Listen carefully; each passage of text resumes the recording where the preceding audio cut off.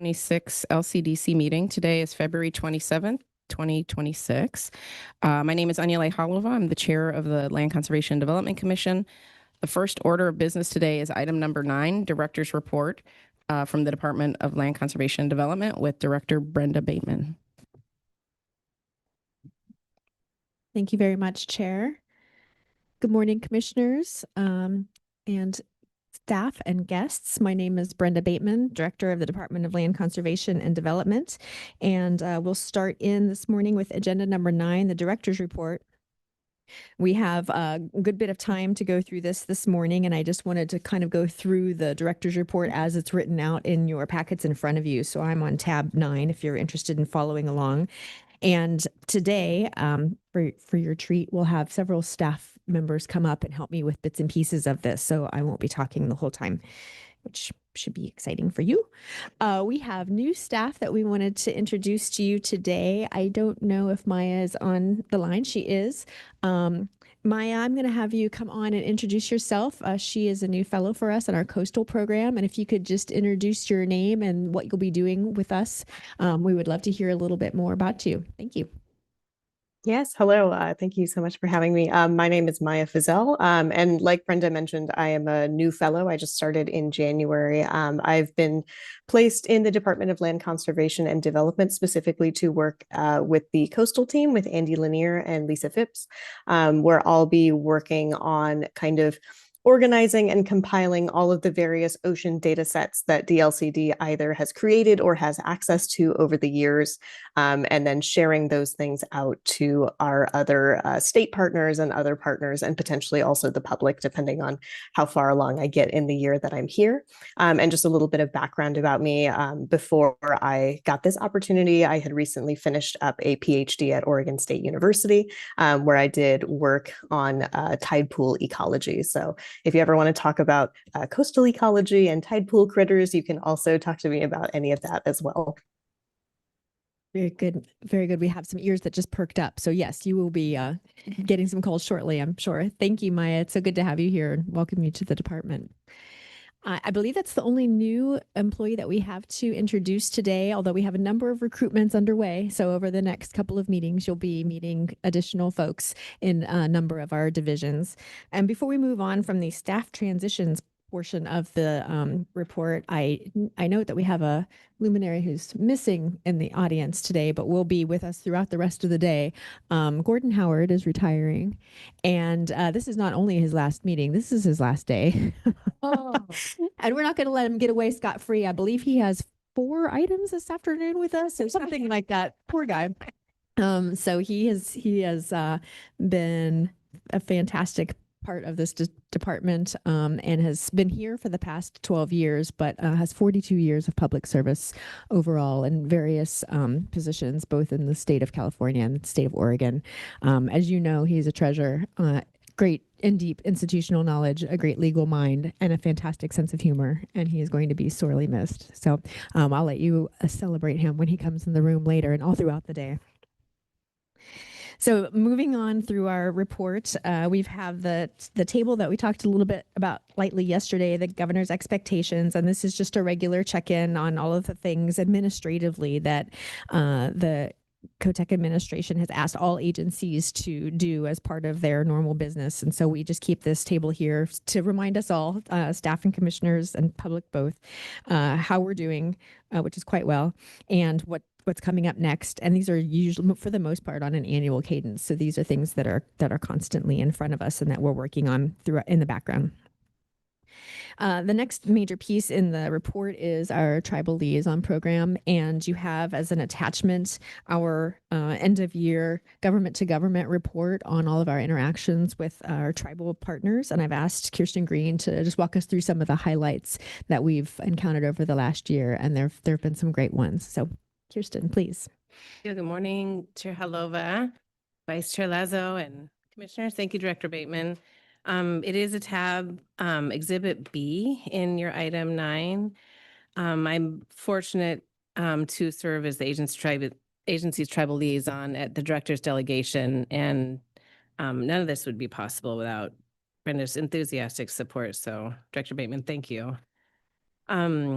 last year we had 16 kind of categories of consultation. So you can find that in the report. 2 in-person consultations with the Confederated Tribes of the Klamath Nation and also the Confederated Tribes of Warm Springs. So thanks to all the commissioners, the full commission who participated in those. I think we all agree those are life-changing and sort of contribute information we wouldn't otherwise, relationships we wouldn't be able to otherwise understand. So thank you. One of the things that we've learned throughout all the consultations and the rulemaking is the imperative of early and often collaboration with the tribes. So even it's like as just I cannot underscore that enough. So the earliest possible, so that representatives of the nations are able to consult with us in development of policy, as with local governments and of course community members. So thank you for that. We have had incredible acquisition activity that you'll probably note in the report, but I'll just touch on here if it's okay. On behalf of the Coastal Program and Claire Figner, a 27-acre property at the Cape Foulweather Headlands, $2.01 million on behalf of, of the Confederate Tribes of Siletz Indians. The conservation of Collins Creek confluence and ocean shoreline, that's a 42-acre property, $4.8 million acquisition on the pre-contact lands heavily settled by the Alsea bands of the Confederate Tribes of Siletz Indians. Chinook Ona Ilahi, a $1.9 million purchase for 315 acres of watershed, tidal channels, sloughs, wetlands. It's a beautiful, beautiful, beautiful, beautiful estuary there. Sitka Stedge Tidal Wetland Restoration Project, 5.99 million of 68 acres. Tidal wetlands in the Coquille River, 2.1 million for the purchase of 528 acres, and $1 million for the purchase of 80 acres on the South Slough National Estuarine Reserve. So just incredible acquisition under the bipartisan infrastructure law. Pass-throughs to local governments to increase community resilience. Claire led an incredible process and collaborated closely with our Chief Financial Officer, Brandy Nichols, and also the Siletz Indian Tribe. So for some, not all of those, but that detail is in your report.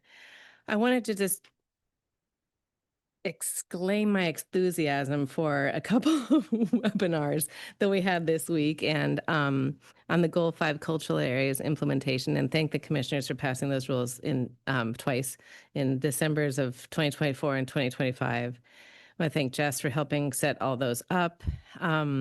We had 120 participants at 2 webinars, local governments and all 9 tribes represented. So a nice first coming together of both local governments and tribes. Of course, the rules don't go into effect until January 1, 2027. So this is pre-work, but really the thing that just is smashing is the work, a 50-page, maybe we could put this out in an after action email to the commissioners, but a 55-page draft implementation toolkit for local governments to implement Goal 5, which includes model codes, ordinances, staff report findings, fee calculator worksheets, things that we beyond what Amanda and I could ever have dreamed. So 3 of the agency's regional representatives developed those: Brett Estes, Don Hurt, and Laura Kelly. And then Commissioner Thompson was kind to really preside and be there over both, just as our commission liaison. So that strength was felt. Director Shana Radford with the governor's office was there at the second day. And John Pauley, the state's archaeologist, was there for both days. And the Legislative Commission on Indian Services, Dr. Alyssa Bullion, was there for the first day. So we're now following up on a letter to the chairs that Director Bateman wrote in the early of the year, this year, to say, please let us know the areas of the state for which you'd like to be notified for ground disturbing activities. And so we're collecting that information. We'll post it at the beginning of next year. And this new change, of course, enables federally recognized tribes in Oregon to apply to local governments for consideration of significant cultural landscape features. So we don't know how many of those will come forth, but it's a really exciting time. I just want to thank you and again, the director, for your support. Thanks. Deputy. Amazing. I was curious, you were saying different things around land acquisition and tribes. Do you have a total acreage?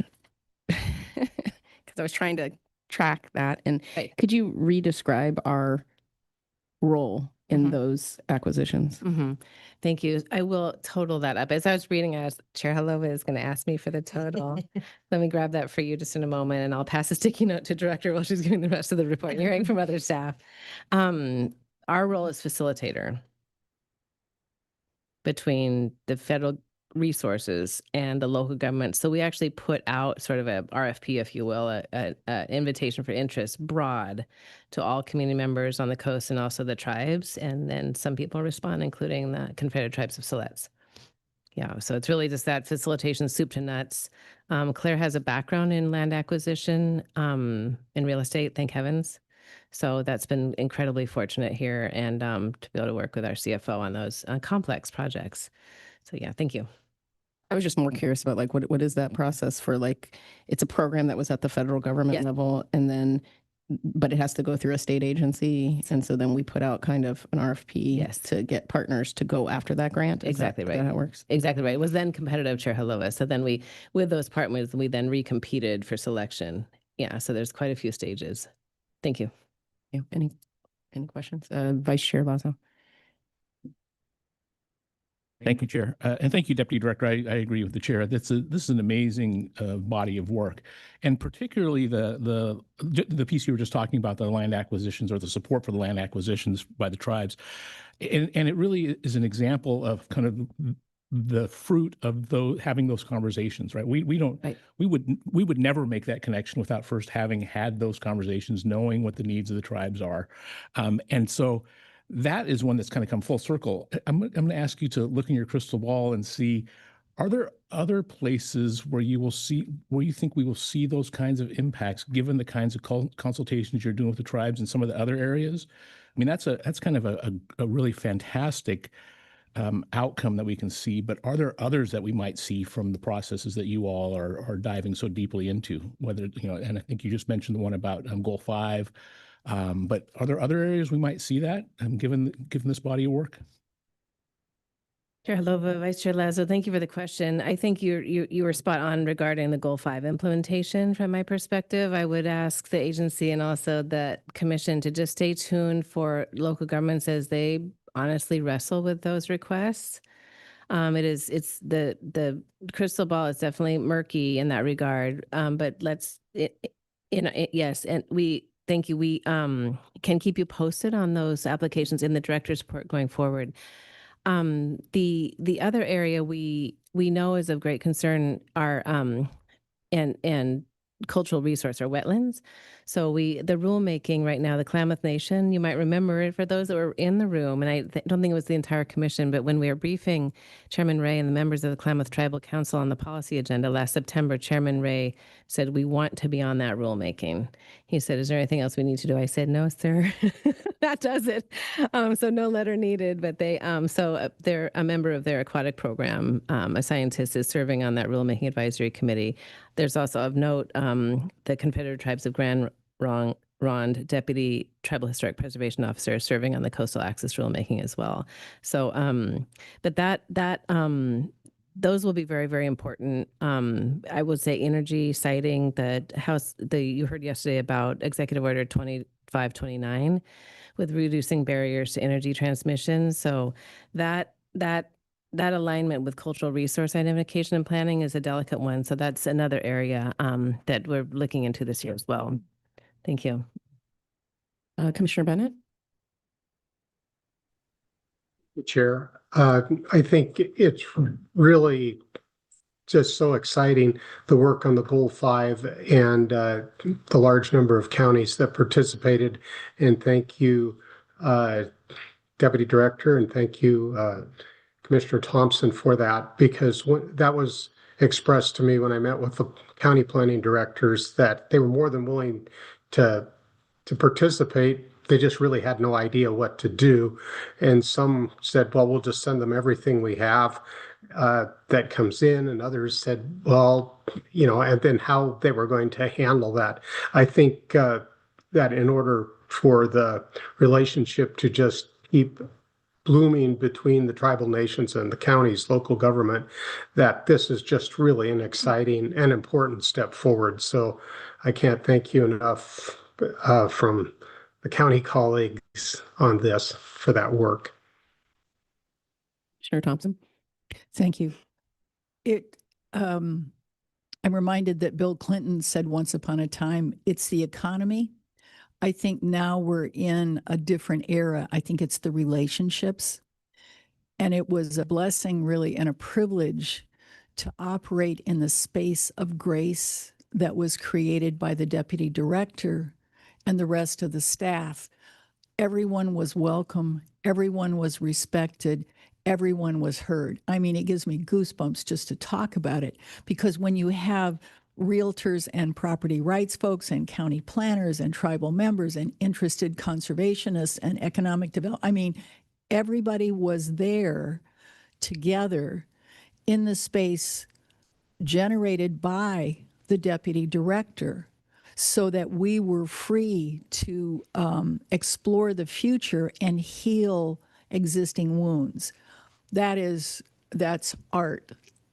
You can use data, we can show the data, but being in that space of grace made everything happen.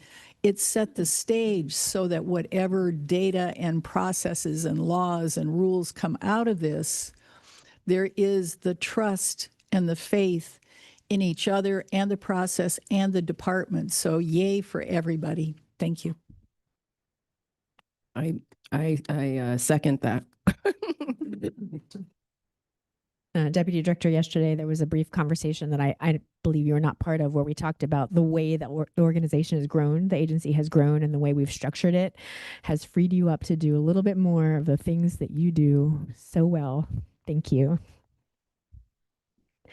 With that, we'll move on to a legislative update. We're going to ask Alexis Hammer to come forward with whatever members of his team he would like. And on deck, just so we know, we'll have Joel and then perhaps Lee after that to say a few words to the commission. Go ahead. Good morning, Chair Halova, Vice Chair Lazo, members of the commission. For the record, my name is Alexis Hammer, Legislative and Policy Manager at the department. We are in the midst of the fourth week of session. I think it's the third week. Yeah. We have 1 week left, and we started with 300 bills that has dwindled down to a few that are still active. There are 30 bills that the department is tracking related to land use or our operations, and everything is still up in the air. We don't have any certainty about what's going to make it through right now. Our budget is also part of the conversation. This is somewhat unusual that they would have as significant of a budget conversation during a short session, but because of changes in federal tax law, that is a topic of conversation. So we are still staying tuned and over there almost every single day right now. There are bills that touch on rural issues, there are urban growth boundary, and there are housing bills all in front of us. Happy to answer any questions if you have any particular bills you want to talk about, but there's nothing known yet about what's passed. So we will have a much more clear update for you in April. Thank you, Alexis. And the session goes through next Friday. Is that correct? March 9th. Oh, dear.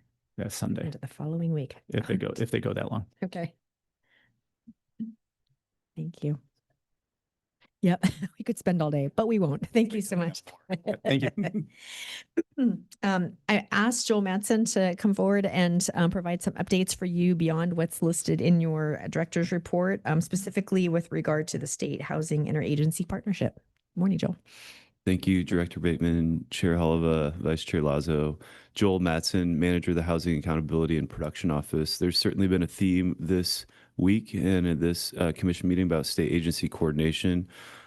We carried that conversation through here to this morning, focusing on how the Housing Accountability and Production Office is bringing together state agencies that touch the housing development process to identify barriers and opportunities to facilitate housing production within the existing statutory authority and existing resources.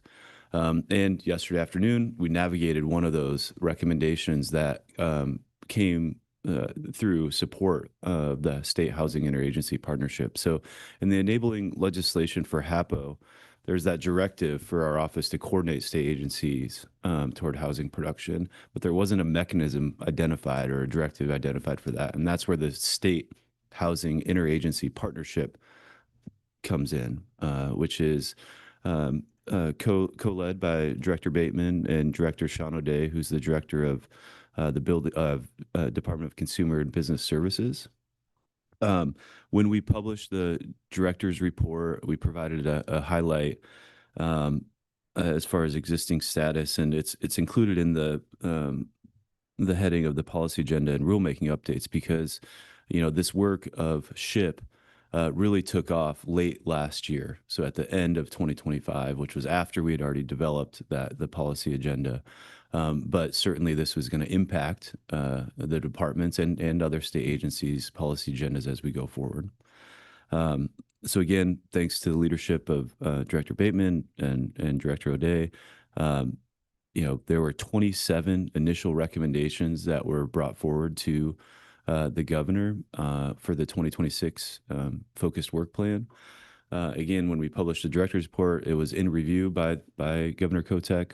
We've since received that approval of the work plan with the addition of a few more items. So I wanted to focus or highlight kind of the themes of the additional items as well. There are 7 of those 27 actions that are the responsibility of DLCD and HAPO in support of those. Again, yesterday we navigated one of those. And the agency's certainly been diving in for the implementation as expeditiously as possible. The additions that Governor Kotek has asked us to work with our state agency partners on are around prioritizing housing-related applications, developing clear, transparent, and objective standards for review around permitting, right? The reducing timelines on the applications and determinations of completeness of those applications. Again, transparent and clear objective standards for review, like the State Historic Preservation Office.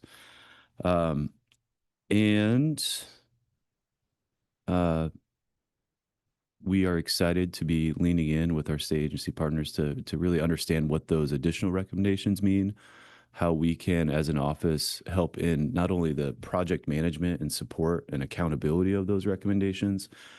We've also been asked to really lean in and see those opportunities for more in-depth policy discussion around housing production. So that's where our office will be leaning in, again, both in that project management and accountability of these actions moving forward and engaging in those specific housing-related policy discussions. So with that, I'll hand it back to Director Bateman. Thanks for the opportunity.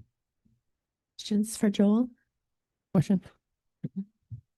Commissioner Warren? I'm interested, Joel, if there are any conversations happening around prevailing wage and housing production right now. Thank you, Chair Holliva and Commissioner Warren. I am aware of those conversations happening. As the responsibility of HAPO, it's really labor is outside of the purview of our kind of core focus of, we've talked before about some of the studies that HAPO is also working on. And it's outside of the framework of those studies. When we set up the State Housing Interagency Partnership, we identified the specific 9 agencies that were going to be part of the partnership and worked closely with the governor on identifying those agencies, as well as the framework of focal points for SHIP, which is again around facilitating housing reviews and approvals, investing technical assistance in housing opportunities, and prioritizing funding for housing production. So what that's not is labor and other aspects that we know impact and touch the housing production landscape, not the current focus of HAPO initiatives that we're focused on. Are you that people can reach out to HAPO and say these are barriers, and so you could be collecting information related to labor, I presume? Chair Holliva, thanks for that question. And yes, we are kind of cataloging those impacts that we're seeing. Again, as we're working to produce, or advance the ship and advance these studies, we are having to and feel a little boxed in kind of intentionally for how we're really focusing on those recommendations and opportunities that come out of these. So, and that is in close coordination with the governor's office and other state agency partners. I had a follow-up question. You said different awesome things, prioritizing clear and objective standard, reduce timeline and all that. I was a little confused about like how that plays out. So working with different departments to do these things but that has to get down to the city level. So what's the output and how does that manifest itself on the ground? Chair Holova and commissioners, again, the State Housing Interagency Partnership is set up for agency-led recommendations that can be implemented within existing statutory and resources of those departments. And in some cases, that may mean departments need to navigate rulemaking, just like DLCD did yesterday afternoon. And upon that rulemaking, then the implementation can go forward. There may be other instances where it's more administrative opportunity that can move without rulemaking, but we anticipate that same process, and that's really intentional, right? To have these identified opportunities that are discussed and vetted by and supported by state agency leaders across the enterprise, and encouraging our state agency partners to be advancing as we can, understanding that there's a public process to go through before they're ultimately implemented. And that's where those recommendations would go in front of the respective commission and advance in the processes that the agencies have tied to those recommendations identified in the State Housing Interagency Partnership. And the reason I brought it out is a lot of these are related to like permitting, and I'm like, how does that happen? Commissioner Thompson. Well, in Clatsop County, we have the cities and the county meeting. So even though right now this is about cities, counties anticipate that this impacts us as well, speaking as a county person. And at that meeting I just attended, they said not only labor, but land, lumber, and lending. So all four dimensions, I would think if we are, because I've heard other mention of that on this dais, we don't have a direct line of authority.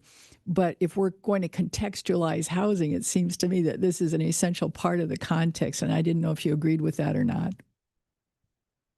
Chair Holova and commissioners certainly agree. And I think we touch on aspects of that currently in the focal points of HAPO, and kind of look forward to seeing where HAPO goes as we're almost officially a year. Well, it'll be July when we have an official year-old anniversary of HAPO. So, Vice Chair Lazo. Thanks, Chair. Joel, I appreciate the work you all are doing. And I think one of the kind of critical, potentially coordination areas that you might play is this piece around the prioritized funding for housing production. Not that you play, but that the opportunity to coordinate agencies' priorities might lie. And it's an example that we have just came yesterday, right? In talking about the delay in LIFT funding for that project that then delayed the pilot project, the affordable housing part of that pilot project.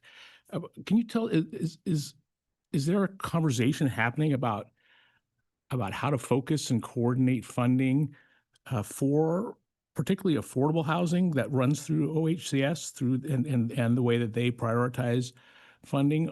Is that conversation coming together there, or they? Because the OHCS is part of that. There's also funding that comes through Business Oregon, DDBG funding, and so those have all sort of lived in silos before, is my sense. And so this seems like an opportunity for everybody to say, hey, here's how we might best coordinate on those pieces of funding actually continuing to move forward housing production. Is that a conversation that's happening? Does it feel like? Chair Holova and Vice Chair Lazo, yes. And I'm really excited to lean in, see how we can lean in more to that as we go forward. And if I may just give you one example of how we've engaged in that as an office today. And, we talk about infrastructure and the importance of infrastructure in housing production. There was a piece of legislation last session supported by the governor to create a fund, a housing infrastructure program had modest investment potential in that fund. But that legislation actually directed Business Oregon and HAPO to work together on establishing those rules and opportunities within the program.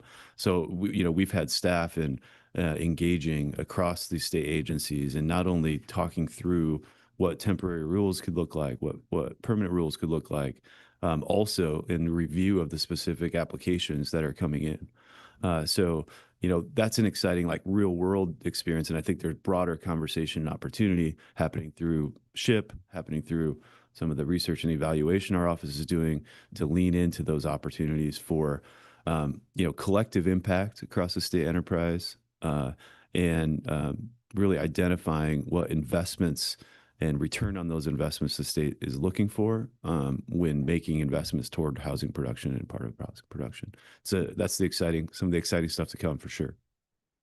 Yeah, and then of course it expands right down from there, right? You have the financing agencies, and then you've got the infrastructure agencies too, to some degree, right? So then, that's the next piece of it. Could you coordinate some of that with, whether it's ODOT or other folks? Anyway, I'll stop there.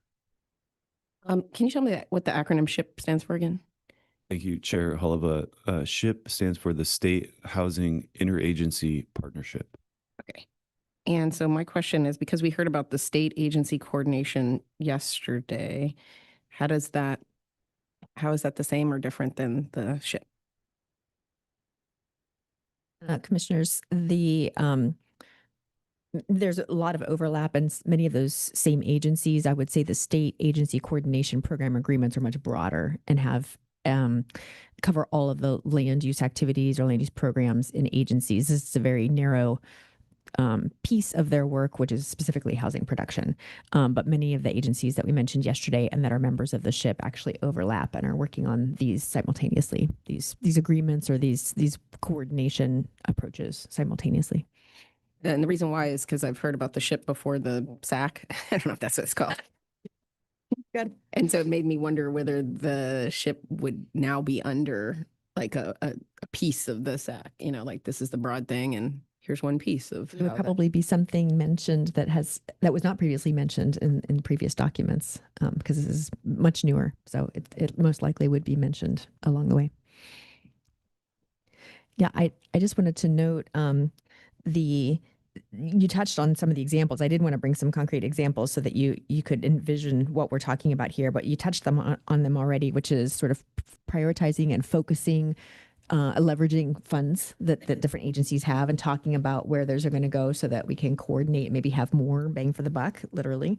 There was this discussion of regulatory streamlining and helping our agency partners think through what pieces they could either do faster or maybe in at the same time rather than in series. And then definitely pre-application types of meetings so that there's more communication beforehand, before you get into problems or conundrums. You'd see it coming and you'd be preparing for some of those stages. And then yesterday's rulemaking on the Redmond pilot project specifically fits right into the list of things that we said we wanted to see for 2026. So it's very exciting that this commission has had a very tangible effect on the work plan already here in the early months of 2026. Good. Thank you, Joel. Thank you. Let's see, just moving through the director's report, there's some light discussion of the governor's executive orders, which we covered yesterday with members of the governor's office. And then on the program side, I just wanted to note under our planning services division, the transportation and growth management program is now open for pre-applications for the 2026 grant cycle. So if that's something that interests either folks in the room or people listening, that opportunity we're in the window now. We have recently provided new grants. This is round 2 of our community green infrastructure. I got a chance to read through some of those awards and project descriptions, and I'm very excited about the innovative ideas that came in the door that we were able to support as a department and as a state. So that program continues to do very well and to bring interesting projects forward. And then, Sure. oh yes. Commissioner Boyer. I've got a question on Yes. that green infrastructure. Can you give me a little bit of the background of where that funding comes from? And is it Is it going to sunset? Is it, consistent? A little background would help. Yes, this came to us through the legislature, I want to say in the 2023 session, through House Bill 3409 that was led by Senator Pham. And this is actually a continuation. We have some dollars that we were allowed to continue into this cycle.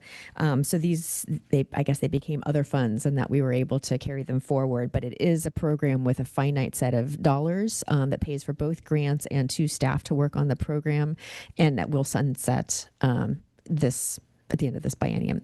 So it's been wildly popular, much more requests than we could handle. And so we're hoping to use that data and bring that forward. And, I'm sure that legislators will want to re-up this or at least talk about it going forward. Just to follow through, do you know how much money is left in it after this round? This is the second and final round. So yeah, Okay. yeah, Thank you. we'll be done. Thank you. Let's see, I wanted to just kind of drift through the next couple pages and note, I mentioned lightly earlier at the top of this item that we're undertaking some recruitments right now. So I think Ethan Stuckmeyer in the Housing Division has a couple of positions that he is looking to fill based on responsibilities and dollars that came to us in the last legislative session. So we'll hope to have some news for you on that front during our next meeting.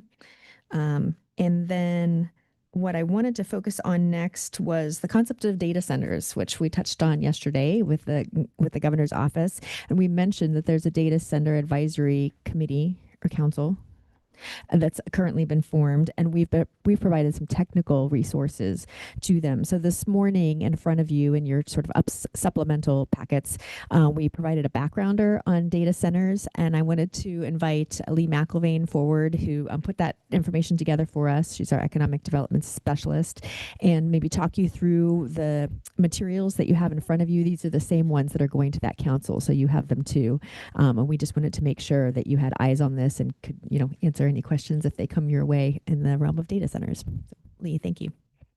Thank you. Good morning, Chair Halova, Vice Chair Lazo, members of the Commission. I'm Lee McIlvaine. I'm Economic Development Specialist with the department.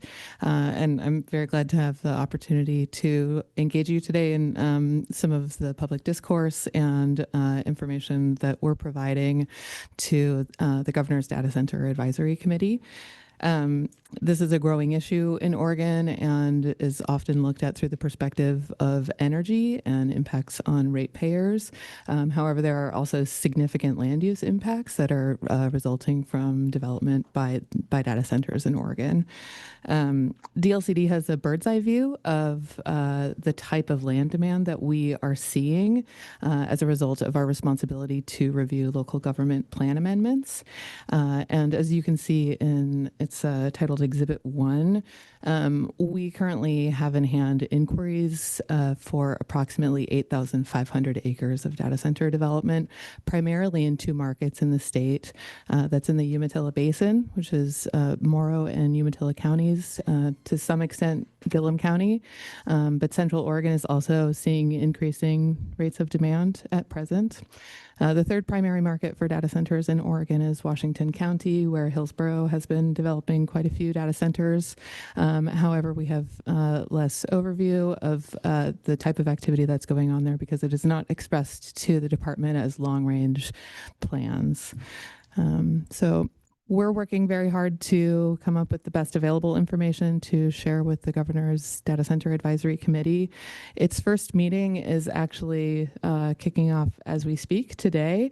That committee will be meeting monthly over, I think, the next 6 months or so with a charge to provide recommendations to the governor by September of this year, related to how Oregon address growing demand by data centers in the state on a realm of areas of interest, land use being one of them. So we're happy to answer any questions that you may have about what we're seeing. Commissioner Thompson? Thank you. This is so interesting. For me, it's a land and a water use issue. The energy now is contemplated as coming from solar because that's the current state of the industry. But if we look at offshore wind, and I suppose wave is even potential. But if water becomes increasingly scarce, it makes sense to me that we contemplate the potential use of data centers where they're close to water and there's a big ocean out there, more than the Columbia, but along the Columbia and other rivers as well, but particularly the ocean because of those other potential. And is anybody else thinking about this? Chair Halova, thank you for the question, Commissioner Thompson. I have not personally seen a lot of demand in Oregon, at least along coastal regions. I think that the primary demand for industrial siting that data centers have is actually access to high capacity energy infrastructure. And that seems to be informing where data centers are intending to develop at present. But I'm seeing, thank you for the follow-up. I'm seeing inklings that the big companies may be interested in developing their own energy systems. And if we're looking at the long-term development of alternative energy systems for private use, it makes sense to me that they can go wherever they want to do whatever they want to, potentially. Thank you. Thank you, Commissioner Thompson. More questions? Vice Chair Lazo. Thank you, Chair. Thanks, Leah. This will be really interesting to watch, to follow. I've seen some pieces where they're thinking about putting data centers in space too. So I don't know if our jurisdiction extends above the state of Oregon into space also, but we might have some concerns there. And that would, it's a cooling thing. But my question, real question is, I think one of the concerns about data centers is that they are land intensive uses with low job potentials, right? It doesn't take very many people to run a data center, and that may be a futuristic thing that we face where we have fewer workers doing things in industrial, with robots and AI and all that. But is that a factor in economic analysis for sort of, it's kind of like housing density, right? Is there a job density piece that we consider in economic analysis when we're looking at how we spend industrial land in places? Thank you for the question, Chair Halova, Vice Chair Lazo. When local governments make decisions about the types of industries that they would like to pursue for development, they look for a good match of locational factors. We see a lot of data center development in Eastern Oregon where communities are looking for economic development activities and the benefits that come from development, but don't necessarily have a labor force to supply to those large industrial users. It is true that data centers have relatively few permanent employees compared to other urban industrial uses. However, they do generate a lot of construction jobs and indirect and induced economic activity in local governments.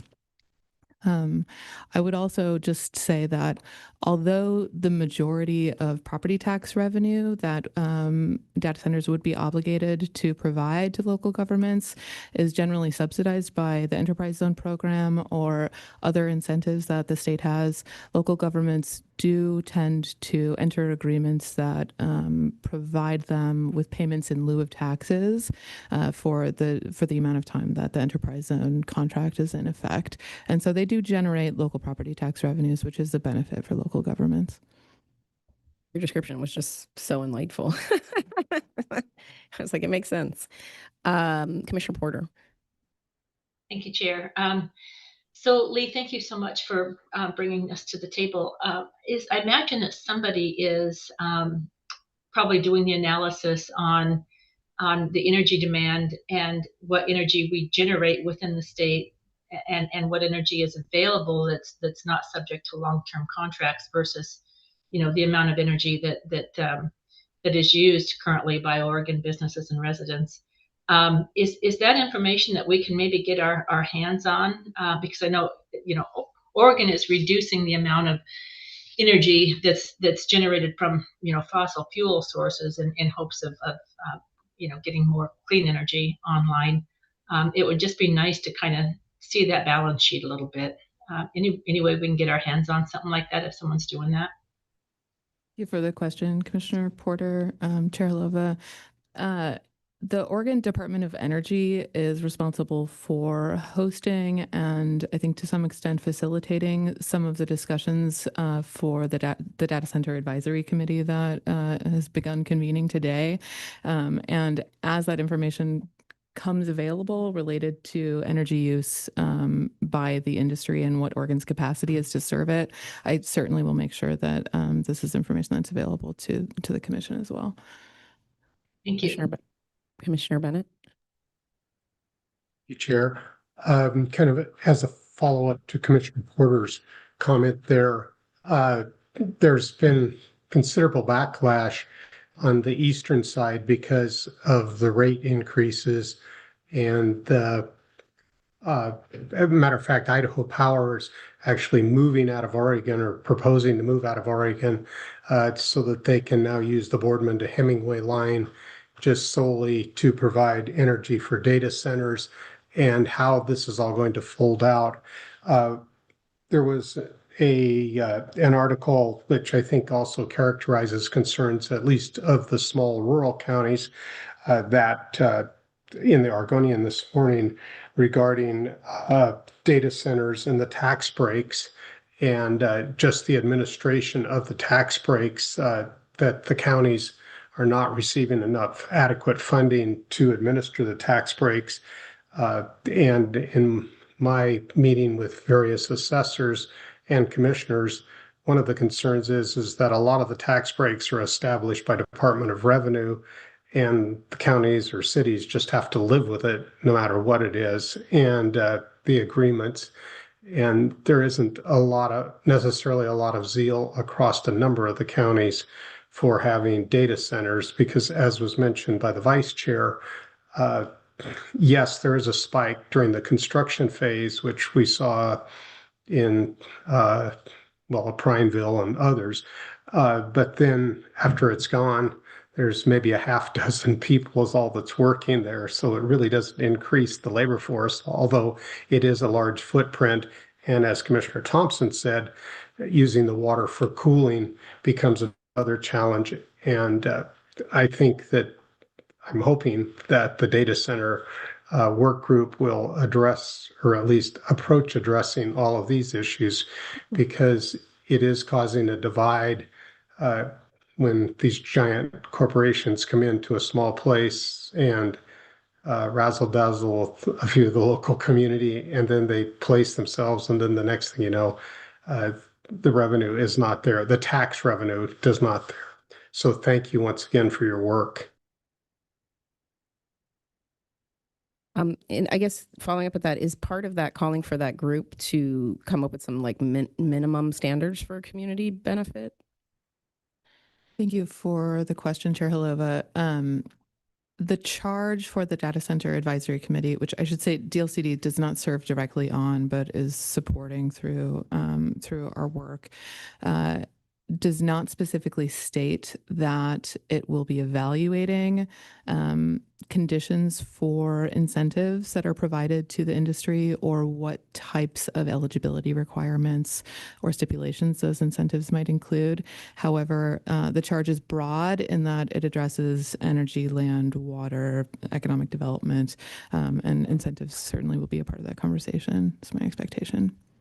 Yeah, I mean, I don't have anything to do with any of this, but it feels like even having a menu of potential community benefits as like a resource for communities, because I can imagine every community being like it's sort of like starting from a blank piece of paper, and like, what do we ask for? And it's just like, it seems like at least having a menu that everyone can be like, I've picked these 3 things on this menu to ask for, versus a different community might pick a different 3 things based on their yeah, because I've been in discussions with people who work in other states in relation to the siting of like major sports arenas and kind of communities who get displaced or something in relation to that. And it's like after the fact, they realize, wait a minute, I could have asked, they didn't know what was on the table to even ask for. So I just thought that was a related precedent. Commissioner Thompson. Under the category of too late smart and not able to be able to have the impact that's needed. the Washington County Commissioners have been very clear about the impact on their tax base of the grand bargain. So to Commissioner Bennett's point about the Department of Revenue or other state agency people negotiating things that have local impact without local input, whether it's selecting from a menu or whether it's looking at the actual dollars and cents and whose money gets taken where. I mean, one reason Washington County is looking to expand those data centers is because of that grand bargain and the long-term deleterious impact on the Washington County budget. That's a reality check for everybody. Thank you. Commissioner Bennett. You Chair. Building on your comment there, coming from a small county and having a lot of work with the sister small counties and small cities, is that these large firms comes in. Amusedly, one time I saw the Union Pacific come in and they landed a jet with 9 attorneys, and the county that was working with them had one deputy district attorney representing the county, and it was kind of a massacre. So what happens is there really isn't the tools for these counties to be dealing with the Googles of the world or the Metas, et cetera. And they're there trying their best, obviously, but sometimes, as we all know, our best isn't quite up to these large things.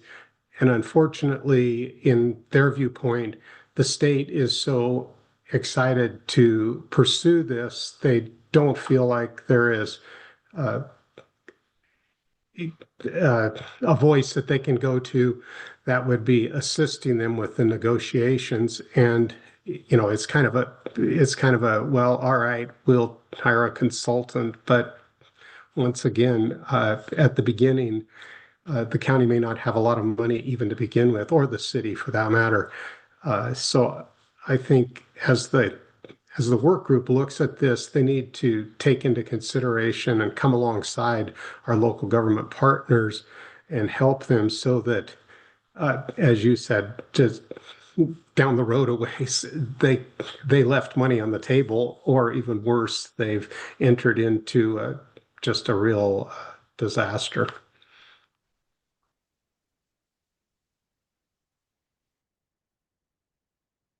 Commissioner Porter. Thank you, Chair. And I just have one more follow-up thought too. And as these folks are kind of reviewing this, I mean, we heard mention that it would create jobs, during the construction and stuff. And I remember all the accusations flying when we were talking about the XL pipeline from Canada to the coast, and those in proponents were touting all the construction jobs, but those are temporary. And oftentimes those temporary jobs are provided to, out of town or out of state contractors, because usually these companies are going to have their preferred contractors come in and do it. So it's unlikely that the local community is really going to benefit much, other than maybe the hotels and the restaurants temporarily. And so hopefully they keep that in mind, and maybe not if rather than to tout the construction jobs, et cetera, maybe that's something they can incorporate into their decision making or their decision tree as to how many locals are they going to employ, as opposed to just jobs generically. Yeah. Commissioner, that's what I was sort of thinking about when I was saying the menu of options. It'd say 50% of the job in that menu where you'd have to be for within a certain radius or something, those kind of things. Yeah, I agree. Thank you. I think, yep, we're going to move to the next. Thank you. Thank you, Lee. Thank you. Thank you. To wrap up the director's report, I just wanted to note on page 10, there's another grant award that's been made by the department under the heading of the wetlands grant funding, where we had almost $500,000 to distribute from the Oregon legislature's 2025 session to local jurisdictions for local wetland inventories. So we're very excited about getting folks the data that they need to do their decision making at the local level. And then that page kind of finishes off with rulemaking petitions, two of which are in this meeting, this current meeting that you're in. And I did not want to skip over the Administrative Services Division that's led by Josh Hartage, who's here in the back of the room with us, our COO. We're doing a lot in the background that you don't necessarily see in the public eye, but Josh and his team are very busy getting us modernized and moving us into a new era of workplace and work culture and work approach with technologies and protocols and systems. And we're very excited about moving up to the big boy table. So thank you very much. With that, I will wrap up the director's report, unless there are further questions.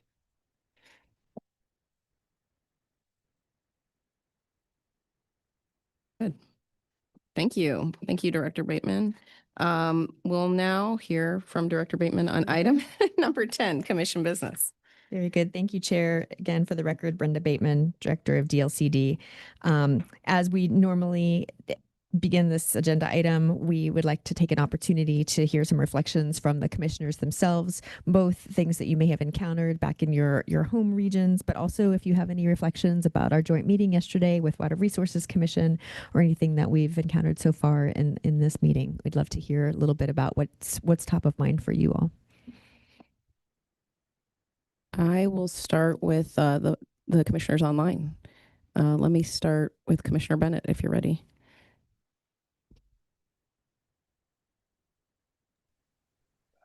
Thank you, Chair. I was really just really grateful for the joint meeting with Water Resources and the Commission. I felt like we could have spent a lot more time, even less on presentations and more on just conversations, and obviously not having the privilege of being there in person where I could have interacted was, in my opinion, a loss. But I really think that this was a really good step forward. I think we should, plan an annual and maybe even to other commissions that our work interacts with and their work interacts with us. But I do think, Director Bateman, that was a really great time, and I learned a lot and had a lot more questions, and thank you. From the east side, as I mentioned just previously, there is this ongoing discussion with the data centers. I will also admit there was some angst in that when the Prosperity Council was formed, there were no representatives from the east side. So that was kind of taken. I realize that's not necessarily this commission's responsibility. However, it kind of everything slops over, I guess, to put it bluntly. So it's just like another, well, they've forgotten us. So I'm just laying that out there. The drought is really significant out here. It's, I'm sitting right here looking where there is usually a couple of feet of snow and I see green grass. My own lawn, as I look at it, is still green. It never went dry. And for those of you that are used to the east side, that's really significant. I shoveled snow 2 inches. Usually we have over 4 feet. So that's kind of there. That's going to be impactful for the Eastern Oregon agriculture and even potentially the municipal communities. One of the things, as we were concluding the discussion on data centers, and this kind of ties into the conversation, Union County is in the process of working on a short-term RV parks for construction projects for like data centers, the Boardman to Hemingway, and trying to navigate that through. And obviously it'll be on resource ground. I'm not sure how that's going to be, but it's underway. So with that, and a couple of counties are short planning directors and planning staff. So it's just spring is appearing, but it's going to be a busy spring out here. With that, I guess unless someone has the questions about anything east of the Cascades, thank you. And I guess I'm not sure if it's premature or not, but I am really sad that the chair is moving on. I have had she has been such a great leader and a mentor, and I've been very appreciative of that. So I want to wish you well before we get away, or technology bumps me off and I can't talk to you or something. So thank you. Thank you. I was like, my motto of the day is no crying. I know, so keep it together. Yeah. Commissioner Porter, thank you, Mark, for your kind words.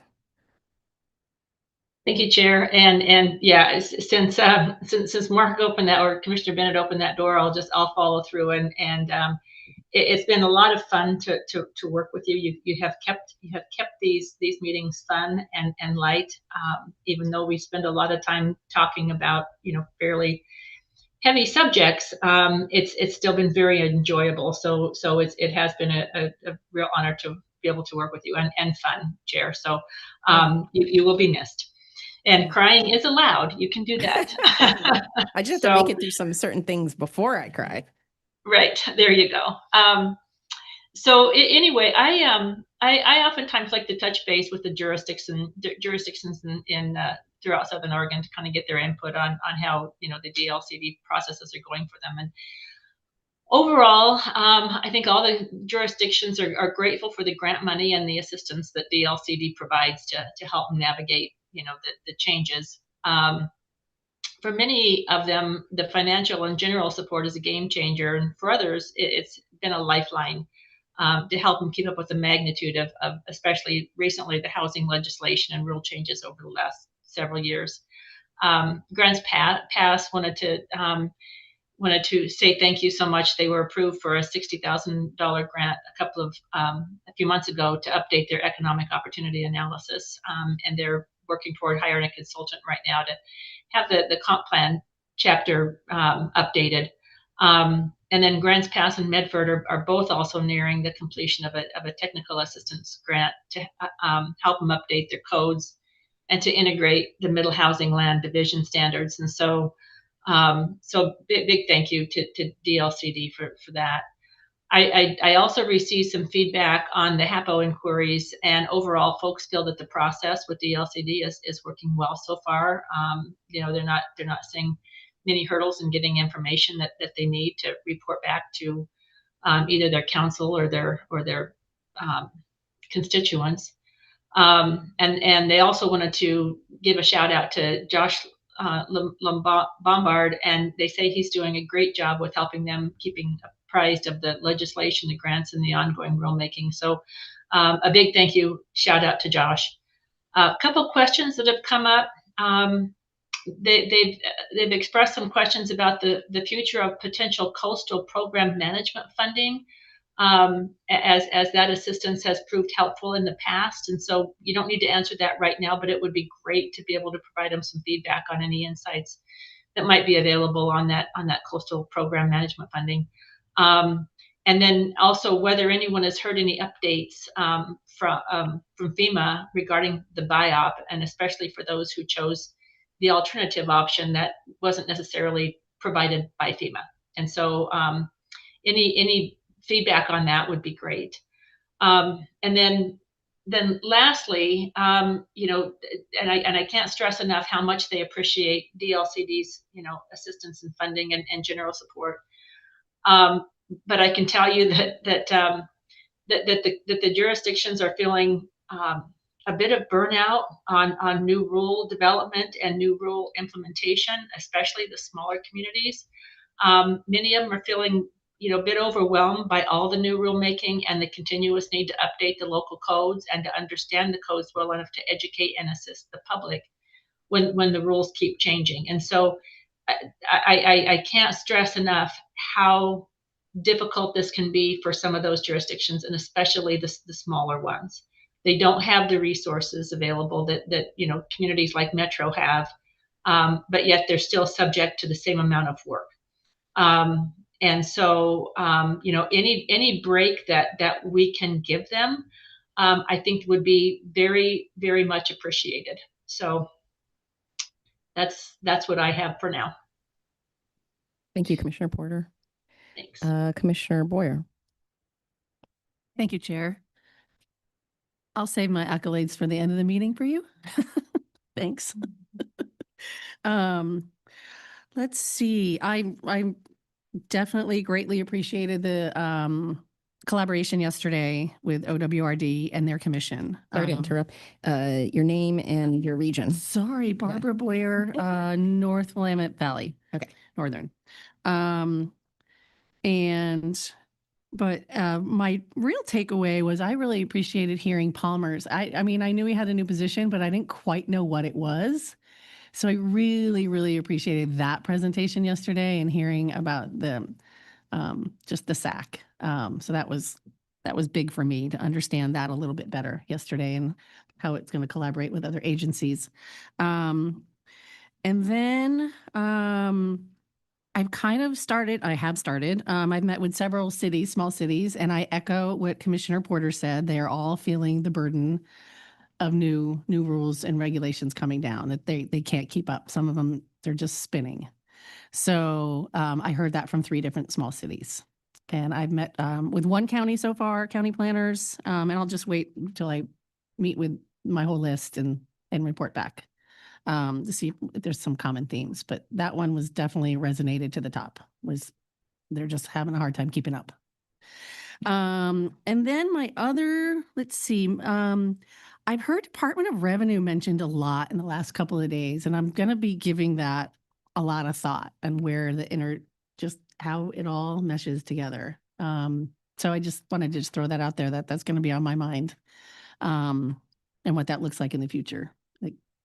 My last takeaway is all this great tribal work that's being done.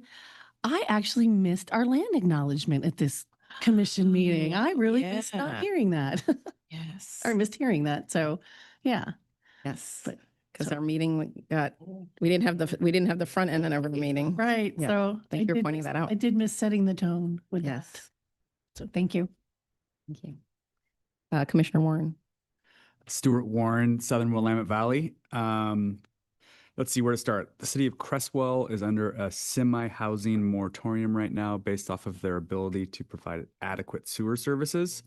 So they're working with Lane County and the city of Eugene and the city of Eugene's sewer provider to figure out a way to connect. Junction City is also working through the similar collaboration to try to figure out how to get their services connected as well. So I just wanted to bring that all to your attention. They're anticipating doing a Metro Plan amendment, which is our regional comprehensive plan, in order to allow for that connection to happen. Don't know much about the timeline yet. It was in front of the City Council of Eugene not too long ago. And they're still working out some of the more fine-grained details to how that will even work, if it's even possible at this point. The City of Eugene hired a new city manager. They took Beaverton City Manager Jenny. So I think that's going to be an interesting change of leadership down there, and it'll certainly change the tone, I think, at the City of Eugene. The city's also seen a number of leadership changes in the lower ranks. They have a new planning director, acting planning director. Terry Harding's been promoted to that position, which is exciting. She's been at the city for almost 20 years at this point in time. So I think that leadership change will be great as well.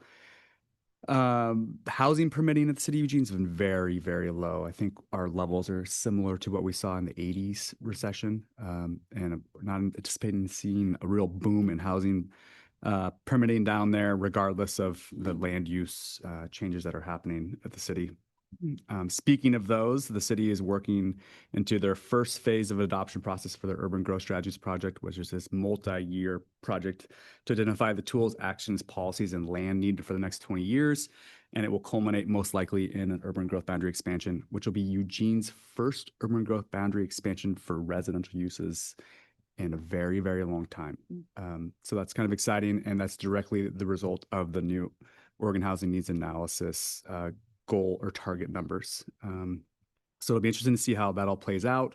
Though they will be one of the first cities to adopt new rules around the Oregon Housing Needs Analysis and go through this their housing capacity analysis, housing production strategy.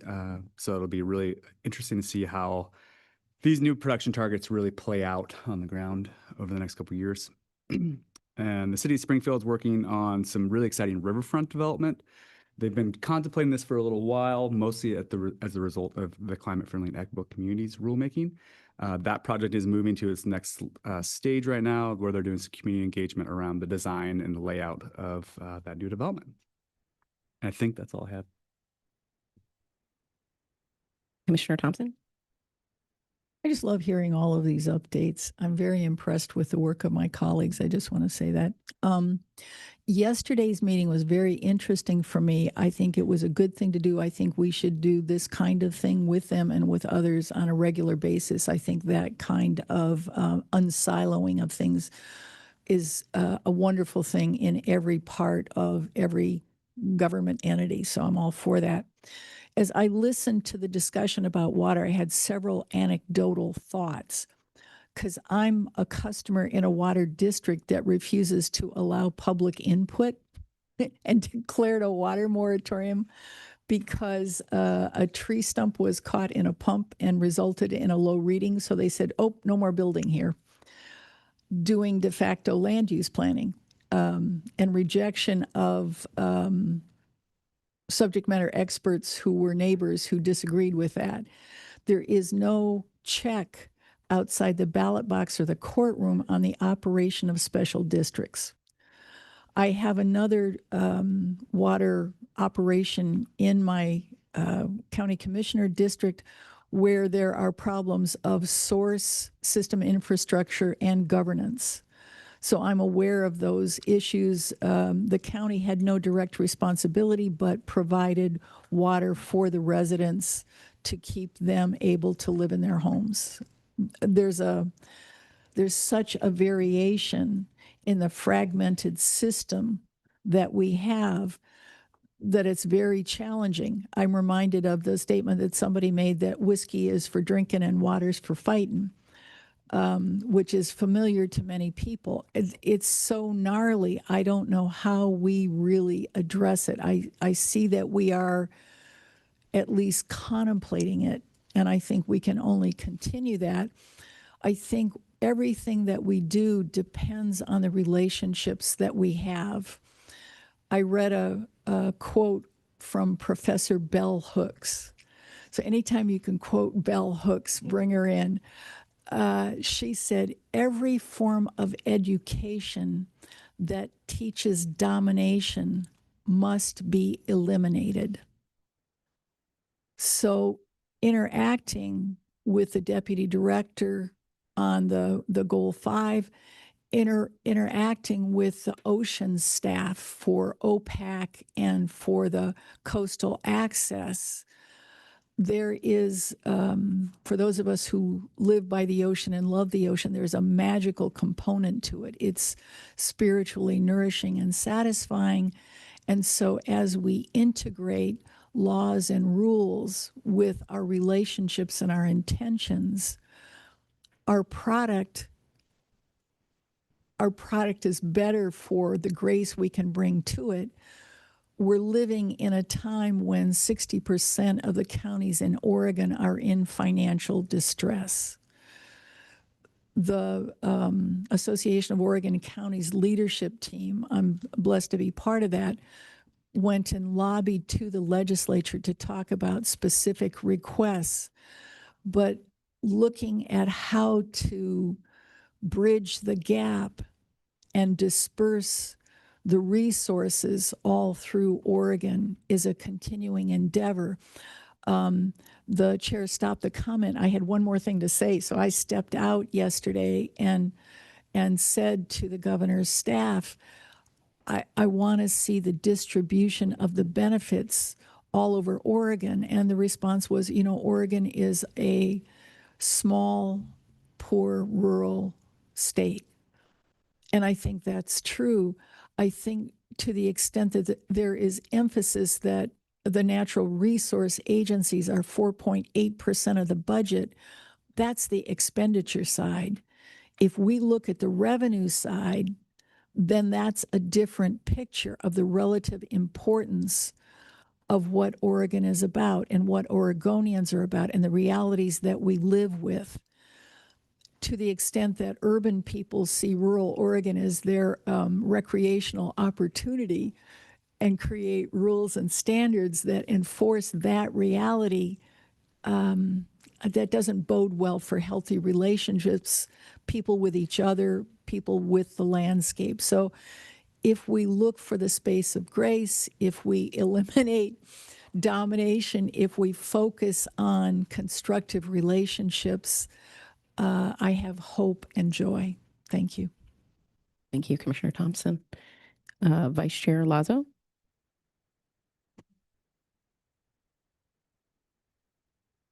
Thank you, Chair.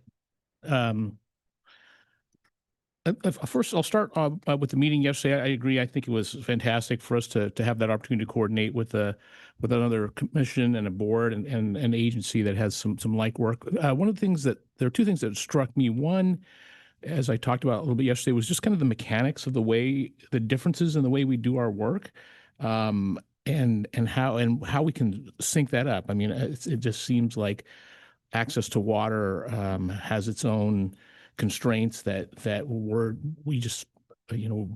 is tough for us to access. So I'm not sure how we deal with that, but it's something that we certainly have to continue to consider in the way it constrains what we're trying to do, particularly around housing and housing production. I was also appreciated the governor's team coming, and I think that watching that relationship continue to evolve will be important. I think some of the lines of questions that I had around the impacts of those executive orders will be important to watch. How I think we've seen some from a few different places, some erosions of some of those efforts. We see pieces of legislation that are moving that tend to impinge on the kind of work we do, or at least dictate the work that we're doing, which I think, whether that's the way this process should work or not, I think is a discussion. So that's kind of my takeaways from yesterday, and I really do appreciate having that opportunity yesterday. Well worth the time. I think what I'll talk about in my region is, we with so many goals and so many areas to deal with, it's hard to figure out kind of which is which on which day. But today I'm really thinking a lot about the economic opportunity piece of the work we do, and in part it was started to be driven by this focus on data centers and some of the concerns around the way those work. And then I think it was last week or the week before, I'm not sure if folks saw the State of the Economy in Portland report that came out from the Portland Chamber that had some really, really distressing statistics that came out. It said that the Portland area had lost 8,800 jobs in 2025, fourth last of all metro regions in the nation. Portland was 80th in National Real Estate Attractiveness Rating, which was second to last in the country. And there were only 656 multifamily unit houses in the pipeline, the lowest since 2011. And they really described it as being an inflection point for the city of Portland, an inflection point meaning that that one direction for inflection would be something like the city of Detroit experienced. And that was, I love Portland. I've lived in Portland almost my entire life, and I love Oregon. And that was distressing to me. And given our role here, it really made me have to stop and think about what our role is, not just for the Portland region, but as you mentioned, the entire state is experiencing financial difficulties. So what is our role in that inflection point in so many different ways, and how do those considerations play in when we are holding the kind of balance that we need to hold? So those, obviously there are a lot of other factors that we don't control in that picture, but there might be some that we've got to carefully consider as we continue to move forward in the work we do. And the other thing I'll say about, I know a couple of commissioners brought up the impact of rules that are coming out on jurisdictions, and I think it is. I think these are big moments. Since I joined the commission, we've had sort of two landmark pieces of work with the community-friendly and equitable communities work, or the climate-friendly and equitable communities work, and the Oregon Housing Needs Analysis. So yeah, I think it's totally understandable that folks are seeing that, but these are once-in-a-lifetime landmark pieces that are addressing off for 50 years. So this is that moment. I don't think that we'll be experiencing that our whole time. So if folks can hold on for a little bit longer, I think the ride will smooth out, and I think, and our hope is that we will start to see the outcomes that have been intended by these big bodies of work. Thank you. Thank you, Vice Chair. I'm always have to listen to what you say to see if I cross it off my list. So yesterday's meeting with Water Resources was great. For me, it was a lot of contemplation is kind of how I felt afterward. One was just being like, oh, this is how a different department thinks and talks, and what are their boundaries? So a lot of mine was just trying to understand what's the boundary they exist in. 100% understanding there's a huge link between development and water. What I was really hopeful for was the discussion they had about conservation, that it was like the lowest cost measure, yet it could have the greatest benefits. And I think that got me excited, my interest in green building and these things. Like a lot of times people see those as like, oh, that's nice to have, versus we're going to need that, to continue as a community, literally, So I'm just like super excited about water conservation all of a sudden. I also started getting like stressed out when they started talking about like water well and decreasing. It was very stressful. I was like, I'd rather stress out about land use, honestly. I would say some major things, I guess, that happened in Portland. The 1803 fund, I think a lot of you saw they made some major acquisitions. One being this grain silo on the Willamette, and some other, large pieces of land. So thinking about these larger institutional players, be it like the Blazers or MLB or 1803 Fund, we're going to need some things to happen. I say some things, not one thing, to happen in Portland to charge our economic development efforts. So that was good to see. I think the importance of cultural institutions and bringing people downtown is I'm really excited that that's starting to come out. And I actually posted on LinkedIn today, I have a new client, the Lansu Chinese Garden, and the executive director wrote this really great piece about the importance of cultural institutions on economic development. I feel like we don't really make that linkage very often. And considering in the city of Portland with what's going on with commercial space, we've focused a lot on office, right? Like office to revitalize, and kind of not really paid attention to the things that are actually putting us on the New York Times, literally. We were in the New York Times talking about come to Portland because all these amazing cultural things are happening. So the Portland Art Museum, reopening there with their additions, people excited about the new Keller Auditorium potential. I mentioned the Chinese Garden. I'd say the Blazers, the James Beard Public Market has a lot of interest. And then I would put the airport in there as a cultural destination. And then, there's some talks also about a waterfront, amphitheaters and different things. All these things are things that are going to bring people downtown. They're going to bring people from out of the state. Those people are now going to spend money on restaurants, this, that, right? And so it has a lot of spin-off benefits. And, in times of these downturns, that's like really, where the public sector can invest in these other things, right, that the private sector doesn't do, while the private sector is not doing, what they usually do. So I thought that was important, especially with the tourism. And then the idea for any of those jobs really is about jobs for construction and then also ongoing economic development. Part of that too is the talk about like, when you have these downturns, you're like, oh yeah, that. Like we have all these new TIF districts that are coming online in Portland, but if you don't have increasing property values, there's nothing to feed into the TIF district, right? Tax increment financing district. And so basically, they can collect all these revenues and then those can get reinvested. But if they don't have increasing property value, so you don't realize that until it happens. And that is happening, unfortunately. I think we're in the moment where we're going to see how Portland's housing production strategies helps, push a little along the market to see if it brings more housing. So that'll be interesting. And then because you were talking about your new city manager, we also have in the city of Portland our first, I would say, permanent city manager ever. And I think some of you saw the article about how he found $100 and something million of unspent housing money in the budget. So, people can look at these things as negative. I look at it like, this is awesome in the sense of starting to, have robust city management, integrating things, seeing where things are efficient or inefficient, right?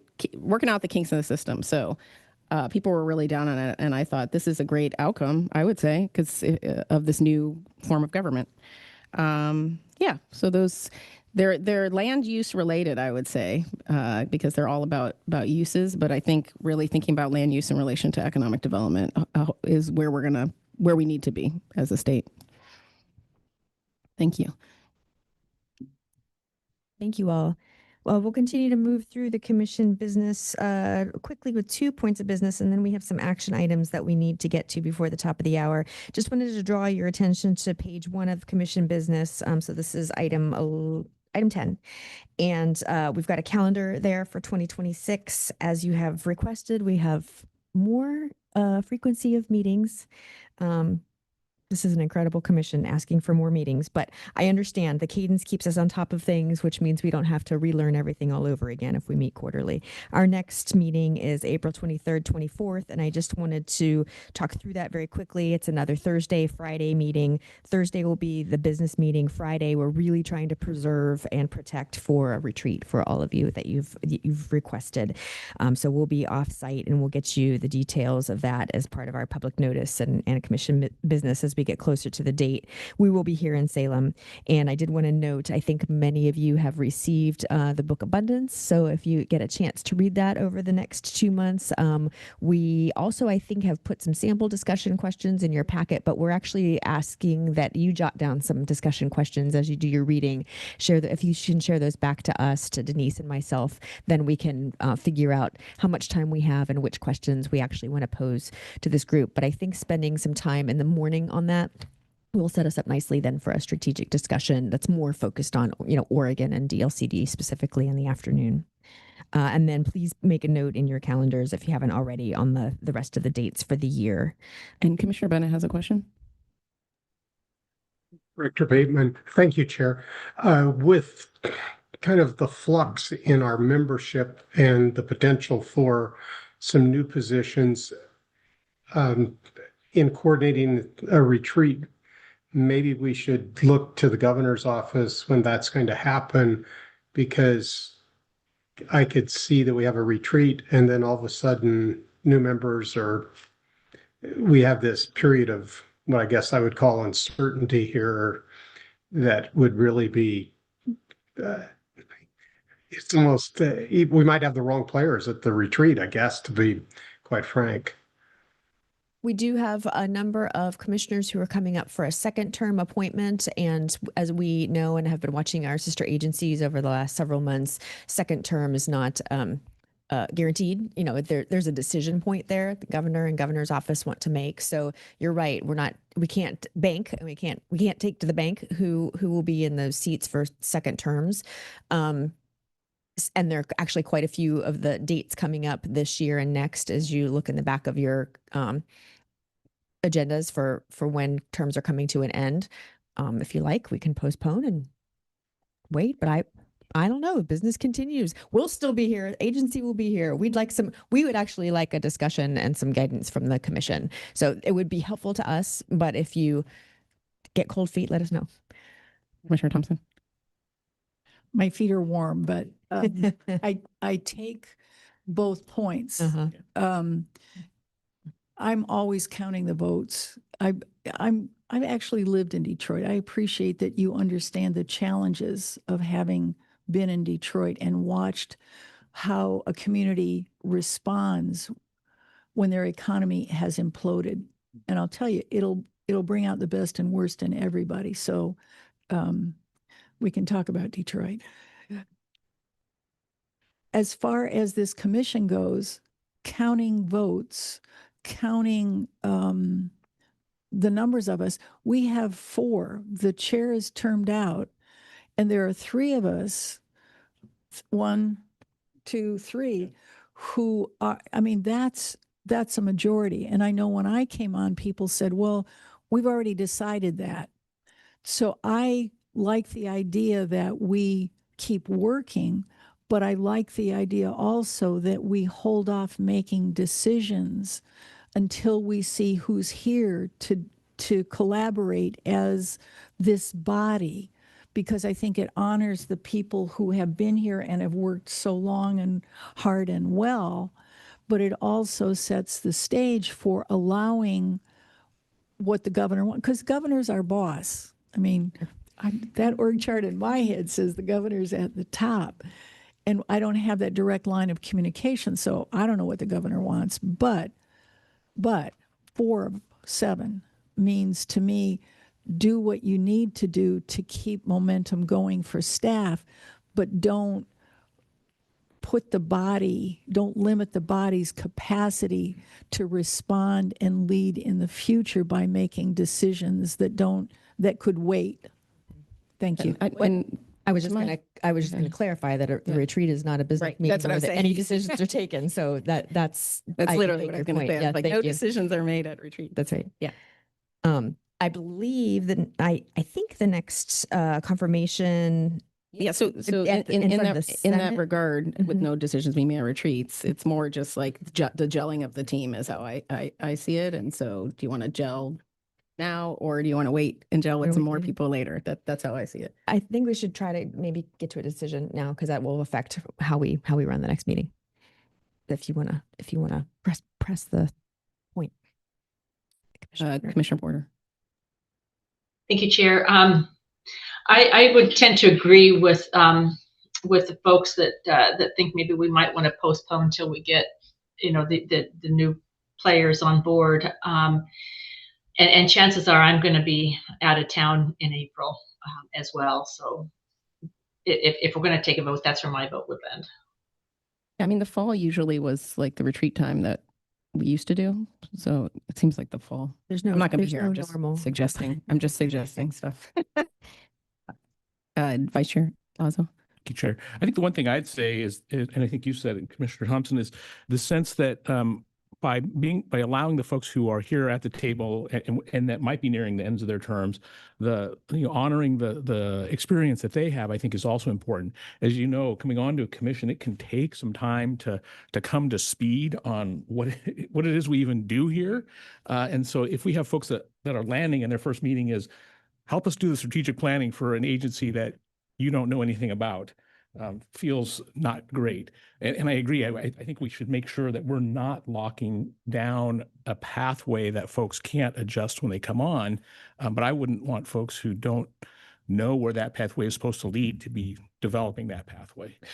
And I would also like to clarify for the commissioners, my understanding is the next confirmation schedule in front of the Senate is in June.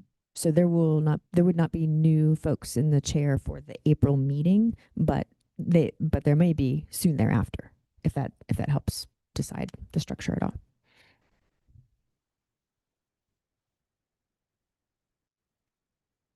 Are you going to have your retreat in August? I don't know. Or June? What are you suggesting? I'm looking at a rulemaking calendar for the rest of the year. And I'm going to say if we don't have it in April, we'll figure out when the next date will be. It might be maybe ways out. We've got deadlines that we need to hit by the end of December with hearings between now and then. You're going to come back next? Okay, come back. So it sounds like not April. Come back. On what date? That's actually good because we have a lot of business items we were worried about fitting in. So that's going to work out just fine. Thank you. I also wanted to draw your attention to the matrix of commissioner assignments and particularly one row in particular. So at the back of your agenda item on page 2 of the actual table of matrix, right there in the middle-ish row, there's Oregon Homes and Middle Housing rulemaking, which is currently underway, has already begun, and as usual, it comes with many racks and tacks and quite a body of work over the next calendar year. Vice Chair Lazo has been kind enough to stay on and attend these first couple of meetings with us, but we've promised him that help is coming. And as you say, there may be new folks coming onto the commission. There might be some opportunity there. But for those who are here and hoping or planning to continue, if there's anyone who's available to take on some of that weight with a steady cadence of meetings that we have coming up this spring, summer, and fall, we would love at least one more person to help with that load. That's the Oregon Homes and Middle Housing. Is that what you're talking That's about? right. So Okay. if you love housing and you love to talk about housing, or love to listen about housing, this is your chance. Can I give it to somebody else? I nominate. I know. Well, here's the thing. I want to stick to the ocean if I can, because it seems to me that there's a natural unity of purpose there. And since Commissioner Bennett is online and he's not in the room, there's that time honored tradition of not volunteering. Well, here's the thing. I've been on a planning commit, couple of them, in Portland and at Clatsop County, but I haven't been on the other side of the desk. And for somebody who has been on the other side of the desk, I think that's an invaluable experiential learning that would inform this process in a way that just makes it better. Are you into that, Commissioner Bennett?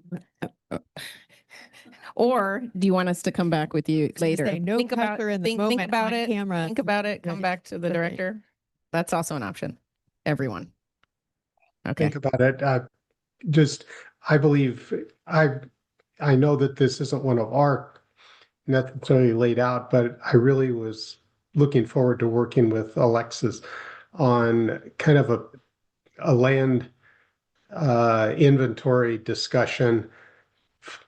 And he and I have kind of informally discussed it, but it hasn't really matured as yet, or maybe it from my aspect. So I know that's kind of fumbling around, but I believe that the commission needs to be out in the lead versus every other legislator, et cetera, making land use policy and getting it back to the folks that are supposed to be the land use folks. Yeah, so let's not make a decision, but I'm looking at the chart and Commissioner Warren, Commissioner Boyer, and Bennett don't have anything, I think, right, on this chart. So to me, those First page. on the first page. Okay, sorry, I was looking at the second page with rule on racks is what I'm looking at. Yeah. So you guys are on committees and other committee. Well, you're on committees, but not on a rack. So do not make a decision, but it's going to be somewhere between Warren, Boyer, or Bennett, Or new or a new person. Yeah, for my fellow commissioners' knowledge, I don't have the capacity, unfortunately, to take on any additional work with. Sorry, wish I did. Boyer, Bennett, new person. Okay, thank you. Just let that sit there for a moment. Thank you all. Now we need to move on to the election of commission chair. We've been talking a lot about our chair coming to the end of the second term. And so as per statute, this body selects from amongst its own to do the next election of the chair. And so we've laid out in your staff report on page 2 a process, which is not laid out in statute, but we've been conferring with council as to the clearest and fairest way to go about doing this process, particularly since all of our decision making is done in the public meeting. So there are some bullets there at the top of page 2, and I think I would like to turn it over to the chair to work us through those bullets and select your next chair, whose term would begin after this meeting. Yeah, thank you. Yeah, and I think I've talked to you about the history of this since I've been on the commission, but I'll just recap.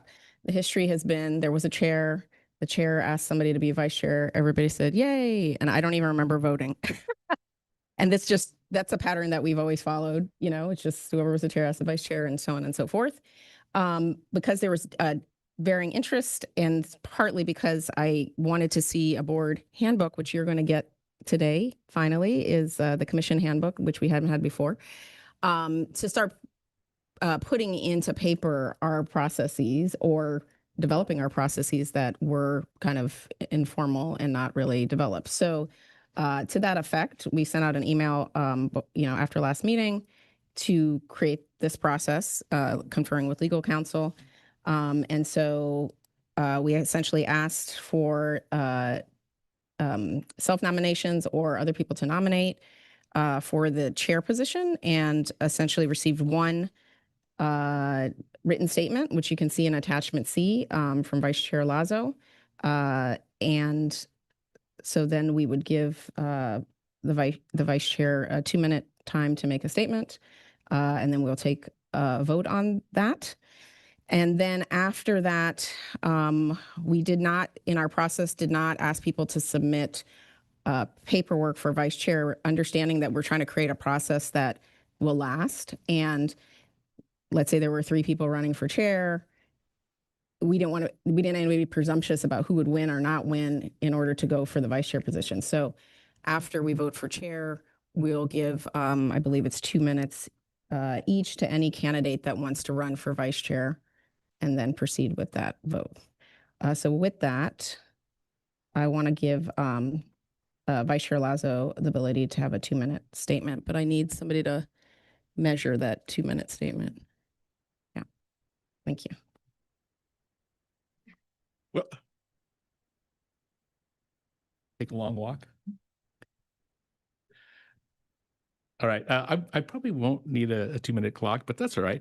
I will, because most of what I'll say, I think, is already in my statement there. I think there are 2 or 3 points that I'll make about, really receiving the honor to become chair of this body. The first is, as I said in my statement, I think I have a really unique set of experience that I bring to the chair, including a leadership role in the commission, which I think is really important in the work that we do. Really, and it really is just because to get that grounding in the level of work that is involved in the work that we do as an agency and the work that we do as a commission. So I think the experience of being a commissioner and the vice chair are a really important aspect. The other 2 pieces I'd say are, my hope is that this is what you have experienced from me in my role as a commissioner and my role as the vice chair, that there are really 2 pieces that I purposely, when I introduce myself, say that I'm appointed from the Portland metropolitan area rather than representing the Portland metropolitan area. As I said, I've lived in Portland for more than 50 years. I understand how it works. I love it. I want to support it. But what I bring to this commission isn't this desire to represent what Portland needs or is about, but to really serve the state of Oregon overall and what's best for the state. And I hope that that's what folks have experienced as they've seen me operate in the commission. The other piece I think that I'm hoping folks will recognize in the way I've operated in the commission is that I approach it with a sense of curiosity, a curiosity that's driven by an agenda, but that it really comes from a place of wanting to learn what other perspectives are and apply those perspectives to the decision that we're trying to make and how to balance all those perspectives. And so that's the approach I've taken, and I hope that I've conveyed to folks as I've operated here in this space. So that's what I'll say about my desire to move forward as the chair. So thank you all. Appreciate it. Thank you for your statement.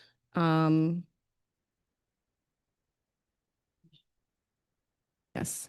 Sorry, because this is a new protocol. I was like, I can invite other people to make comments, I guess, or make a motion. Commissioner Bennett.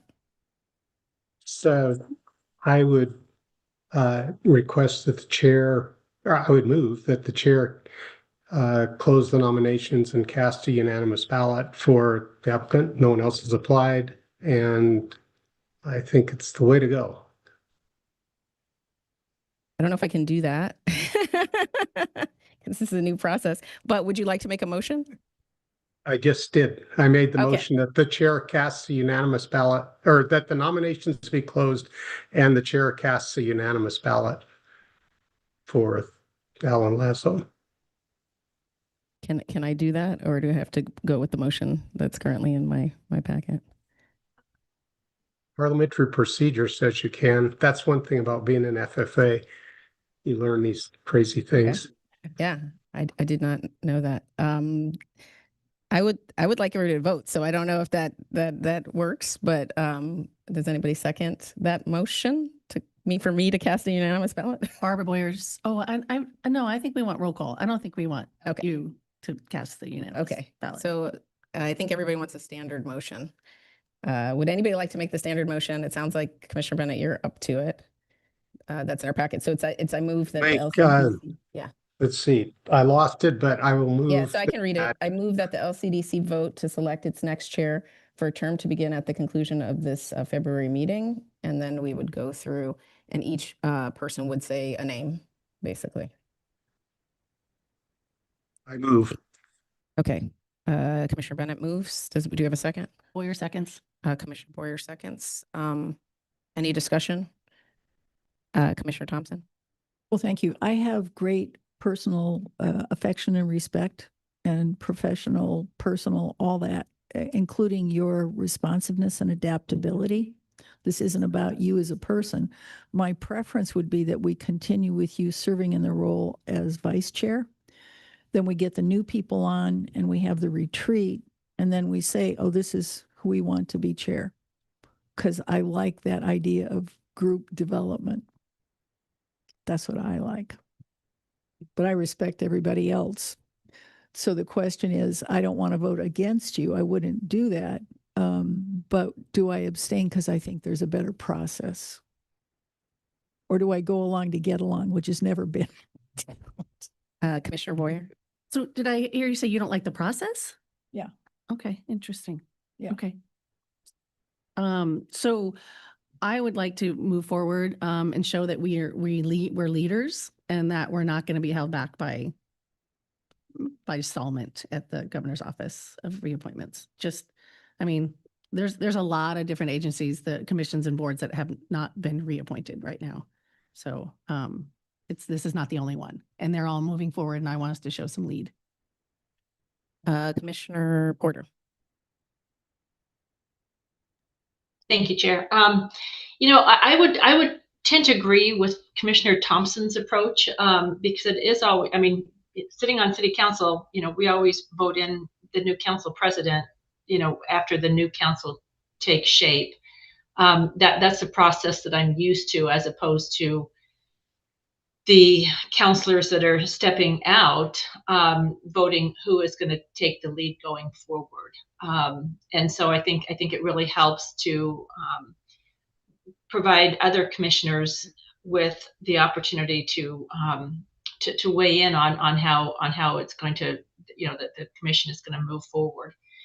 So I would tend to I would tend to agree with Commissioner Thompson on that. And then, another concern, I know we haven't yet discussed the vice chair, but a concern that I expressed, the last election, that I will express again, that there is that serious urban-rural divide, and it would be really nice if, and it would be inclusionary if we can, make sure that we have a representative in a leadership senior position on the commission, that is from a jurisdiction other than Metro.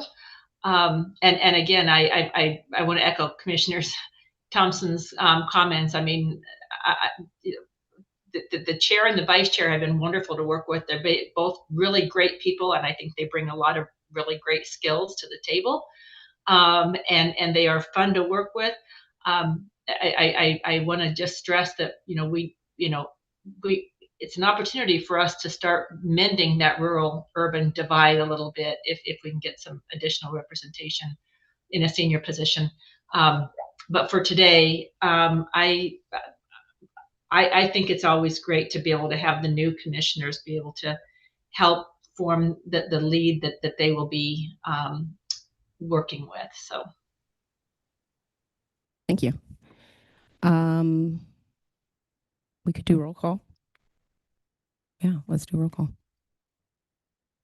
Commissioner Bennett, And say, you have to say a name or abstain. I think Commissioner is the other Lazo. option. Yep. Commissioner Porter, I'm going to abstain. Commissioner Boyer, Commissioner Lazo, Commissioner Thompson, Apologies. Abstain. Commissioner Warren, Commissioner Lazo. Vice Chair Lazo, Mr. Lazo. Chair Halova. Commissioner Lazo. So with that, we have our new chair.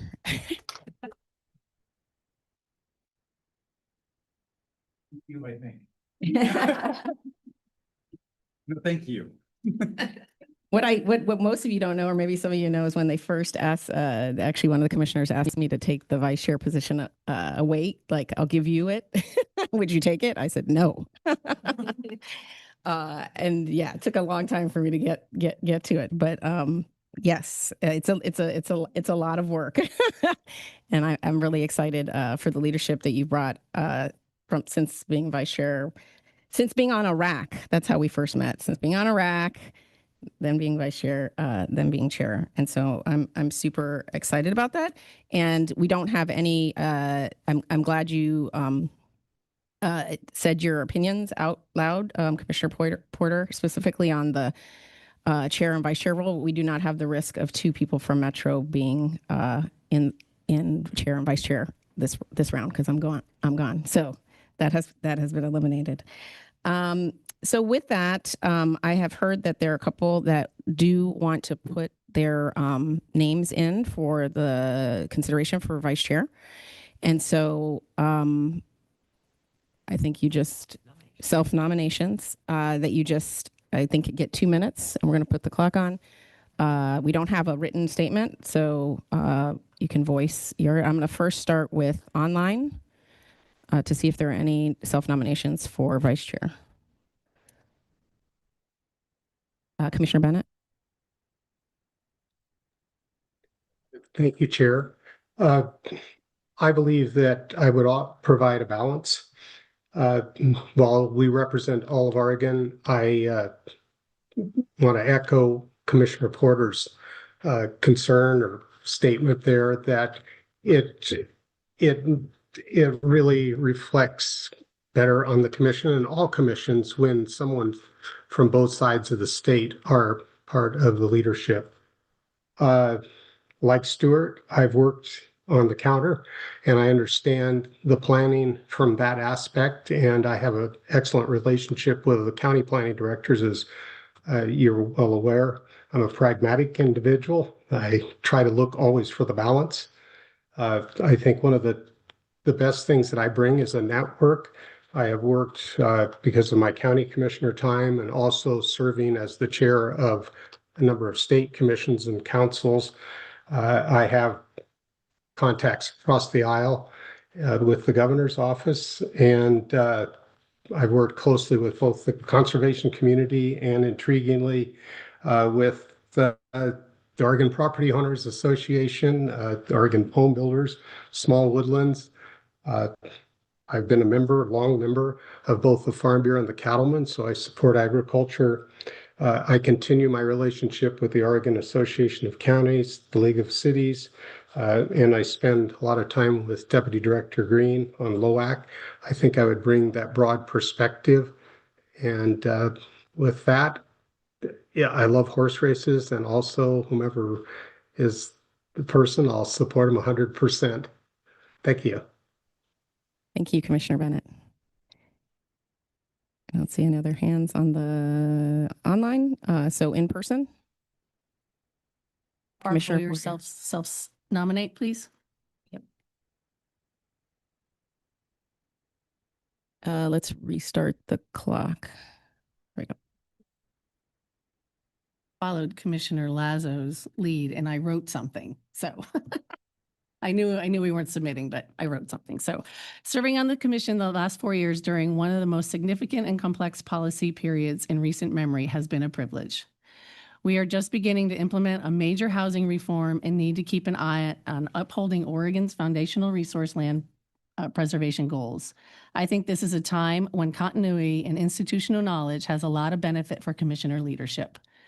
Our housing policies are now in critical phase of implementation and refinement. I can offer my lived institutional knowledge of the intent, compromises, and policy reasonings behind the rules. Context, I think, will have value as we move forward. I believe the vice chair's role requires more than policy knowledge and land use planning experience. It requires a familiarity with the process and a legacy of knowledge. I am lucky to have a good working relationship with my fellow commissioners and the DLCD staff. I hope this allows an easy transition from Anule's amazing leadership as chair and the vice chair pick up the mantle and support Director Bateman, DLCC staff, and this commission. I was here for the arc of the recent commission decisions and discussions, and I'm familiar with the statutory guardrails. I think experience and continuity strengthens the commission's effectiveness right now. I'm an organic farmer. My commitment to agriculture and conservation is my headline. Protecting working lands and natural resources is part of my daily operation. But at the same time, I see the need for economic development, community building, and urgent housing production in every county in the state. Some of Oregon's biggest political battlegrounds center on the tension between resource preservation, economic development, and livable communities, which is my backyard. I think my experience over the past 4 years through some of the very charged public comment opportunities and tense conservations has prepared me to support the chair in maintaining the professional and respectful environment that brings this commission such respect. Thank you. Thank you, Commissioner Boyer. Any other folks? Okay. We have 2 self-nominations for the vice chair position. I think there's no motion there. There will be a motion, I guess, but I guess opening it up for comments. Commissioner Thompson. Thank you, Chair. If this were simply a one-person contest, I would abstain again because it's a 2-person contest. I'm going to put aside my preference, my strong preference for waiting until we were newly composed and participate in the voting. Thank you. Any other comment? Commissioner Porter. Thank you, Chair. And I didn't realize that we needed to make that statement, but yeah, I mean, since we're going forward at this point, I don't want to abstain on this second one. So thanks. Any other commissioners? Because nobody's making comment, I feel like I'm not going to make a comment. Okay, you want to make we don't have to make a comment. There's nobody requiring us to. I'm not sure we have another opportunity. Yeah, right before you vote, but vice chair. yeah, I really appreciate folks coming forward to take on a leadership role in the commission. I think that it is important for us to have that opportunity to select leadership in this organization. I do think that one of the things I'll say about having served in the vice chair role and having seen kind of what you need to do, it is a lot of administrative pieces. It's not, we're not any more decision makers than the body of the commission is. It really is helping to support staff and the director and keeping things moving forward, helping us run the meetings. And so I think there is a level of importance to that, to the experience. And, while I appreciate and would absolutely love to work with Commissioner Bennett, to me, that what you said, Commissioner Boyer, speaks to me about what the role takes. I think that what Commissioner Bennett said makes him a fantastic commissioner, would make him a fantastic vice chair also. But that experience and around what the agency does to me brings a little bit more to the position. Commissioner Porter. Thank you again, Chair.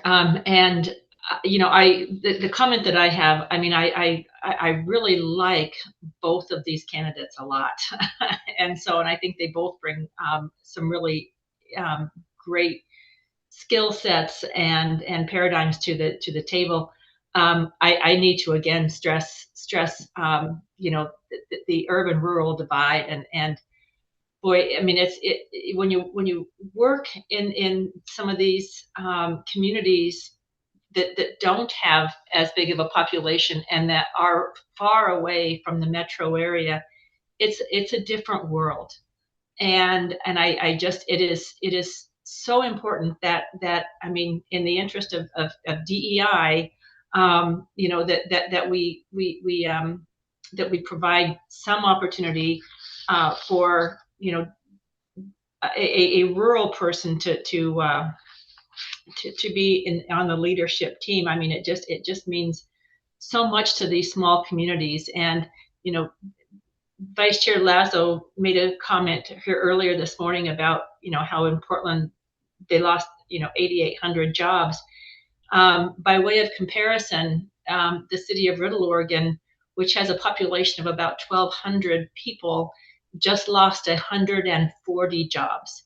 And so, by comparison, that's huge. That's more than 10% of their population. And it oftentimes goes unnoticed because, we're looking at small numbers and it's not a Portland issue. And so again, I can't stress enough how important it is, I think, for this entity to have some leadership from rural Oregon. And I think what Mark Bennett can bring to the table that probably Stuart Warren is probably the only other one that can bring it to the table is feet on the ground, working with these local jurisdictions or working within some of these local jurisdictions, and an understanding of the challenges that these smaller communities are facing. And so, for Commissioner Boyer, I really like her, but I really think that it's important that we start getting some strong rural representation. Thank you. Yeah, and I mean, I don't know if I'm like sticking up for Commissioner Boyer's rural card, but I consider her jurisdiction a rural jurisdiction. I think within the context of how those are defined, it would be considered that. Now you could say more rural, right? There could be different scales. So from my perspective, I would consider that. I'm very much, I mean, it takes 4 years to be on this commission to kind of get it, like, oh, this is what we're doing here, just because it takes so long for you to actually see certain aspects of what we do, like, oh, this is the first time we're doing this legal case, or this is the first time we're doing this, and it kind of takes 4 years to do that. I've talked to both candidates who are running for this position and think they're both absolutely amazing people. Really respect them both in their policy positioning, the way they conduct themselves as individuals, and the strategy, everything. I would support either of them for this position. I'm definitely going to be supporting Boyer due to that kind of institutional knowledge, the longevity to see. I've seen what Commissioner Boyer has voted on, done this, that, but really at the end of the day, I mean, Vice Chair points out really what this position is. A lot of it, or all of it almost, is working internally. It's sort of like being inside the C-suite of the organization with regard to like internal dynamics and management and structuring and pushing the organization as an organization forward versus setting policy agendas and guiding policy decisions, honestly, because that happens here at the dais with all of us and in the public in the open. So yeah, it's really administrative, a lot of it. I think definitely by the time you get to chair, that policy part manifests it more out in the public. But like what we actually do in the background is attend staff meetings and make sure agendas are working and be like, okay, this HR thing and like the internal mechanisms of the organization pushing it forward. So I've just seen more demonstration of Boyer's skill and aptitude in that regard. But I would, like I said, support either. I think I'm just going for length and duration. Commissioner Thompson. There are no bad choices here. And there's the unfortunate win-lose dynamic. So that's always a little uncomfortable. I would point out that a county manager and a county administrator also have comparable experience. So Yeah, that's Commissioner true. Bennett has that as well. Thanks. That is true. So I'm thinking of taking to a vote, but I think we all agree they're both awesome. Commissioner Bennett. Make it gracious and not have a win-lose. And therefore, and I'll actually save Stuart from having to even show his position. And I'll just withdraw at this point. Okay. And Commissioner thank Bennett. everybody, by the way. Yeah. Thank you. Thank you. Thank you. Now this is an adventure in managed meeting. So we have one candidate now for vice chair. And I think the motion is that we move to select to vote a vice chair. And we have the same option of saying a person's name or abstaining. And so call the does somebody want to give that motion that I just said, which is moving to vote for a vice chair? Chair, I move that LCDC vote to select its next vice chair for a term to begin at the conclusion of this February 26, 27 meeting. Oh, thank you. I missed that on the screen. That's why I was struggling. Denise, can you do the roll call? Do I we need a second.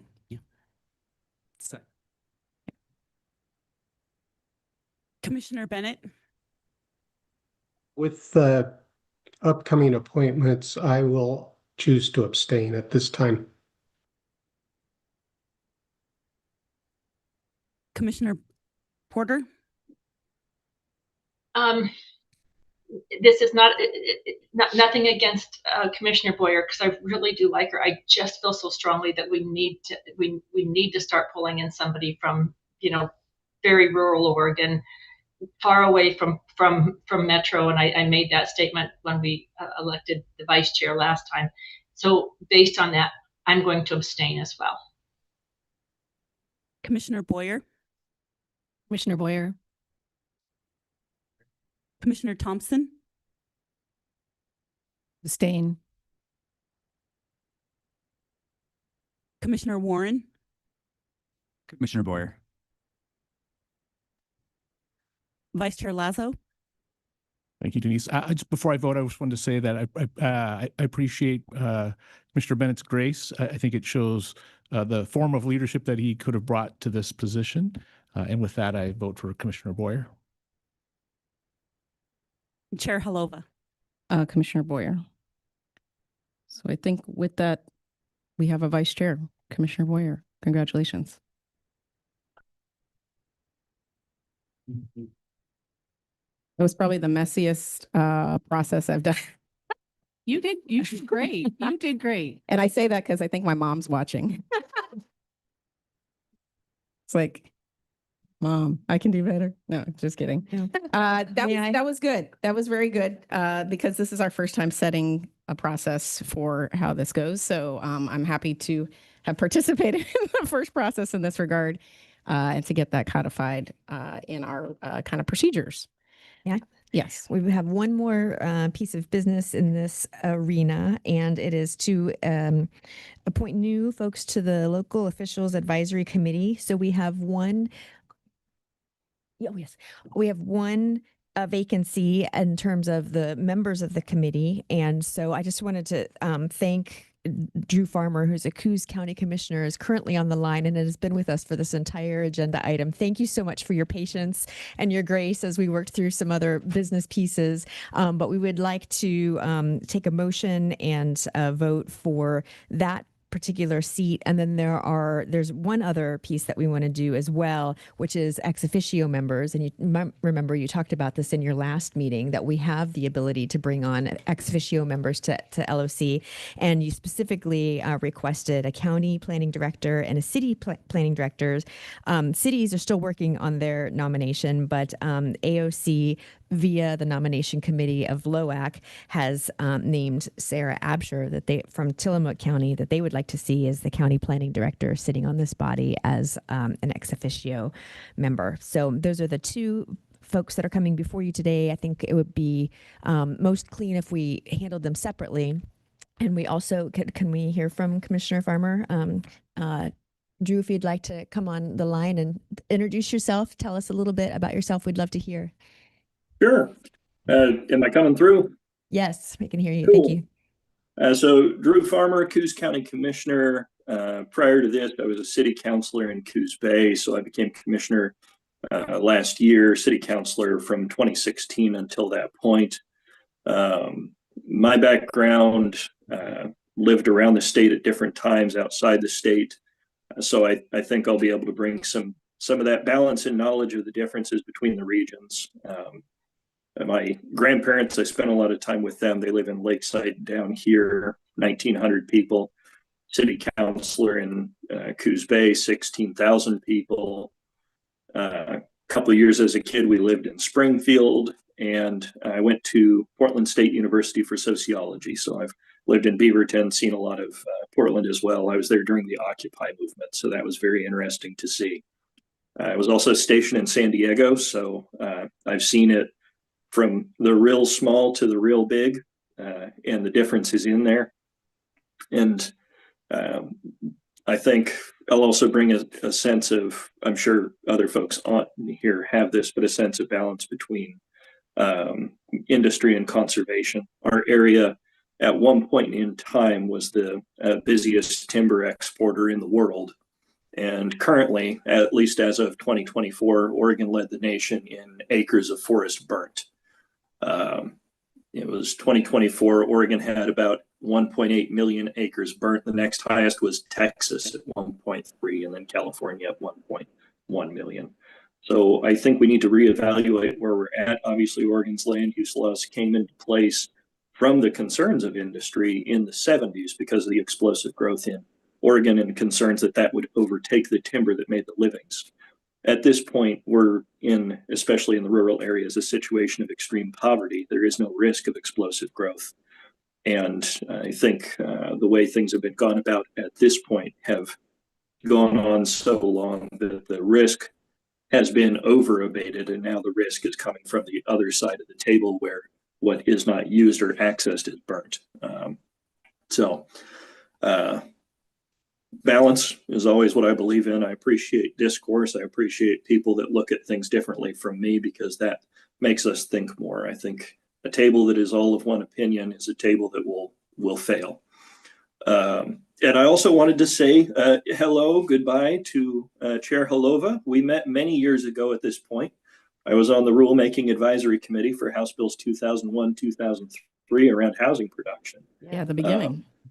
Yeah, and I think another aspect I'll be able to bring is that perspective from the dynamic I saw there, not from it was some of the folks at the table having a conversation, wanting a study about why a rural family might need 2 cars. So I think I'll be able to bring some perspective on issues like that as well. I remember that. I lived on U Street in Springfield, and if you go down it, it's definitely not rural, and it is packed. Thank you. So that's me. Very good. Thank you so much for that, and for spending the time with us. I wanted to note to the commission that Sarah Absher is also on the line, as we're considering her for the ex officio slot. And so, Sarah, if you'd like to come on camera and say a few words about yourself, we would love to hear from you. Good morning. Thank you, Dr. Director Bateman. Good morning. Good morning, everyone. It's nice to see so many familiar faces. And I just want to say thank you for this opportunity to be considered for this role. I am really excited about this. I appreciate the comments about rural voices and input in the important work that you do. I grew up in Tillamook County, decided to come home and spend my energy and time serving my community. I've been a planner for almost 20 years and have been serving as the Community Development Director for 9. I have seen a lot of evolution and changes happen in rural counties, especially here in Tillamook County. I currently serve, this is my second time serving as AOCPD Vice President with the intent to step into the presidential role next year. And just feel like having an opportunity to provide input in your work and help shape Oregon's land use program future is something that I'm really excited to be a part of. So thank you. Yep. Commissioner Thompson. Well, whenever you're ready for a motion, I am eager to jump into that. But if you want to have more discussion first, or if the director wants to say something. Commissioner Bennett. Oh, Commissioner Bennett, yes. I just wanted to, as the commission's liaison to LOAC, LOAC had a really robust recruitment process. We did have two, as the director pointed out. We're very excited. LOAC, like the commission, on the decisions that were just made for others, we actually struggled with it, but this is the recommendation of the LOAC are these two folks, and LOAC believes that they're going to serve well. If Deputy Director Green may want to continue on with that discussion, but I just really think that this is the LOAC recommendation, and they felt they would work well with LOAC, and I'll second Commissioner Thompson's motion. And Nice. So we have a motion from Commissioner Thompson and a second from Commissioner Bennett. Oh, do you want to say the motion? Yeah, say it. I like it. Yes. Well, it's just eager when I see such capable, devoted public servants with whom I've had the pleasure of working for years. It just is inspiring. So it's hard to wait for the endorsement by the official organization. Thank you, Commissioner Bennett, for your reality check. I move to appoint Drew Farmer as the new county commission representative on LOAC for a 4-year term, and to appoint county planning director Sarah Absher from Tillamook County city planning director as ex officio members. Member. Member, yeah, it says ex officio here. It's like, what? Okay, as members.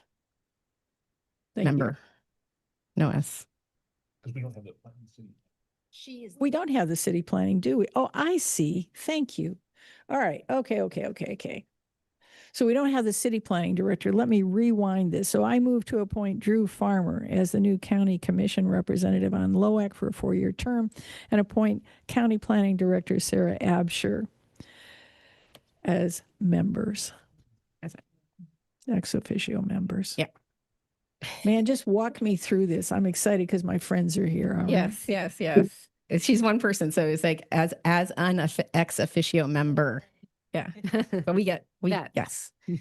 Denise, can you call the roll? Commissioner Bennett. Aye. Commissioner Porter. Aye. Commissioner Boyer. Aye. Commissioner Thompson. Well, a smart person would have let Commissioner Bennett say it because he would have done it right the first time, I'm pretty sure. But yes, aye. Commissioner Warren. Aye. Vice Chair Lazo. An enthusiastic aye. Thank you both for coming to join us. Chair Halova. Aye. And so with that, the motion passes. Yay. Fantastic. Congratulations, both of you. Thank you. Thank you. Very good. We're almost done with this item. I want to check in and see if we have public comment for this. Anybody signed up for this? No. Okay. And with that, I will hand the rest of this item back to the chair. Yeah. So I'm actually going to give a speech. Yeah. Surprise. So we're running a little late. I think we'll likely be 15 to 20 minutes late on our agenda. So yeah, I thought, there's so many things that I wanted to say, and I was like, no, now's my time to say them. Okay. So yeah. Sometimes we judge institutions by who they once were rather than who they are becoming. Over the past 8 years, and especially during my time as chair, I have had the privilege of watching Oregon's land use system evolve from the inside. What I've experienced does not resemble the static or outdated caricature that is also often evoked in public debate. Yes, it's more than 50 years old, as am I, but longevity is not stagnation. Oregon remains a national model precisely because it has continued to adapt. In recent years alone, the department has created dedicated housing divisions, strengthened relationships with tribal nations as sovereign governments, elevated cultural resources, and integrated climate realities directly into our planning framework. We have also worked intentionally to expand public participation into communities that have historically been excluded from land use decisions, recognizing that outcomes are stronger when more voices are at the table. States across the country are now grappling with how to connect housing production, climate resilience, and land conservation. And Oregon has been doing that work for years. These are not cosmetic changes, as mentioned. They reflect institutions capable of learning and leading.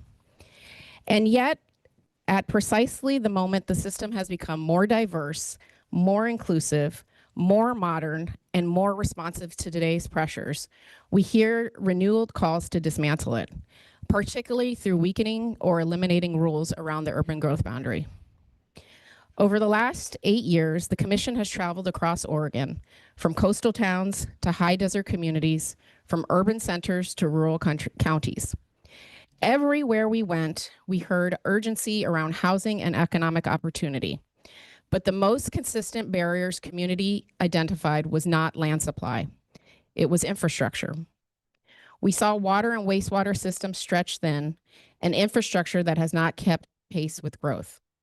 Communities were clear, and I told them that I would be an advocate for this. Communities were clear that what they needed is not simply more land on paper, but land that is truly development ready.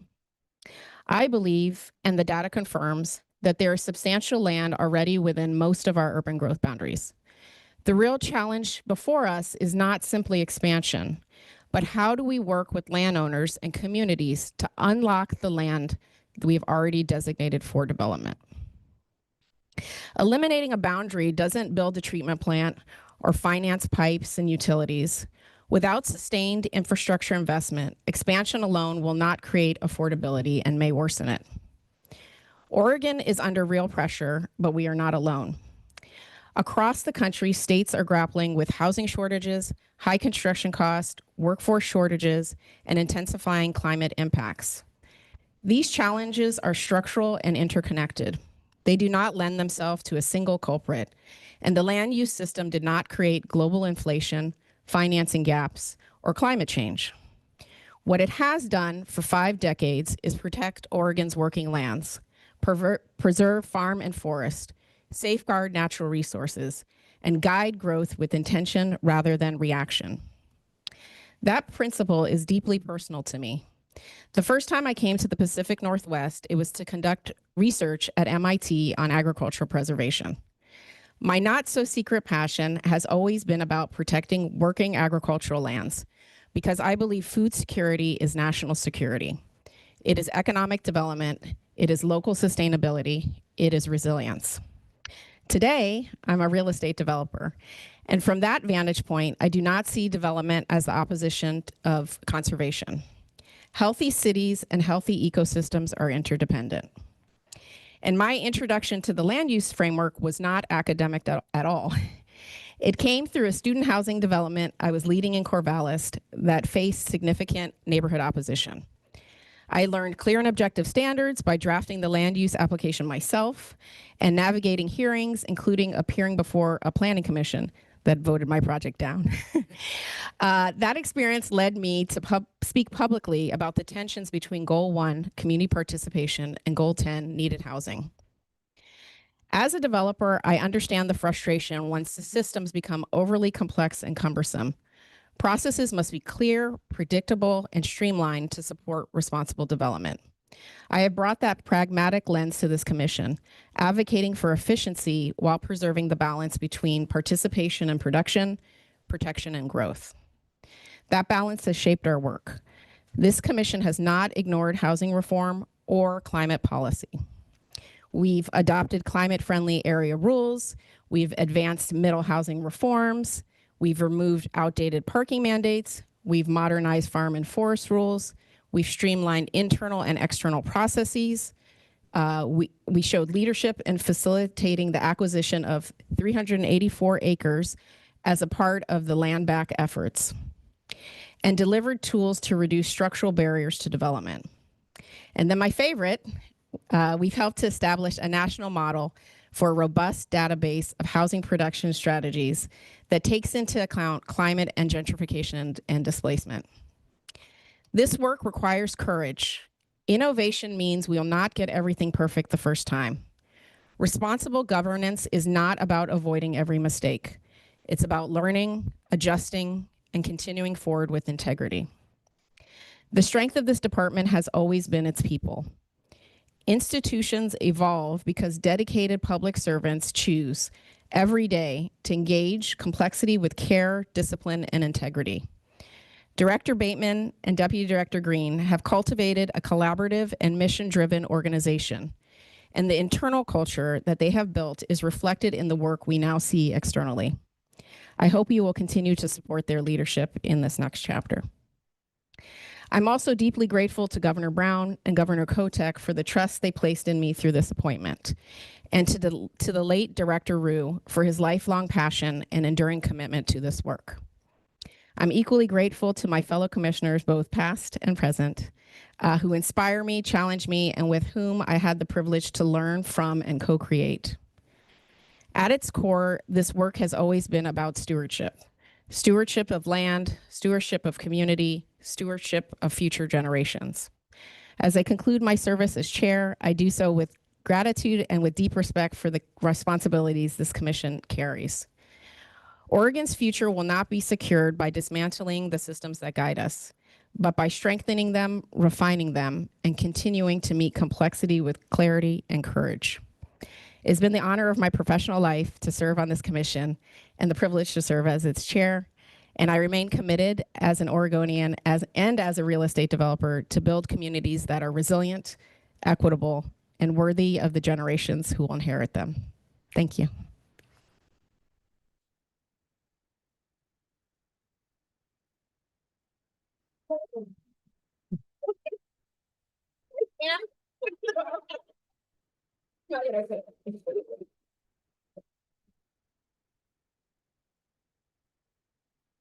Okay, so group hug from those of us online too. Yay. I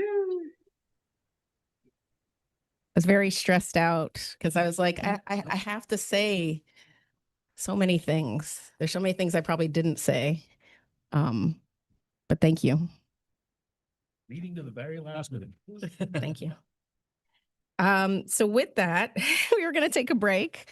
And then the question is very short break. So we'll be back at 11:45, which is just a couple minutes from now. Yeah. And we're coming back with agenda item number 11, which is Yamhill County Appeal. See you at 11:45.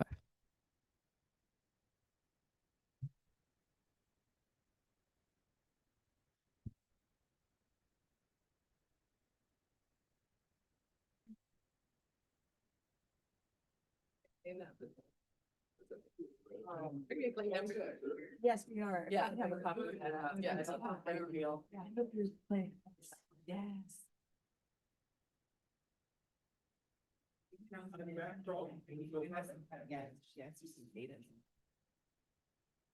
I know. I hope that you do now sound good. I know. I know. Sorry. Are your kids sick? I hope not. They weren't last. No. Congratulations. Hey there, how are you? You must be sick.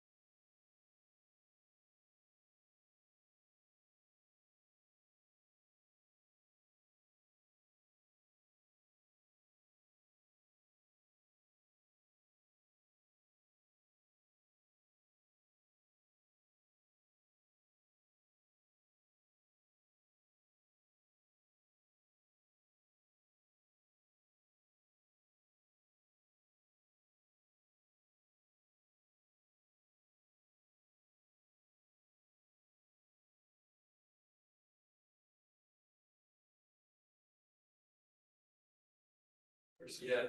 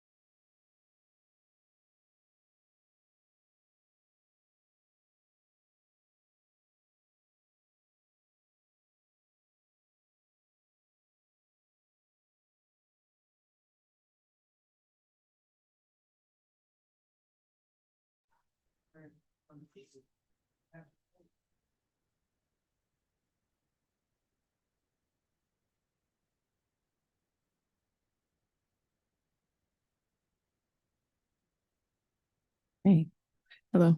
Okay. Have we started recording? Okay. So we're back on to our meeting after a break. We're going to welcome back to agenda item number 11, the Yamhill County Appeal. We're now going to hear from Gordon Howard. And I was going to say, please introduce your team, but I don't see a team. A team online. Thank you, Chair Holova and Commission. My name is Gordon Howard. I'm the Community Services Division Manager with the department. And I'm going to introduce Melissa Ahrens, who is our Mid-Willamette Valley Regional Representative, who's with us online today to introduce this item and go through the staff presentation. So go ahead, Melissa. Thank you, Gordon. Can everyone hear me okay? Yes. Okay, great. Chair Halova, Vice Chair Lazo, and members of the commission, good morning. I'm Melissa Ahrens, as Gordon mentioned. I'm the Mid-Willamette Valley Regional Representative with the department, and I'm here to speak to you about the department's appeal of a Yamhill County decision to the Oregon Land Use Board of Appeals, or LUBA. And I would like to go ahead and share my PowerPoint for this item, but I don't have screen permissions to share yet.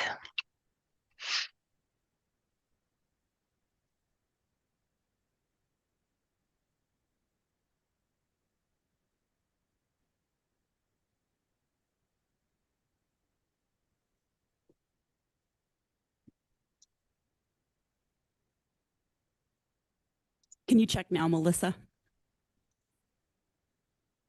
Yeah, can everyone see the PowerPoint presentation? Yes. Okay, perfect.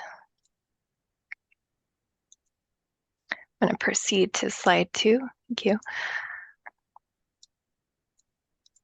The local decision subject of the appeal is a Yamhill County Post-Acknowledgement Plan Amendment, or PAPA, approving a comprehensive plan amendment from the Agriculture Forestry Large Holding, or AFLH district, to the Very Low Density Residential, or VLDR district, and a corresponding zone change from exclusive farm use, EF80, to Very Low Density Residential, or VLDR1 zoning. The amendment includes exceptions to statewide planning goal 2, land use planning, goal 3, agricultural lands, goal 4, forest lands, and goal 14, urbanization, as well as the transportation planning rule. You can see the 17.3 acre property outlined in dashed orange on the slide above. The platted residential subdivision adjacent to the subject property is outside of the city of McMinnville and was approved on rural agricultural land pursuant to a Measure 37 vesting claim and vesting determination in 2008. For background, Measure 37, passed in 2004, was the precursor of Measure 49 and required state and local governments to either compensate landowners or waive land use regulations and zoning that reduced property value. Measure 37 was modified by Measure 49 in 2007, and many Measure 37 claimants didn't get a full Measure 37 development in place before Measure 49 was in effect. Measure 49 allows for the completion of Measure 37 projects if the use of the property complies with the waiver and the claimant has a common law vested right to complete and continue the use.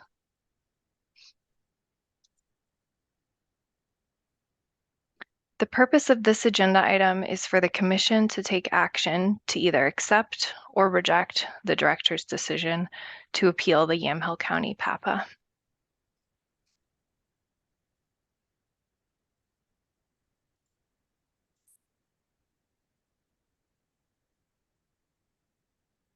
As per regular PAPA review procedures, DLCD staff submitted a formal comment letter to Yamhill County before the county's first hearing on the land use decision, raising substantially the same issues as outlined in the staff report for this item included in your packet.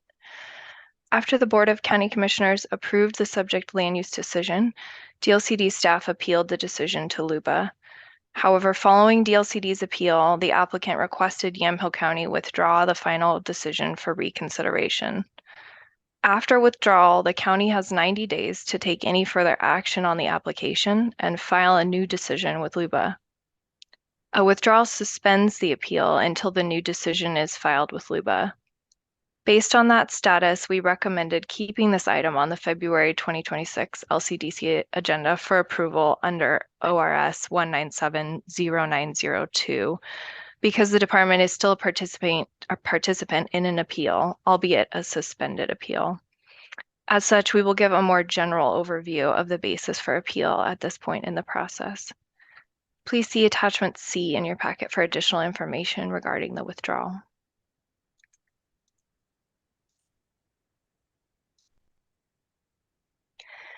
In approving an exception to Goal 14, the county found that the subject property is irrevocably committed to 1, function as a transition zone between urban and rural uses, and 2, to urban levels of development, despite acknowledging that the property is not currently built to urban scale uses and densities.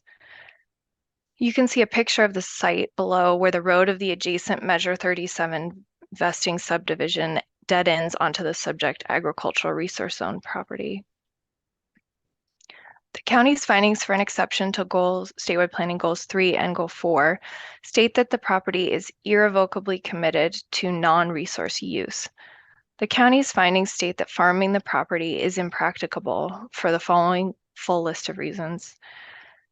Application of herbicides, fungicides, and insecticides is difficult due to the proximity of the subject parcel to the adjacent Measure 37 residential subdivision, as well as the McMinnville School District owned property that could be a future school site. B, the irregular shape and small size of the lot. C, the crisscrossing of existing underground utility lines and roughed-in roadways. And D, the lack of irrigation water rights.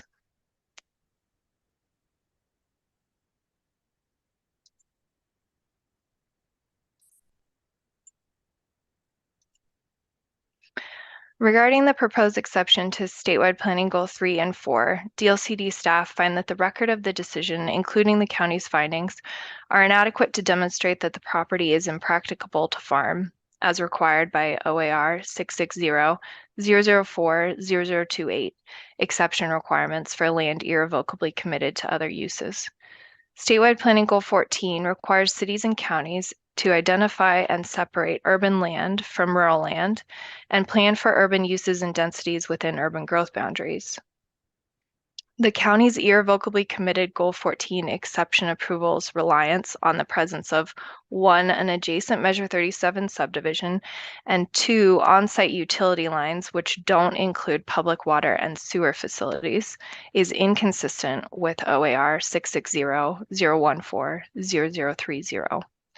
The county's decision would set a concerning new precedent that would have implications statewide for agricultural resource land and how urban growth boundaries are managed.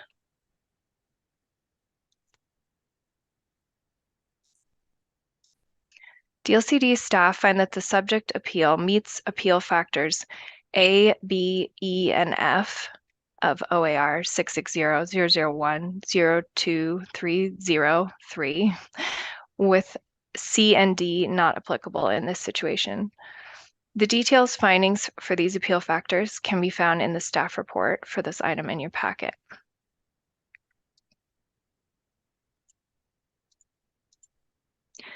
Based on the information contained in the staff report for this agenda item, the director asks that the commission authorize the department to proceed with the appeal of a Yamhill County decision to the Land Use Board of Appeals, or LUBA. The recommended and alternate motion are on the slide above. That concludes staff's comments at this time. I'm available for any questions. Thank you very much. Questions, commissioners? I had a question. You said A, B, E, and F, maybe you said? Oh, sorry, I'll go back to that slide. Can everyone see that okay? Yeah, but then the motion has A, F is what I was looking for. If you said F, sorry, am I confused? Yeah, it meets appeal factors A, B, E, and F, and C and D are not applicable. Okay, and then in the motion after this? Yeah, let me get back to that.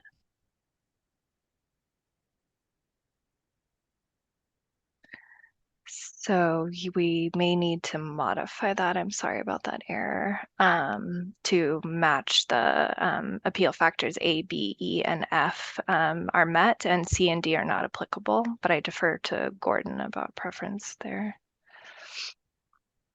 Chair Holova, yes, that's, thank you for catching that. The motion should read A, B, E, and F. Commissioners, Commissioner Bennett. Thank you, Chair. Melissa, if you could flip back to your slide on concern that that this would set statewide precedent. I think that one of the important points, thank you, that needs to be made here is that really we're not taking a position whether or not the facts are there, but after I reviewed it a number of times, it seemed that there was a failure by the applicant to completely address the goal exception criteria.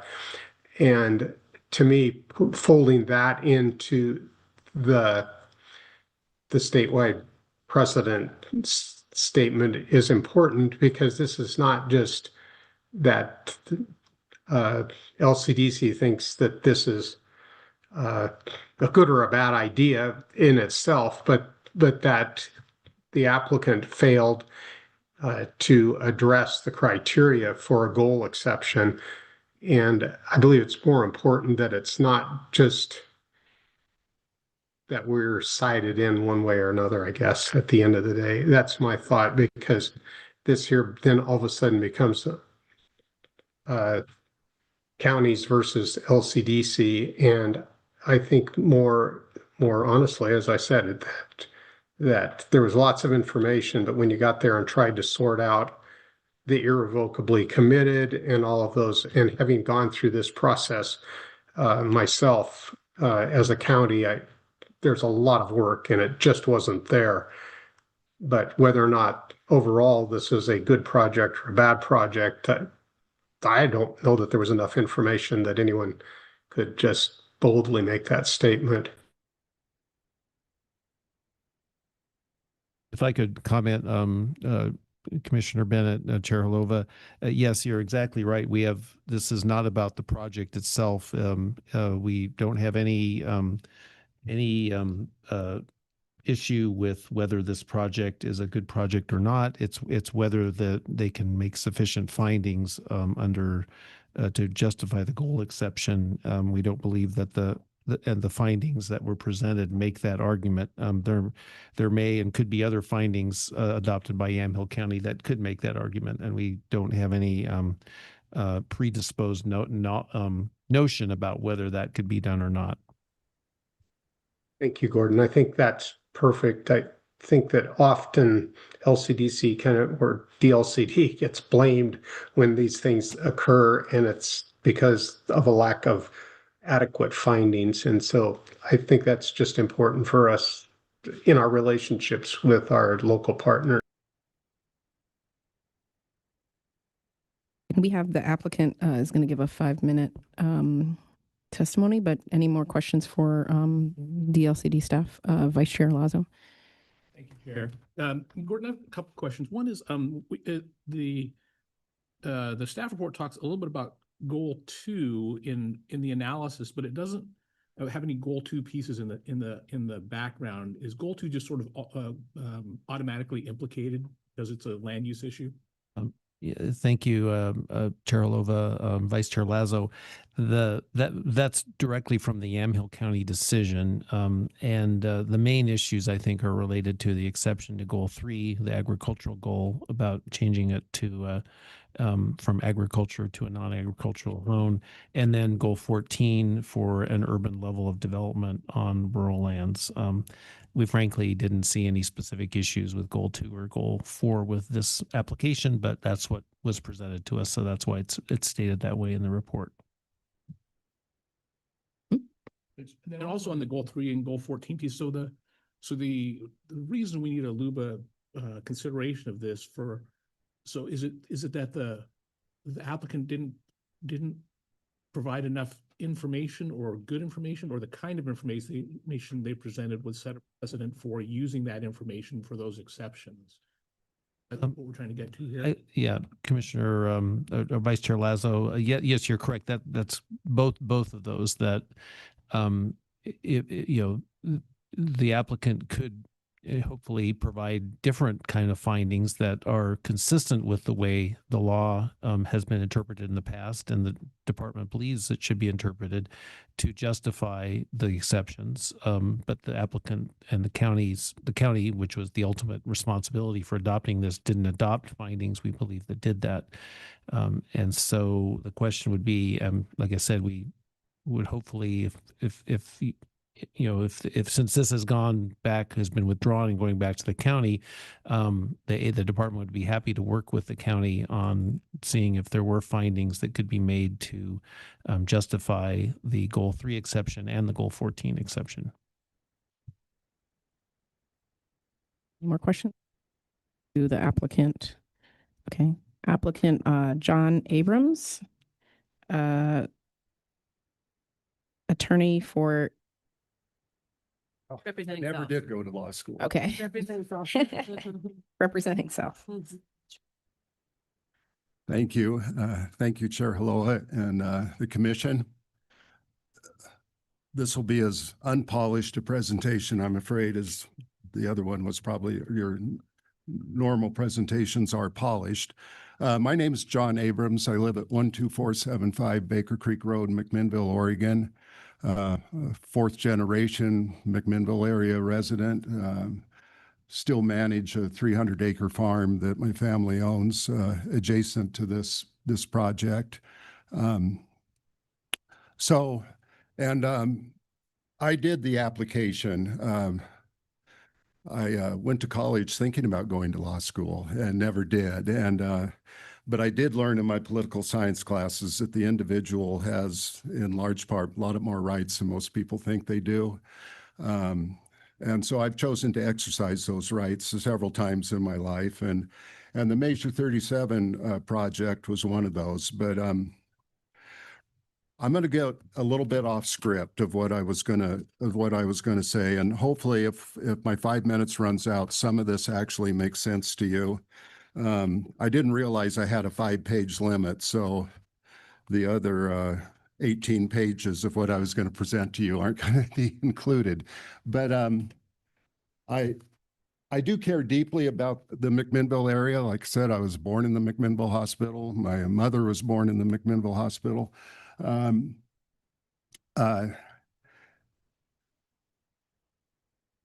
that was one of the primary goals of why I built what I built. And there again, just to go a little bit astray and jump ahead, 2 years ago on a summer day, I took Catherine Jernstead from Friends of Yamhill County and Sid Friedman, who I think probably most of you are aware of, maybe both of them, out to the project because I was trying to change a little something. And I asked them both, I said, if you could honestly tell me, do you think this has been good for Yamhill County and the city of McMinnville, what I've built out here? And they both said resoundingly yes, but Sid said it should have been done inside the urban growth boundary, which I can appreciate, but being 1 acre and half-acre lots, it can't be built inside the McMinnville urban growth boundary. Part of my passion going forward with this is to bring back appropriate VLDR zoning, like I say, where appropriate. I think, like what Commissioner Porter alluded to, the urban-rural divide needs to be used better, I believe. And I think the primary avenue to do that would be the very low-density residential zoning where appropriate. The other thing I'm going to speak to, and I just always say this is a kind of a politically incorrect thing, but I fully understand the need and support the efforts for entry-level housing, subsidized housing, income challenged, household housing.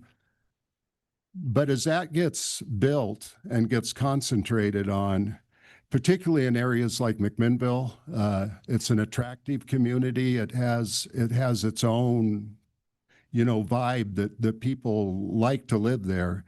And there's other communities around McMinnville like that, but it's not in the I-5 or I-84 corridor. It doesn't have a lot of natural large employers in it. Like one of the big historical employers in town, Oregon Mutual, is kind of disappearing anyway, quickly. And other speakers before this agenda item spoke to that about the income challenges of Oregon communities. So my point is, and the politically incorrect part of this is we need to make sure that we're allowing housing for people with incredible discretionary income amounts in their portfolios. Because in communities like McMinnville, and which is known for its 3rd Street, whether people like it or not, those are the people that keep the lights on in 3rd Street. And we need to provide housing for those people. And being the affluent demographic that they are, they can live anywhere they want. They can go to Vancouver, Washington, they can go to Idaho, they can go to Florida. If they have a particular like to live in an area like McMinnville, but they want a large lot with a large one-level home that they can settle into with their $20 million portfolio or whatever it is and start spending money in the community, which keeps small business in a town like McMinnville alive. Again, these are the people, like I've said, with their freshly built custom home. If they don't like their countertops that are 3 years old, they'll bring in the countertop company that works locally and replace their countertops. The landscaping people that they employ, the roofers, if the bathroom didn't turn out correctly when their home was built, they'll have the bathroom remodeled. And those are local contractors. And those dollars just churn through the community. And it's just, it's economics 101. But you have to have the dollars there to churn. And So we're coming up on 5 minutes. We come up on 5 minutes. So that's rather than just developing land, and I can't argue that it's not resource land, it is. But the other thing I'll finish up with is that doing this application by myself, I didn't have an attorney to write the findings, and the Yamhill County was kind enough to write the findings for me. And Jody, I can never pronounce her last name right, so I'm not going to try, the county council, did a good job, but there's a huge gap between what's written in the findings and what's in the application as far as how it's irrevocably committed. And unfortunately, this didn't make it into the what you're seeing, but all these engineered plans of utilities that are actually on the property, but it is in the application, you can see it. Page after page, it was Frontier at the time when the infrastructure was put in. Thank you. Sorry, I have to cut you off. Thank you. Okay. Thank you for your testimony. Thank you. Thank you. Yamhill County, I'm actually the chair of the Yamhill County Planning Commission. I don't think I do a very good job of it, but I am. But Well, thank you for your service. some of our midnight meetings, we need to learn how to cut people off. Thank you. I think, is there any further discussion? Is the next, Here's a question. Vice Chair Lazo. Gordon, this might go back to the county, and so you need a decision from us today because it could still proceed, right? Is that right? Chair Lazo, Commission, yes, that's correct. If Yamhill County, a couple things could happen. Yamhill County could just reaffirm its current decision or withdraw the withdrawal, and then, we would go forward to LUBA. Yamhill County could change its mind on the whole application, I suppose, but Yamhill County could also reapprove the project with different findings, and we would then hopefully work with Yamhill County on those findings and see what's feasible here. If they change the findings, would you need to come back before us? We would have a different decision potentially. Chair Lazo, no, this would be you would be approving our involvement in it, and then we would the director would make a determination about whether the going forward, whether things had been resolved. This was similar to, if for those of you who were on the commission, in the North Plains situation from about 3 years ago, where you did authorize our appeal. Then North Plains did redo their work involving their urban growth boundary at the time, and the department dropped the appeal and didn't come back to the commission for that either. So, Commissioner Thompson. Thank you, Chair. If I'm asking what's the least cost alternative to get things accomplished for the applicant, is it that we act today and then you work with Yamhill County and they rework things and boom, it's done? Is that it? Commissioner Thompson, Commission, that is a scenario that could happen, and I think it is probably the most efficient way to go forward, in my opinion. Any other commissioner? Motion, Commissioner Porter. Thank you, Chair. So just so that we're clear, if we, I think the motion that's on the table is to, there isn't one on the table, but the one that one would make would be to authorize the appeal. But even so, just to make sure I'm clear, if we vote to agree with the appeal, then you guys don't have to appeal. You can work more closely with Yamhill County. I mean, you have an alternative approach as opposed to just at that point filing an appeal. Yeah, Commissioner Porter, yes, we've already filed the appeal. If you didn't authorize it, we would, because of the timing involved. But if you didn't authorize it today, we would withdraw that appeal. If you do authorize us to go forward, we would continue with the appeal. But working with Yamhill County, if as an agency we believed that a revised project or just with findings was compliant with the law and reduced or eliminated our concerns, as the agency would then drop the appeal and it would not go to LUBA, unless someone else has appealed. I don't believe anyone else appealed this.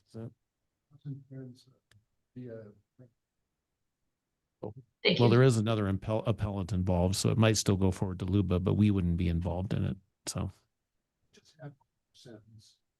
no, thank you. Vice Chair. So actually, this goes back to that A, B, E, and F piece. So I'm wondering if F still applies here, because F is about the alternative methods for accomplishing the objective of the appeal. If it's back to Yamhill County now, if it goes the pathway of Yamhill County being able to resolve this with the applicant, would that still apply? The F is whether there is a better way to accomplish the objective of the appeal, such as dispute resolution, enforcement proceedings, or technical assistance. Or do you still need that in the? Commissioner Lazo or Vice Chair Lazo, I think arguably you wouldn't need that in the motion. Yeah, it would just be A, B, and E. Sorry, could you repeat what you said? You wouldn't need F if. What did you say, Vice Chair? Because of the pathway it's gone down now with the, I guess I'm not sure what the action actually happened. If Yamhill County is withdrawn, the application is back at Yamhill County now, it's not just proceeding to appeal. There's the potential that it could get resolved at the Yamhill County level now, rather than just at the appeal level. So this criteria F is about whether or not there's an alternative method to resolve the situation. That's not just the appeal. Yeah, Commissioner Lazo or Vice Chair Lazo, F does talk to things that aren't what is happening: dispute resolution, enforcement proceedings, or technical assistance. So arguably F is not relevant here. Maybe why it didn't end up on the, the sheet. Legal counsel. Just wanted to clarify that Can you make it closer? Vice Chair Lazo, and as Gordon has already stated, but just to make clear that the appeal will remain in suspended status, and DLCD will have the opportunity to reevaluate whatever decision comes back from Yamhill County, but only if what comes back from Yamhill County at that time is acceptable and has resolved the issues, then the appeal would be, then potentially DLCD could drop the appeal. But at this time, that's not what's being contemplated because we just don't know what's coming back. So I guess in your recommendation legally, should F be included in this? Well, I defer to what Gordon's mentioned, but I just wanted to, what you're not authorizing an alternative dispute resolution at this time.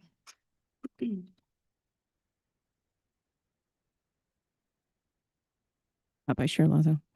I move that the commission authorize the department to appeal the subject decision from Yamhill County to the Land Use Board of Appeals based on the information included in this report and its demonstration that OAR 660-001-0230 subsection 3 subsections A, B, and E apply. Vice Chair Lazo makes a motion. Does someone second? Boyer seconds.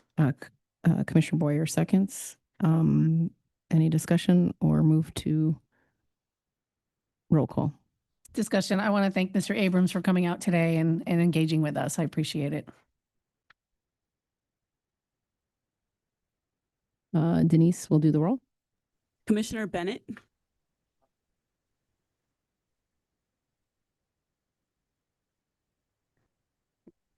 Commissioner Bennett, did you, we want to know if you can hear Denise.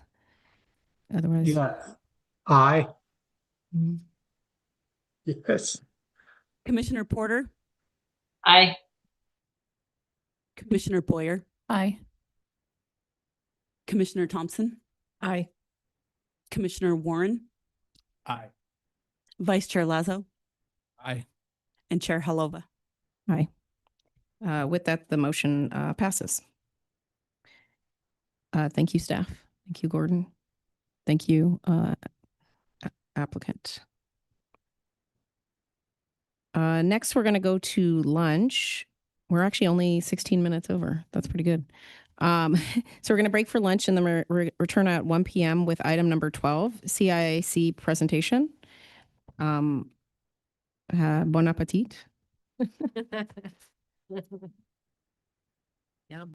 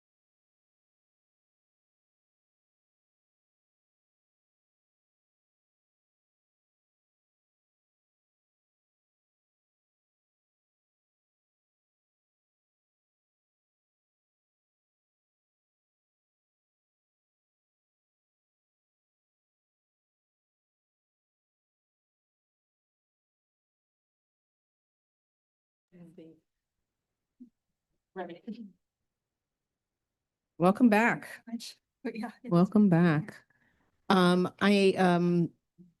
Commissioner Bennett had something that he had to attend to, so he won't be on. I don't know if he's out for the rest of the day or just this agenda item. So I'll check back with him. Welcome back. We'll now hear from CIAC Chair Leah Roush and Sadie Carney on item number 12, CIC presentation. Chair Roush, welcome, and please proceed with introductions. Thank you. Good afternoon, Chair. Thanks for having us. Again, my name is Leah Roush. I'm the chair of the Community Involvement Advisory Committee. I'm also a planner at the City of Eugene. We've got a little bit of a program for you, but before we jump in, Sadie, is there anything that you wanted to say to kick us off? This on? Yes, it is. Sure. Thank you, Chair Roush. I just wanted to say thanks to our commission and to this group. It is such a pleasure to serve as the staff liaison to the CIAC. And I think our work just gets better and better as the years go by. And so I'm glad that we have the opportunity to meet in person today. And I did want to point out, I know earlier today at this meeting, we honored Chair Halova's last in-person meeting with us, and this will sadly be Chair Roush's last in-person meeting with us. Her term is not over yet, so we have some time to recruit for this position, but this will be the last time we have the opportunity to all meet in person. So I just wanted to put that on the table so that we could appropriately express our gratitude, as we did to Chair Halova earlier, because if this group doesn't know, it is Chair Halova's last meeting as our chair of the Land Conservation Development Commission. So welcome. Thank you for making the trip. Thank you for making the time. And I will turn it over to you, Vice Chair Isla. Hello, my name is Jennifer Isla. I am the vice chair of the CIAC, and it's a pleasure to be here. Hi, everyone. My name is Maria Sippin. I'm a committee member for the CIAC representing District 3, City of Portland, Councilor Mitch Green. I don't know. I think we had some folks joining us virtually. I don't see them on the screen, so I might ask for help from staff if there's any. Oh, there they are. They're popping in. We have Fran and Megan, so I'll go to Fran first and then to Megan and then Zechariah. Aloha all, my name is Fran Warren. I'm a member of the CIAC at large, and I've been really thrilled to learn a lot about community engagement across the state. So thank you again for having us. Hi there, my name is Megan Tuck. I'm also a member of the CIAC, pretty new to this body, but I currently work for Central Oregon Intergovernmental Council based in Bend, Central Oregon, and just really excited to be part of this group.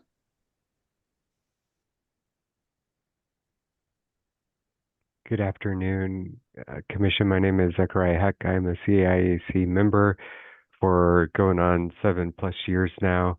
And on my second term, I live in Bend. I've been a land use planner in the past and currently work as a project manager for the state of Oregon.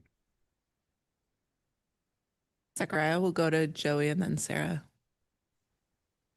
Good afternoon, everyone. I'm Joey Posada, and I am in Portland. I'm a CIAC member at large, and I have an urban planning background working in public involvement with enviro issues. So working with as a consultant with various agencies. And yeah, I joined this committee last year, and it's been great to see all the innovative thinking in this group. Thank you. Hi, everyone. Sarah Spansdale, she, her, representing CD2 here in Medford. Former Medford City Councilor, sort of explains, I think, my interest here as far as land conservation and development. So glad to be here. Thank you. Okay. us, both virtually and in person. I think the commission is familiar with one of our kind of big work items being to award the Achievements in Community Engagement Awards. And this year, and the last couple of years really in particular, we've been struck by the really impactful and innovative work coming out of some small jurisdictions in particular. So we wanted to highlight that for you all today. So we're joined by Suzanne from the city of Monmouth, who's going to do a short presentation. We had a second presenter from Wasco County. He and his partner are immediately expecting a baby, so they had to step out. But we just wanted to acknowledge the natural hazard planning and really cool outreach that they did in Wasco County as well, although we won't hear from them today. After the presentation, we should have some time for questions, and then we're going to do the back half, a discussion around the implementation of Goal 1 in smaller jurisdictions in particular, and kind of the unique challenges and resource needs in smaller jurisdictions before we wrap up with you. So with that, I will hand it over to Suzanne. Great. Well, good afternoon, everyone. Thank you so much for this opportunity to share a project that's near and dear to my heart. My name is Suzanne Duffner. I'm the Community and Economic Development Director for the City of Monmouth. And for those of you who might not be familiar with Monmouth, we are located about 16 miles just west of Salem from Polk County. We're home of Western Oregon University, go Wolves, and population of about 11,600 is our most recent PSU population estimate. So, and like I said, I'm excited to be able to share this project with you. Working in a small jurisdiction, we do a lot of different planning projects and a lot of things that not everybody is happy about to see. And so having something that just brings joy, I think, into people's lives it's nice to be able to celebrate that. And I kind of call this a stars align project when things fell into place. Right time, right place, right opportunity. So it's great to be able to share that and some of the lessons that we've learned from that. So without further ado, I'll go through my slides here. So this is the challenge that we had with this alley. Believe it or not, this is the same view, just zoomed out a little bit of the alley space, the Monmouth Alley that we were renovating. And the challenge that we had, as you can see in the before picture, is we had this very ugly, unsightly space, and it's really unsafe. It was used as a utility drop-off box for the city for people to pay their utility bills. They just drive through it. So vehicles were allowed to come through there. And there's commercial private building space on the one side of the alley, and then City Hall is on the other side. And this is really the heart of our old historic downtown. So if you can imagine, University campus is a block off from here. Our senior community center is behind us, and then it's all the neighborhoods that connect to the downtown on the other side. So it does get a lot of like high pedestrian traffic that would come through here in terms of students trying to get to campus, seniors going to have a coffee break, city staff. So it just was kind of a mess, frankly, in terms of cars parked there, some outdoor storage space. And we did close it down during our new City Hall construction. So it gave us a chance to kind of break from vehicle traffic going through that area and using it for the utility drop-offs. And so as we were getting ready to open up our new City Hall building and, what do we do with this space now? The adjacent building owner actually came to us and said, hey, I'd like to do some outdoor seating in this area, and why don't you keep it closed to vehicle traffic? And so that kind of gave us this opportunity to rethink this space a little bit, and that's what launched into this project of re-envisioning the alley, and we decided not to reopen it to vehicle traffic. some of the things that were going on during this project, or just before this project had happened. Monmouth had just joined the Main Street program. We'd completed a downtown improvement plan using the help of the IPRE department out of University of Oregon's Institute for Policy Research and Engagement. Great folks to work with, and had a lot of good community involvement in creating that downtown improvement plan. We'd also hired a RARE coordinator to help us with our Main Street efforts and start some of the implementation of that downtown plan. So just to build some capacity in the city to do some more things, such as implementing new branding and wayfinding in our downtown. So starting to see some small successes and wins from implementing our downtown plan. And then, as I'd mentioned, we just completed our new city hall in 2024. So we kind of had this momentum going and some successes to build on. And I think that was kind of one of the key ingredients of this alley project being successful, is having some of those partnerships and those initiatives and plans in place. The other thing that I think is important about this project background is that our city council had made a very clear statement of the city values, and they took the time and effort to memorialize those through a written document. And so those three core values are sustainability, communication and engagement, diversity, equity, and conclusion. And they did further take the effort to describe those, what those mean. In terms of communication engagement, they define this as meaningful community engagement. It requires access to communication and engagement by the city that is inclusive, thoughtful, transparent, proactive, and clear. And so I think that really helped the city staff as we were looking at opportunities for projects and things, grant opportunities, or this gave us the roadmap of how to go about doing the project implementation on that, and how important that communication engagement is on our projects. So the city of Monmouth, we didn't have a huge pot of money to be able to throw at a new project like a lot of cities, but we were fortunate to get an AARP Livable Communities grant of $50,000, and we leveraged that with a little bit of urban renewal dollars. And then we look for our partners, always look for our partners. And we were fortunate to be able to engage the University of Oregon's design department. So we reached out to one of the professors that had helped us with the downtown plan. So she was very familiar with our community, had already kind of helped us build some of those relationships with our interested stakeholders, knew what our vision was coming out of that downtown plan. And so she was able to connect with a landscape architect student and a planning student that had a big passion for alley type projects. And through that, we hired them to do 2 pilot projects to envision how that alley could be revitalized and used as more of a pedestrian parklet type space. And for those of you that might not be familiar with Monmouth, I'm sure, but we're kind of our council meetings are very long and thoughtful and deliberative, and we have a hard time sometimes, I think, taking those immediate actions. We want to think everything all the way through and come out with this perfect project at the end before we do anything. And so for us to just jump in and dive in on a project can be kind of scary. And so taking this pilot project approach, one, it really allowed us to get meaningful impact or input and have an impact on that alley space.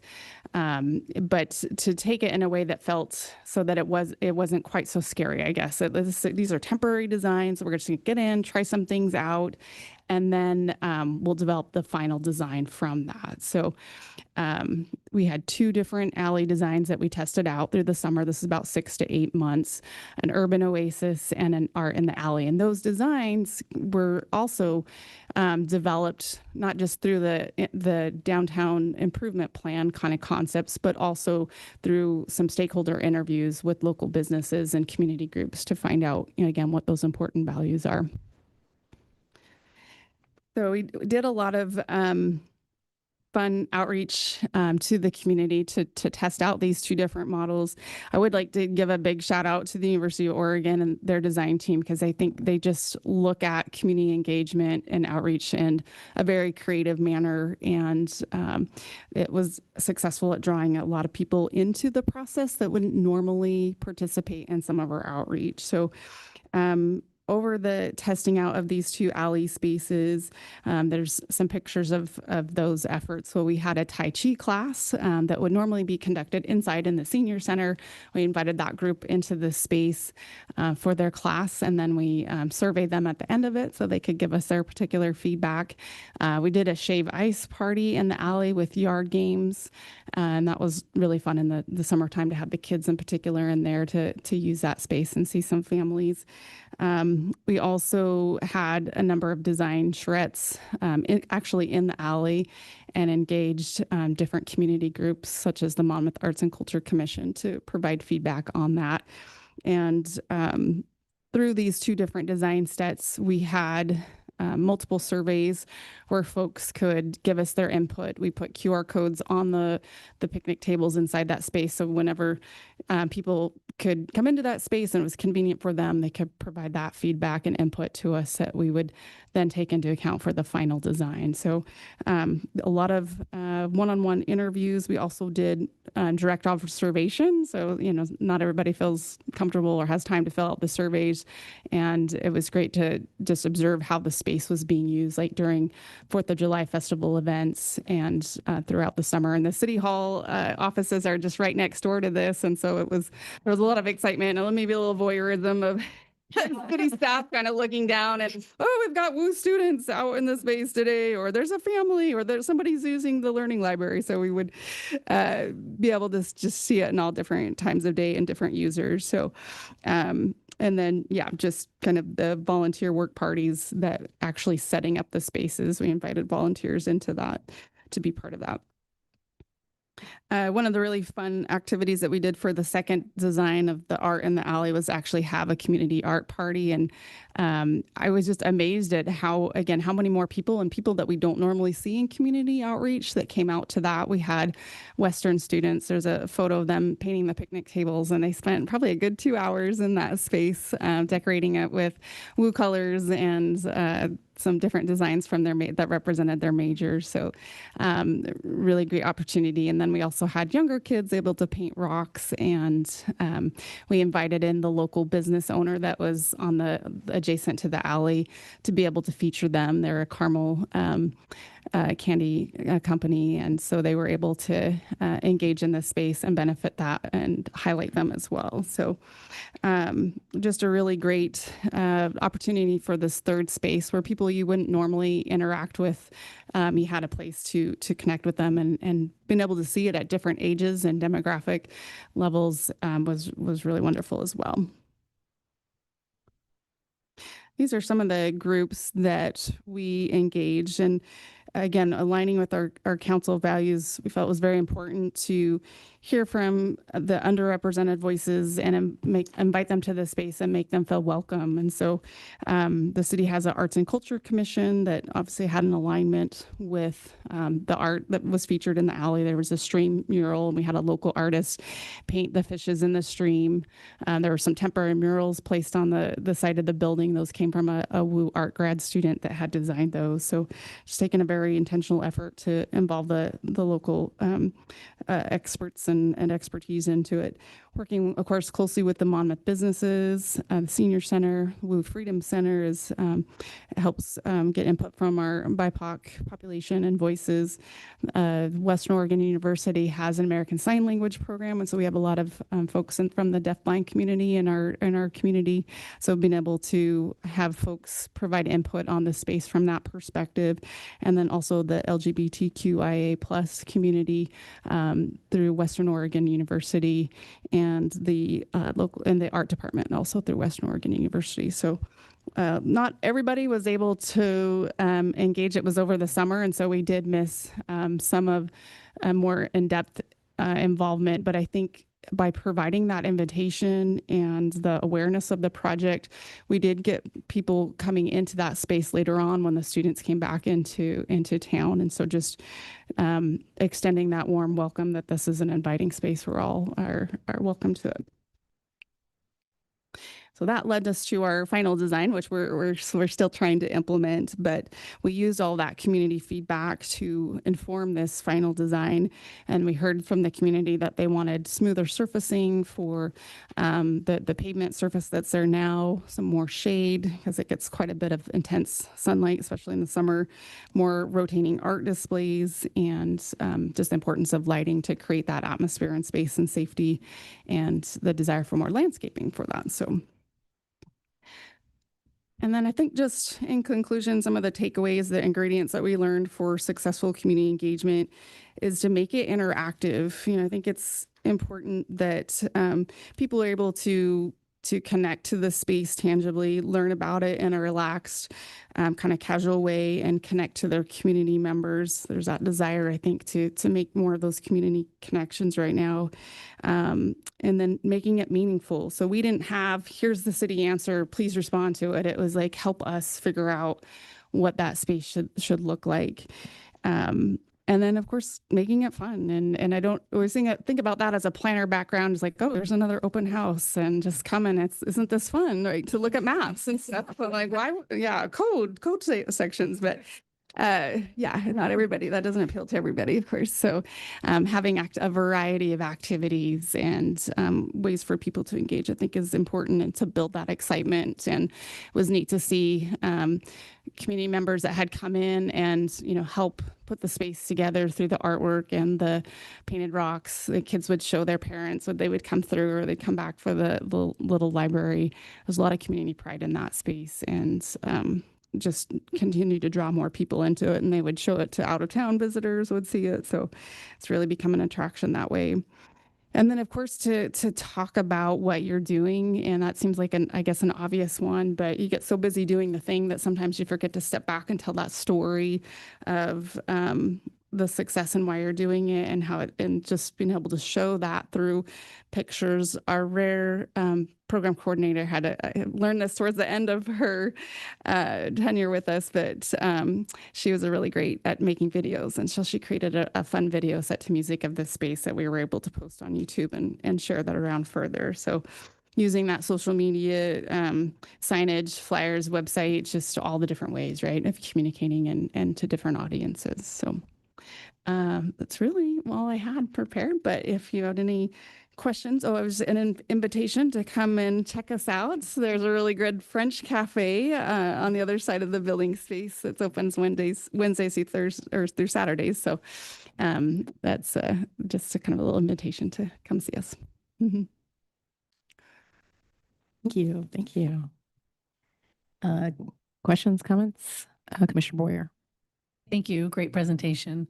Couple of things. I see that you joined the Main Street program, and can you give me a rough idea of what kind of benefits came with that?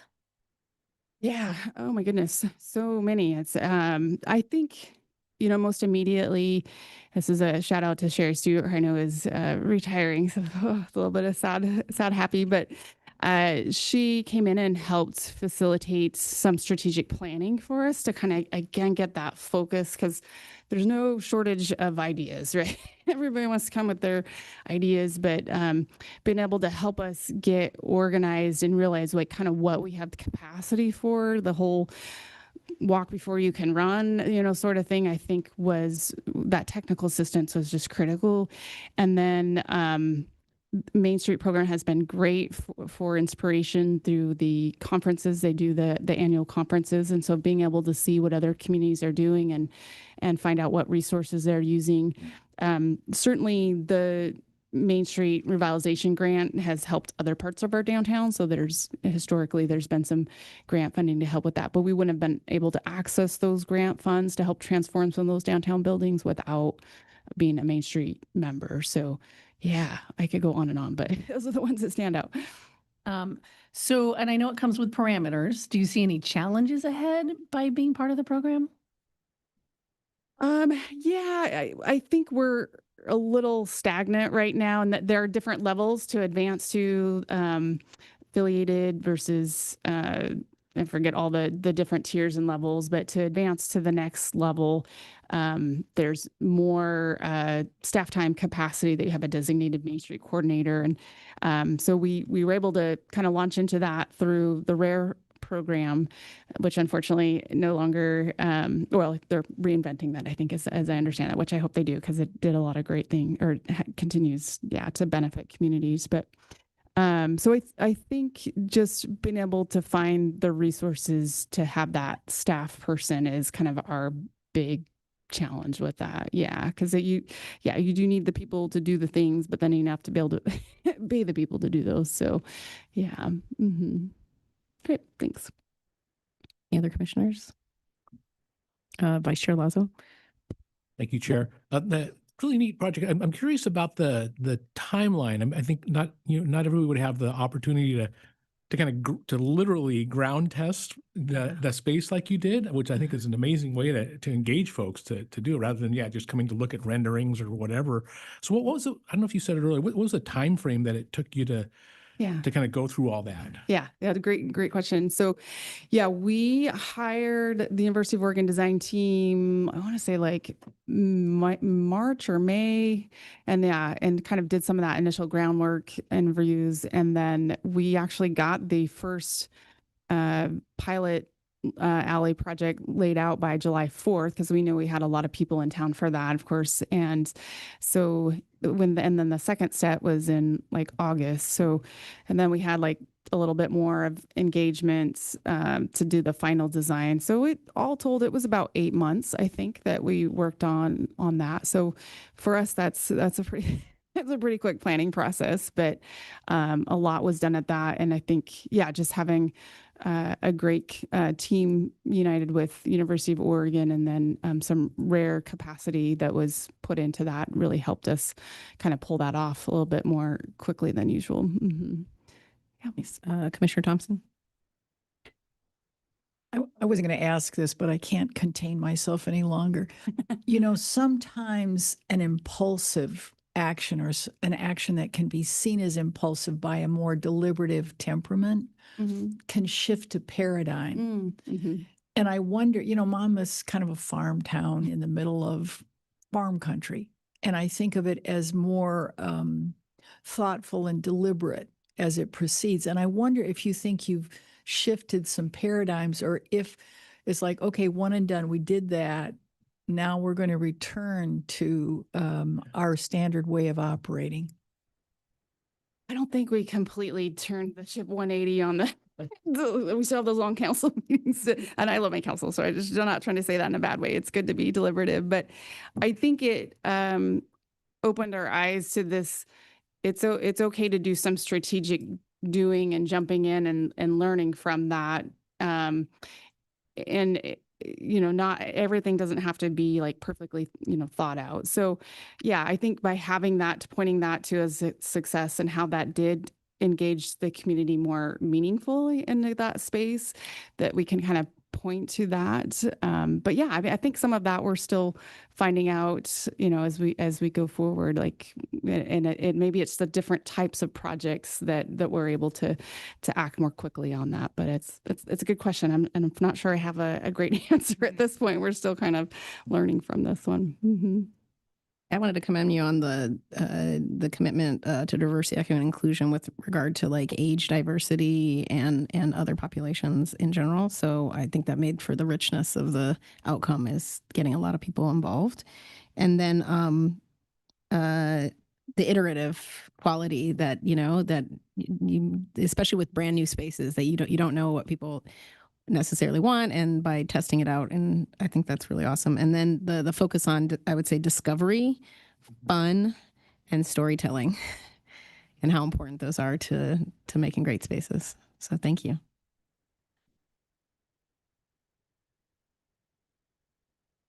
Let's move this over here. Okay. Well, thank you, Suzanne. And just again, want to recognize, Sadie, you might have to help me. Just want to recognize both. Yeah, thank you. Monmouth and Wasco County, who were two of our ASORD applicants this year who are doing great things and innovative things. And we're excited to be able to highlight that for you. Our slides are not quite as fun and exciting, unfortunately, as Suzanne's were. But Jennifer and I are going to share with you the results of a survey that we conducted in November of this last year, really focused on Goal 1 in smaller jurisdictions and how it's being implemented and what some of the challenges and opportunities might be, certainly as we think about our work plan and how we can better support jurisdictions of all sizes. There have also been a lot of conversations, especially at the legislature, about updating Goal 1 over the last few sessions. And so really grounding us in what is working in Goal 1, what it is, how it is applied, and kind of what our role is. And we know that, many cities and jurisdictions are challenged by keeping up with our current and ever-changing land use system. So keeping that in mind, thank you. And really wanting to ground ourselves in what Goal 1 is and how it's working. I have the really fun job of grounding us in local land use planning and how Goal 1 fits in. So before I talk about Goal 1, I just wanted to ground us quickly in the 3 different types of local land use decisions, because I think this gets conflated a lot in the conversations around Goal 1. So just really briefly, we have legislative, quasi-judicial, and ministerial or administrative decisions, or planning director decisions, they're often called. So legislative decisions are really where we're grounded when we're talking about Goal 1. So this is when our elected officials are acting as the legislative body. They're the final decision maker and are charged with aligning any changes to adopted policies in aligning any proposed changes with adopted policies in our comprehensive plans and with the statewide land use planning goals. So that's where kind of Goal 1 kicks in. Legislative decisions require public hearings and public notice, and they typically are kind of limited to changes to the comprehensive plan or changes to a local land use code. Quasi-judicial decisions are a little bit different in that they do require some discretion, whether that be by staff, by elected officials, or by like a hearings official is commonly involved. They do typically require public notice. They may or may not require a public hearing. It kind of depends on the jurisdiction and the application type itself. But examples of quasi-judicial are often things like subdivisions, larger scale housing development, partitions of land, additional process that might be required for a specific site or a specific type of land use. And then finally, we have what are called administrative or staff level decisions. This is where clear and objective kicks in. They have to meet those clear and objective criteria unless an applicant opts into a discretionary path. There's typically not public notice or a public hearing on these because they're supposed to be clear and objective, right? So these are more things like property line adjustments, final plats, right? Supposed to be kind of easier to move forward more quickly. So just grounding us in that. And again, legislative is really where Goal 1 kind of kicks in. This is a fun graphic that Sadie helped me to make. So just to look a little bit more closely. So at the top, our land use process, right, starts at the statewide level with the goals and administrative rules or guidance flowing down through our local implementation. Again, this is where Goal 1 really gets implemented locally when we are updating our comprehensive plans or our local land use codes. We do have to find that kind of consistency with Goal 1. And comprehensive plans are really kind of setting that high level direction for how we're doing our work at the local level. Once we get down to the actual land use applications and permitting and construction, whether it goes through kind of a staff decision or a quasi-judicial decision, that's kind of beyond the realm of Goal 1, right? We're now just implementing our local policies, our local standards, our local process, but Goal 1 at the statewide goal level is not implemented in those local decisions. This is my last one. So this is just thinking about it in kind of a workflow process. So thinking about where goal 1 fits in and any related rules, and moving into the comprehensive plan or the land use code. So I think you all know that long range planning was originally designed on this like 20-year cycle, right? We're always going to like look at and update our plans on that 20-year cycle. We know today it's kind of more common to update as needed when the need arises or when we're required to based on, legislation or rulemaking. So in this workflow, you can kind of see where goal 1 shapes the process. So staff gathering community feedback based on a community engagement plan. That engagement should align with the city's goal 1 plan. That's informed by their Committee for Citizen Involvement or their CCI. In a lot of cities, which we'll talk about, that is the Planning Commission serves in that role. And then the goal 1 process kind of ends with those public hearings before adoption. And so where the rub often comes is that that process is overlapping with Oregon's public meeting laws, right? So we're following public meeting laws requiring notice, public comment, transparent decision making, and those public meeting laws kind of applying more broadly than just comprehensive land use planning. And just to reinforce, I think you've heard me say goal 1 really only governs this kind of long range planning process, this legislative decisions, not necessarily at how we implement those plans at the administrative or kind of quasi judicial level. So with that grounding in what goal 1 is and how it applies, I'll hand it over to Jennifer. Okay, and now we'll go over the survey, and all the credit to Sadie for setting up the Survey Monkey and sending it out. Okay, to better understand the perspective of small cities and low population areas, the CIAC conducted a survey in November of 2025. We shared it with the Transportation and Growth Management Small Cities Model Code Work Group and received a 20 to 25% response rate. Only 3 cities responded, and all were from Washington County, which is not. Counties responded. We had 3 county responses. Sorry. Sorry about that.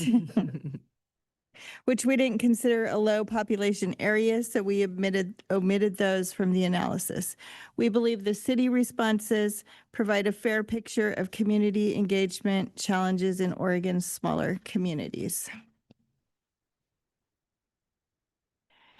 The majority, of Oregon's 244 cities, 174 have a population less than 10,000, with responses from 17 cities. This small sample actually represents 10% of the small cities in Oregon. Goal 1 requires each city to identify a Committee for Citizen Involvement, or CCI, to independently review community engagement in land use planning. Planning commissions may serve as the CCI, and in many cities, both large and small, including Salem and Eugene, use that option. Because Goal 1 provides a little guidance and roles of CCIs aren't defined, how CCIs function varies widely across the state.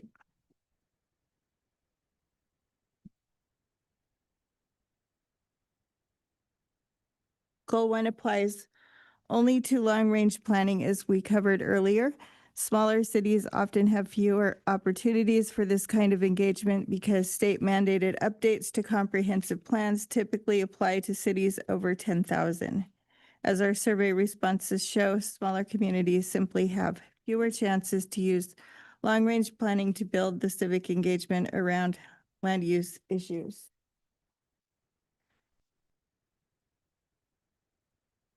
We on the right slide? Yeah, we are. I just Okay. was jealous that you had one and I didn't. Okay. Land use hearings often mistaken as Goal 1 requirement, which we covered earlier. They happen more routinely and can create the perception that Goal 1 is broken, but hearings are implementing adopted plans where there's far less flexibility. They are not Goal 1 community engagement. They are due process. The biggest challenges cities identified are familiar across communities of all sizes. limited staff capacity, funding, low participation, and difficulty reaching underrepresented groups. And as we know, most people don't engage until a project is being permitted. Those land use hearings we discussed, which is often too late for meaningful feedback.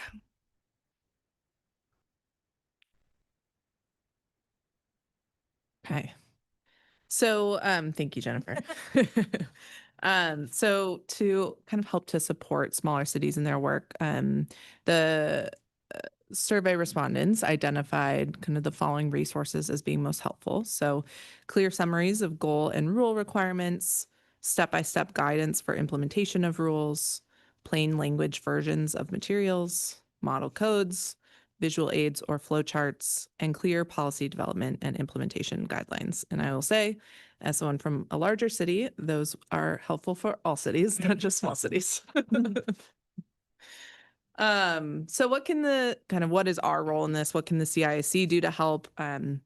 As the commission's advisory body on goal 1, where we have been aware and we've talked about with you all in past years, kind of the need for a better definition for roles and responsibilities, specifically for committees for citizen involvement. So it was an element of our approved work plan in 2023, but it was removed when the task proved more significant than a group of volunteers could take on. And without additional resources, we couldn't support it quite yet. So one of the things we wanted to talk with you all about is kind of the opportunity to bring this back into our biennial work plan. And then assuming sufficient resources are available, our committee is a strong advocate for providing some of these tools for local governments. And certainly something we've heard is there is a need for more clarity around the roles of CCIs, and that being one tool to help support jurisdictions of all sizes in their Goal 1 implementation. And I think that's all we have, unless I missed anything, Sadie. And so we've got some time for questions, discussion with you all around this proposal and how the CIAC can support smaller jurisdictions in their implementation of Goal 1. A question about putting the people in planning document that, we're super robust and all that. How was that funded? That effort to make that document? Thank you for the question, Chair Halova. Sorry, I keep dropping this one. For the record, Sadie Kearney, Communications and Community Engagement Manager. Putting the people in planning was a document that existed in a very, very lengthy form when I arrived and when I joined the Community Involvement Advisory Committee. And it was put together, I don't know, with assistance from what group or any outside groups? No. I'm talking about the old one, because the one that we did have a small amount of money for a consultant, and we revamped it. We sort of boiled it down to the essentials and what we thought was most important, and kind of engaged our CIAC at the time and some external partners. So that was with the assistance of a consultant over a short term, just like a little bit of extra money that we had. Okay. Just because that document, it seems like the comprehensive version of maybe what this wants to be specific to small jurisdictions. And it's like, which one of those tools, et cetera, from this larger effort that was done could be. I mean, I think putting the people in planning definitely is a great resource today for smaller jurisdictions. Specifically the role of committees for citizen involvement is not necessarily addressed in that resource or any of the resources available. It's pretty generically described in the goal language itself. And I think as local governments change their approach to community engagement, they're also re-looking at their committees for citizen involvement and if they continue to function as they need to and to meet the needs of the local government. So that's an ask we've received, is more clarity or guidance on how to manage those committees. Okay, I understand. Commissioners? Vice Chair Lazo? Thanks, Chair. I'm actually in that. My goodness gracious. in that conversation, I'm wondering if the people in planning document is more sort of aspirational around community engagement, and if one of the things that the survey might have pointed out, or what folks are asking for from jurisdictions, especially small jurisdictions, is rather than aspirational, something that's related to compliance with Goal 1, and that's where they have trouble, kind of not trouble, but where they don't have the capacity necessarily to figure out exactly what do we need to do to comply with Goal 1. Not necessarily how do we do it best, but how do we even just make sure we're complying with Goal 1. So that my take on some of that. That was my actual question, but yeah, that's my sense. Yeah. Carolova, could I respond to that? Yes. You have to bring it really close. The mic. So with the committees for citizen involvement, putting the people in planning is really, I think, a guidance document and tool for local planners or maybe consultants to actually engage in the work of long range planning and getting community members involved. And the way Goal 1 is written, by my interpretation, the CCI is there to say, yeah, that sounds like a good plan. No, that doesn't sound like a good plan. Oh, you're going to go out and do some transportation plan revisions. Show me what your community engagement process is. And so the CCI is the group that advises staff, gives them feedback on how effective and efficient do I think your community engagement process is going to be. But right in the language of Goal 1, it says, but if you have to use your planning commission, here's the few steps that you should do. And that's really it. And most people, most cities, large, small, counties, otherwise, are using their planning commissions, but we've never developed any kind of guidance for that, even a checklist.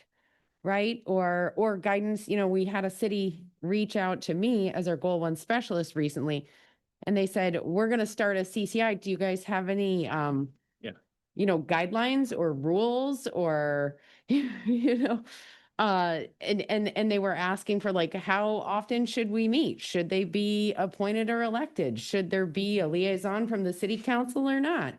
How long should should they be compensated? What kind of rules exist around supporting this group? And I was like, it's up to you. Good luck. And so that's where we would like to be able, I think, to support our cities in accomplishing this work. Yeah, that makes sense. That wasn't my real question, but yeah, that's exactly right. Appreciate Did you have a question? Yeah, I have an actual Okay. question. And actually, a point about, I think this was super helpful actually around the sort of charts that you had around defining what the purview of Goal 1 is. And I think, as you also pointed out, I think when folks think of Goal 1, it gets conflated with that public hearing land use apps piece, by lots of folks, including the legislator. And so, and I'm wondering how that might, so how do we combat that? I think there's a, I think that's part of the process we need to look at. Is there an education function? Like maybe it's guidance documents, but that when we see attacks on Goal 1, to me, it seems like that's part of the problem. That's just being conflated in the wrong way. Because we hear it really implicated in a lot of development pieces when that's really a public hearing, a land use hearing issue. That's not a Goal 1 issue, but folks conflate it with Goal 1. And so, but I'm also wondering if you think it might have showed up in the survey of those small jurisdictions in the same way. Is it the public hearing process that is causing them a capacity issue, or is it really the ability to implement what Goal 1 should be that is the capacity problem? If they didn't have to deal with the public hearing issues, could they actually deal with the real Goal 1 implementation? Do you think you saw that in the challenges, or do jurisdictions understand it? Yeah, there's a lot packed into that question, Commissioner Lazo. I think you're right, though, in your observation that a lot of the consternation around Goal 1 really is consternation around public meetings law or feeling like you're too late to actually inform the process meaningfully, because goal one is really about the beginning of the process and the legislative, like how we are doing this as a city. That's kind of how it's structured in our planning system. So yeah, I think you're totally right there. And public meetings law and public hearings and that formal process are also important. They're just not what we mean by goal one, right? To your second question around what we heard from smaller jurisdictions, I think that most small jurisdictions aren't engaging in long range planning and kind of that goal one work very often, right? Their capacity is really constrained to actual land use decisions on the ground, their legal requirements, and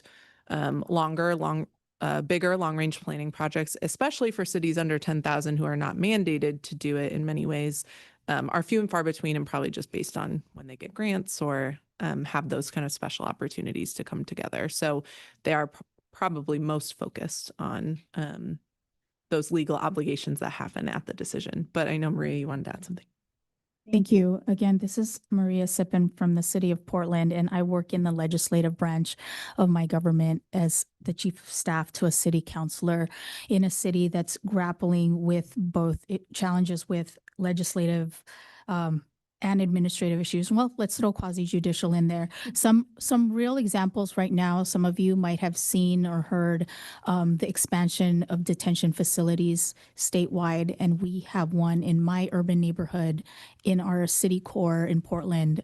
It's an ICE detention facility.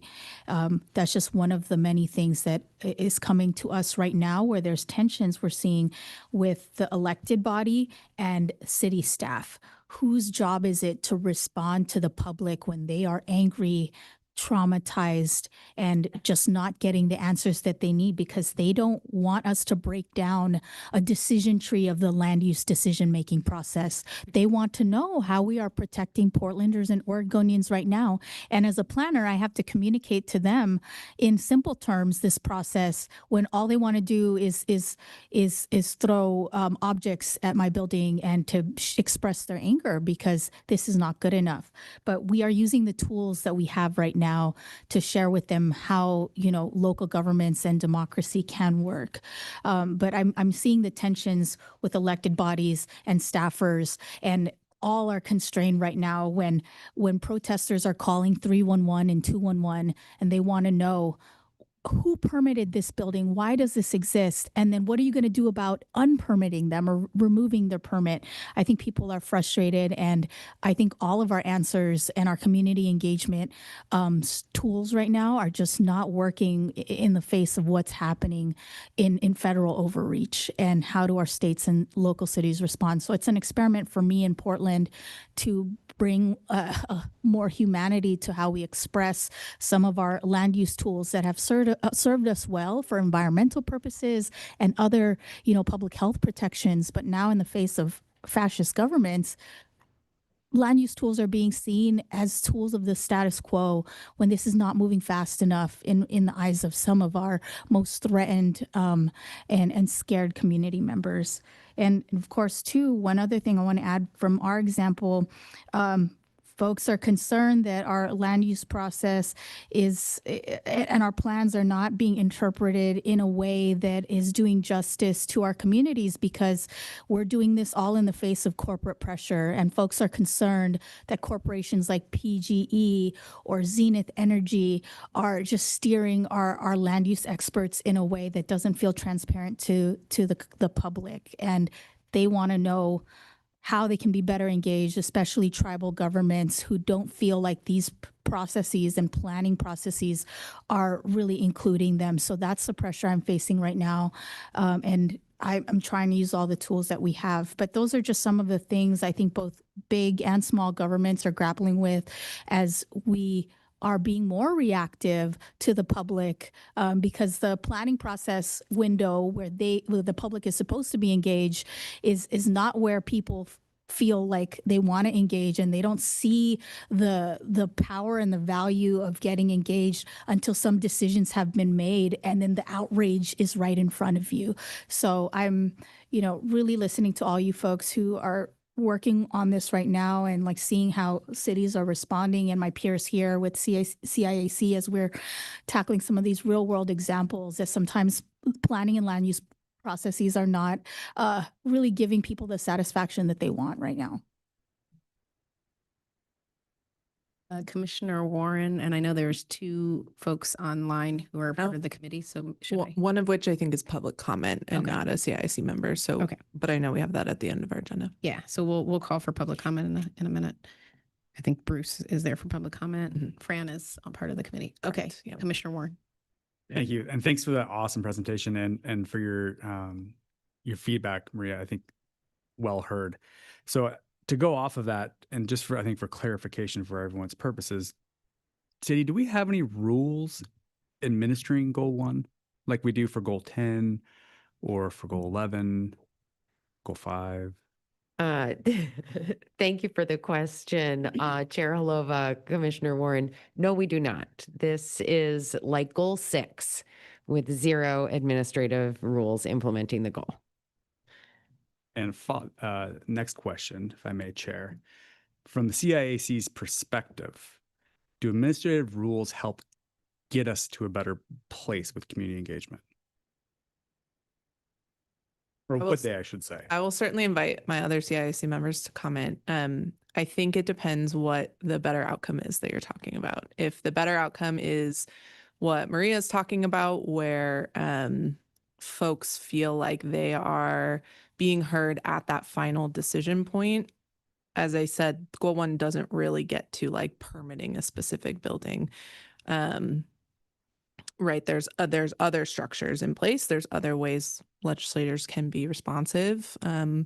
But no, I don't think that goal 1 at that front end legislative level gets to that outcome. Are there other positive outcomes that changes to goal 1 could have? Certainly. I think it sets the standard for how we do, long range, intentional 20-year range planning and who's involved in that, and how we resource it. And it just kind of depends what outcomes we're talking about. And I think there's lots of cities, lots of local governments who are doing intentional, thoughtful, long-range planning with or without those goals in place, or the rules, I should say, in place supporting goal 1. But So Fran talked, but before that, I was going to say, as a part of our other rules, we require community involvement in this and that. So it seems like we have a lot of that stuff embedded in rules, just not, it feels like specific to goal 1 rules, but we have a lot of stuff like that, I think, in administrative rules, if I'm correct. I think both with the CFEC and the ONA rulemaking, that was an intentional focus. And so now there's rules about community engagement in other goals and not in goal 1, which is kind of an interesting way to approach it from kind of the local practitioner. But you're right, there is certainly rules around engagement in those pieces. Fran, does it make sense? Yeah.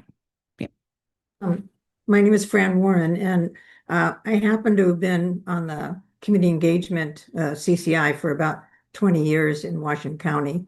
And we spent about 10 of us at least, have spent a long time and many, many hours trying to identify and document this process and with the agreement with the county. And it's been just back and forth and back and forth. And finally, Washington County is now opted to go from the large city model to a small city perception, and they're eliminating the CCI and CPO program as it existed.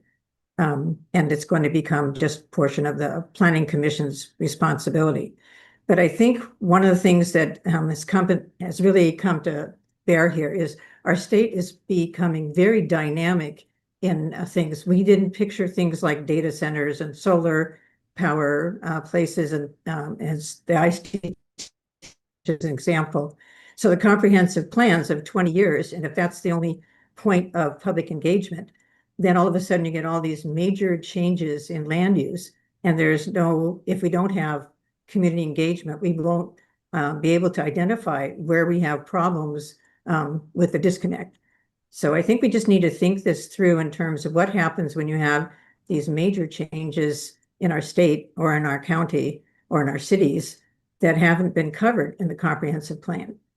And that's another thing we needed to deal with about what is the process that we use. So it's not too late to fix what's broken. I mean, that's one of my comments. I think Bruce has another one too. I really in favor of working on this project to get it clearer. We will save a lot of hours on the part of planners and legislation, et cetera. We have one public comment. Should I take the public comment now? Or did you? If we're ready to, that's the last thing we have in our agenda with you. So, yep. Unless, Vice Chair? Thank you. I'm curious, Director Bateman, I think that, didn't we a couple of years ago have a pop around goal 1 that we didn't get?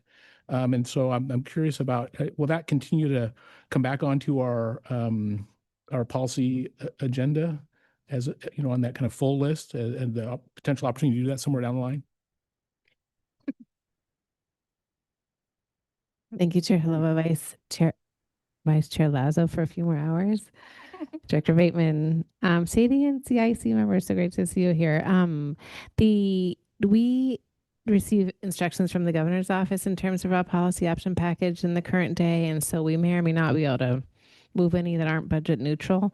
But I'm really, if I may, I'm so enthusiastic about this work, and I just hope we can find a way to do it as part of our core services to support the CIC in this work. Thanks. I think Vice Chair was referring to, like, if we have a list, even if it doesn't get funded, that we keep it on the list.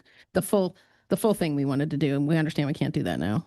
There's this, which I feel like we should move forward with this Yes. and try to incorporate that. And there's the full Yes.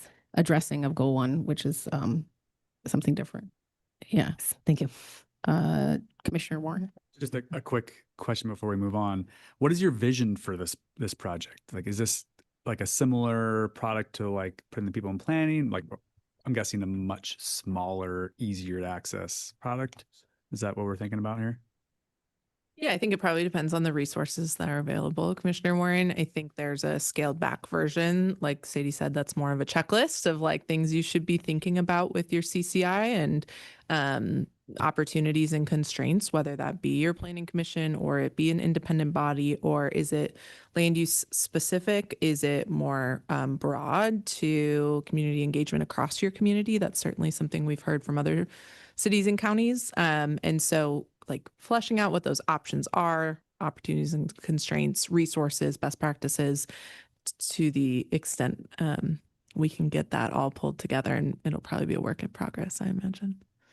I had made up that sort of like a model code. That's how I was thinking of it, even though it's not code at all, where it's like, here is a template for, it's like a starter kit to making your CIC, here's the, charter, and here's the theoretical number of numbers, and this is what they theoretically represent. And then our jurisdiction should take that and modify it any which way they wanted, but that they're not starting with a blank piece of paper when thinking about forming one of these committees. So that's what I mentally made a vision, just because I have a similar thing in my job when I work with nonprofits and we're starting a development project, and I tell them, you need to have a building committee that's sort of like being the client and reviewing the project. And they're like, well, what's the charter of the building committee? How many people do you want? What expertise do you want on the building committee? I'm like, so having that and being like this, and then they can modify it.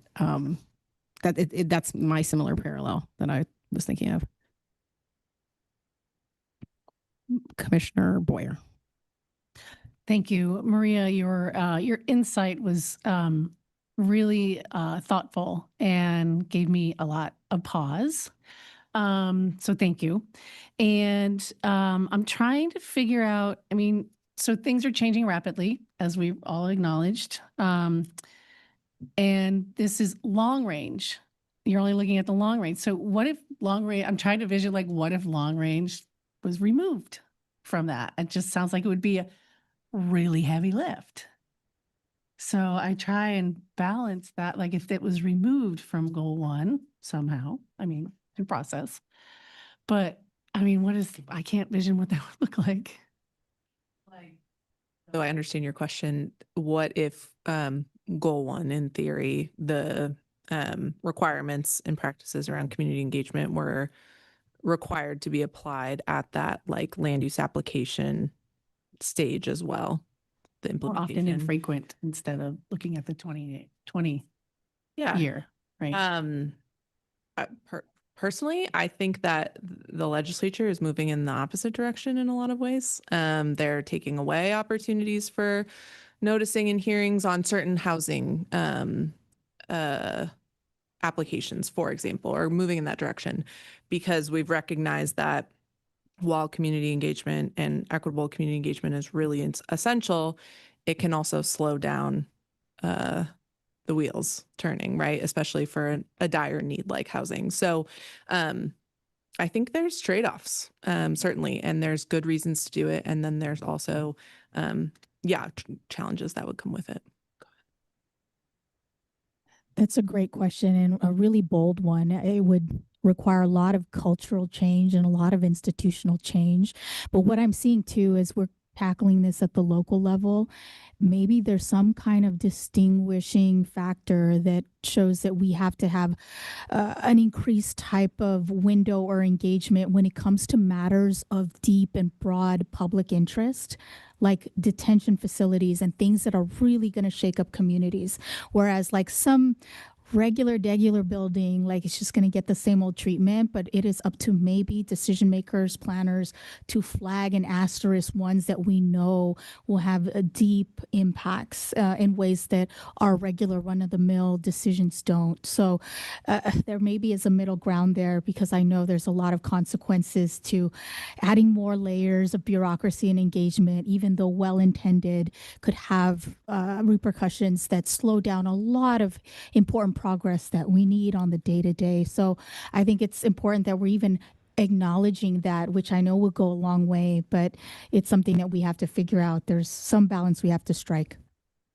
I think we're seeing a little bit of that when we got this memo today on that data center and the task force investigating that particular issue. You know, I guess that's a forum for which people now can comment. I'm making up because I don't know the process for that, but you know, whether they want or not, I think people will comment on that process.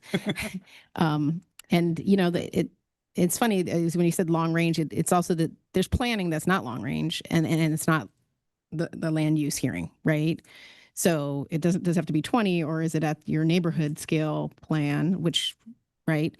Versus now we're into clear and objective standards, and we're into permitting and processing, like that you don't want that during that period, right? Because it's like all the rules have been established, hopefully by that point, right? Unless you're doing something that you're asking for discretionary approval.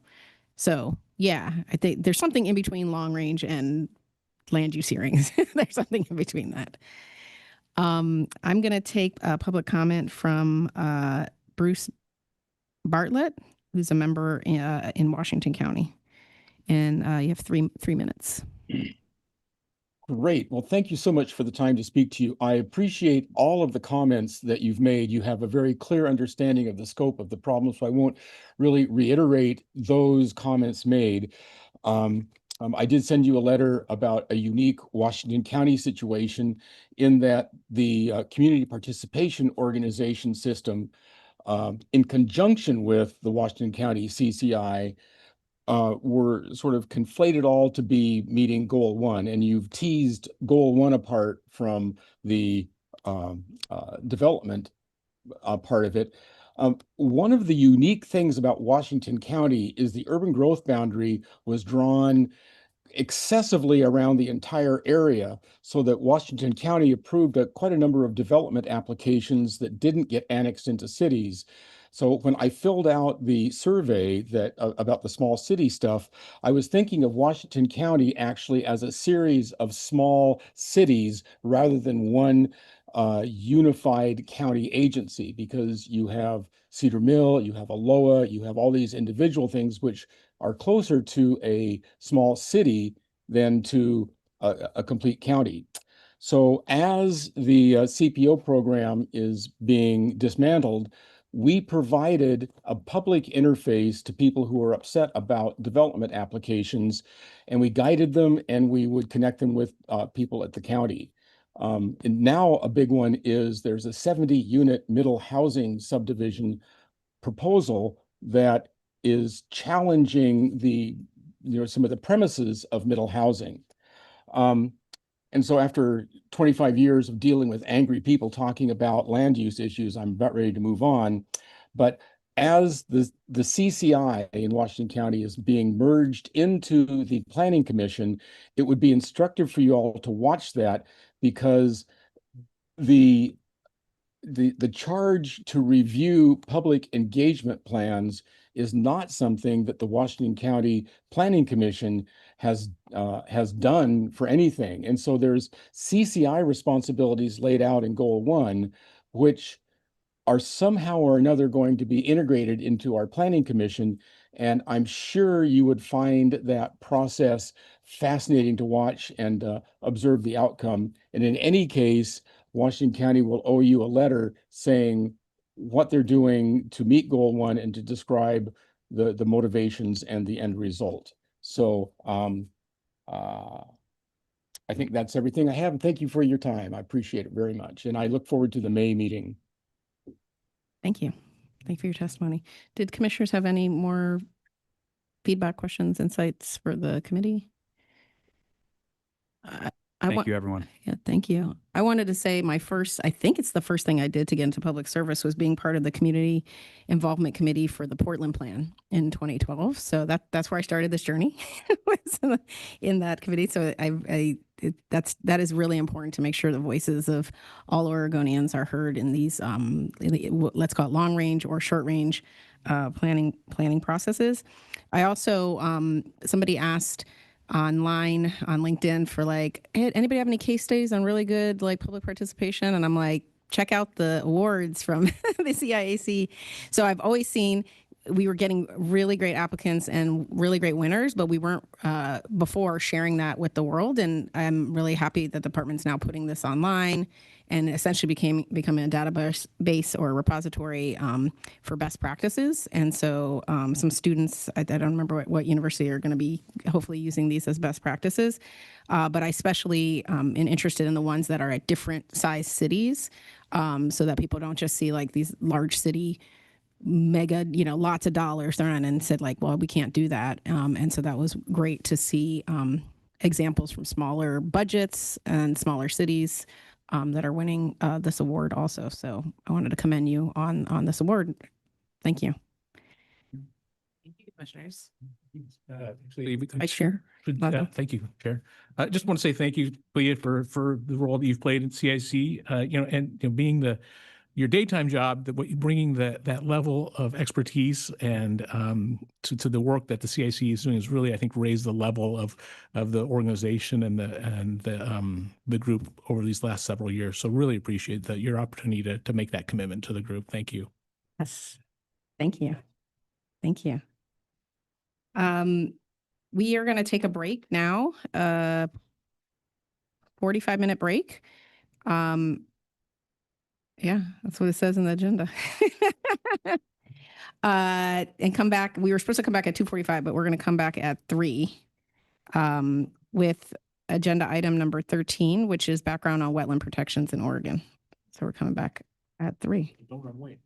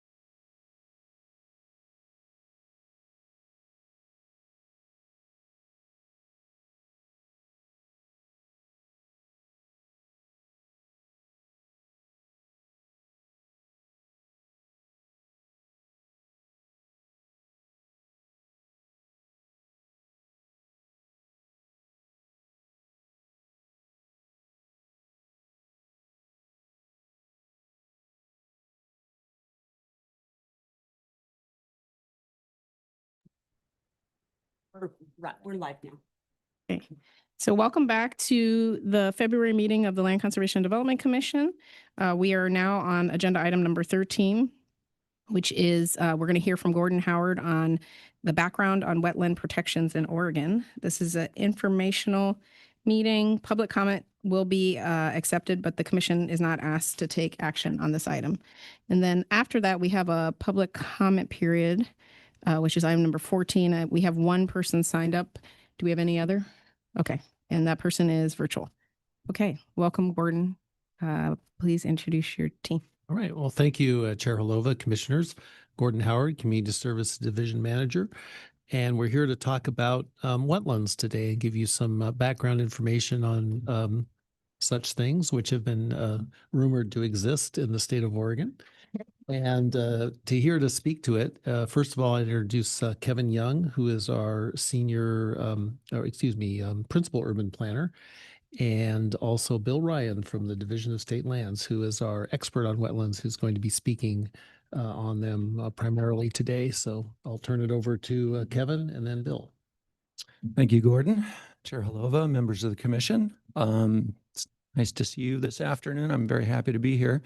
Our goal today is to really help to clarify DLCD's role in wetland regulation and DSL's role in wetland regulation and administration. So I think we're meaning for this to be sort of informational, free-flowing. So if you have questions as we go, feel free to ask them. I'm going to start out and just give you a brief overview of the Goal 5 Natural Resources Protection Program, how that works. So I'll start with the first slide, and then we'll turn it over to Bill. Per the Goal 5 wetlands process, our current rules require local wetland inventories and protections to be established in new UGB areas, so UGB expansion areas prior to the allowance for development in those areas. And that process can take some time. And as you know, we're seeing a lot of UGB expansion decisions, specifically, many of them specifically focused on housing development. And so the process is a city will conduct a local wetland inventory using process and criteria established by the Department of State Lands to determine wetland significance. And then DLCD rules explain the process that cities can use to evaluate their significant wetlands. And there is an ability to use some flexibility in terms of wetland protections through a process known as the EC, which stands for Environmental, Social, Energy, and Economic Considerations. So cities can balance those different considerations in terms of which wetlands they choose to protect. And that's speaking of significant wetlands. There are also non-locally significant wetlands that are identified as part of that local wetland inventory work. So as a reminder, the rulemaking that you initiated, our urbanization and wetlands rulemaking that you initiated in October, is intended to facilitate near-term development in areas that would be subject to these rules. The change would allow development outside wetlands prior to adoption of the Goal 5 protection program. And local governments would use, or developers would use, wetland delineations, upland determinations to clarify where development may or may not occur within those UGB expansion areas during the interim period. And then as a city moves forward to do the local wetland inventory and protection work, they can then establish a different paradigm. So I want to talk a little bit about my experience in Corvallis. So I worked for the city of Corvallis for about 15 years, and we were directed, the city was directed as a part of periodic review to address goals 5 and 7, so natural resources and natural hazards. We opted to do kind of a big combined project that incorporated all of those elements. Took us about 4 years to get it done. But I'm going to speak only about the wetlands piece. So this is an example of the local wetland inventory that Corvallis developed for that effort. Specifically, we're focused on an area of South Corvallis. So for those of you who are familiar with Corvallis, the airport is to the south at the bottom of the screen. Downtown is to the north. This is kind of the southern Corvallis area. The Willamette River there sort of curves away to the east. The circled area is an area that was identified on the local wetland inventory as a significant wetland area. So those lighter colored areas were identified as significant wetlands based on criteria established by the Department of State Lands using the process in place at that time. So that was the first step. We did the LWI. It was adopted, well, it was accepted by DSL and it was adopted by the city as sort of the basis for our decision making. What the EC process and the Goal 5 process allowed us to do, however, was to balance different considerations in this particular area. So in South Corvallis, you see all that purple there. Huge lands designated for industrial development. So hundreds of acres are available in South Corvallis for industrial development. And the community kind of looked at like, wow, this is we need employment lands, we need large industrial lands, and went through the EC process to kind of balance that and decide, in this case, some of these wetlands we're going to choose not to protect and we're going to allow development. So that circled area you see here on the comprehensive plan map is simply designated for general industrial uses. And there's no overlay other than you might see some floodplain indications on the west side there, but other than that, these lands are planned for industrial development.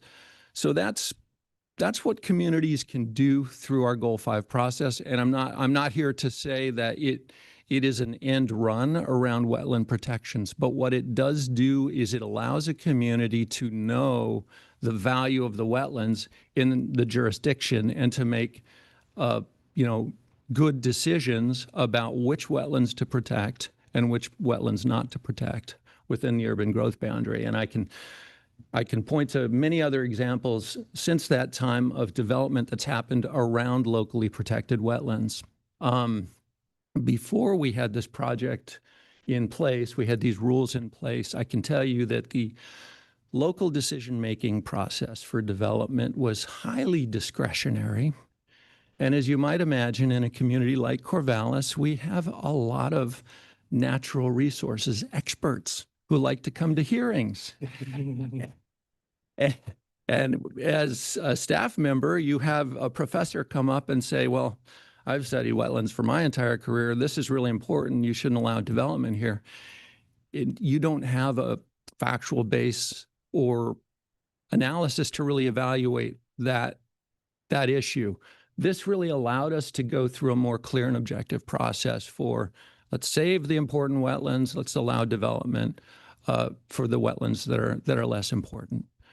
So that's how the Goal 5 program is supposed to work. This slide is just a reminder of what we're wanting to accomplish with the rulemaking effort here. So just a reminder that our proposed approach on the urbanization wetlands rulemaking is to avoid impact to all wetlands until those Goal 5 wetland protection program is in place. In terms of this graphic, what you're seeing is a specific area where there are hydric soils present. And so once our rules are in place, what would happen is you'd have a developer or interested party conduct a delineation. This is showing hydric soils, which are indicators of potential wetland presence. This is not showing we necessarily know that wetlands are present here. So we do a delineation, we do an upland determination. Those are two sides of the same coin, where wetlands are and where wetlands aren't. And you use that information to inform where development can occur in the near term. So with that, were there questions? Yeah. Commissioner Warren.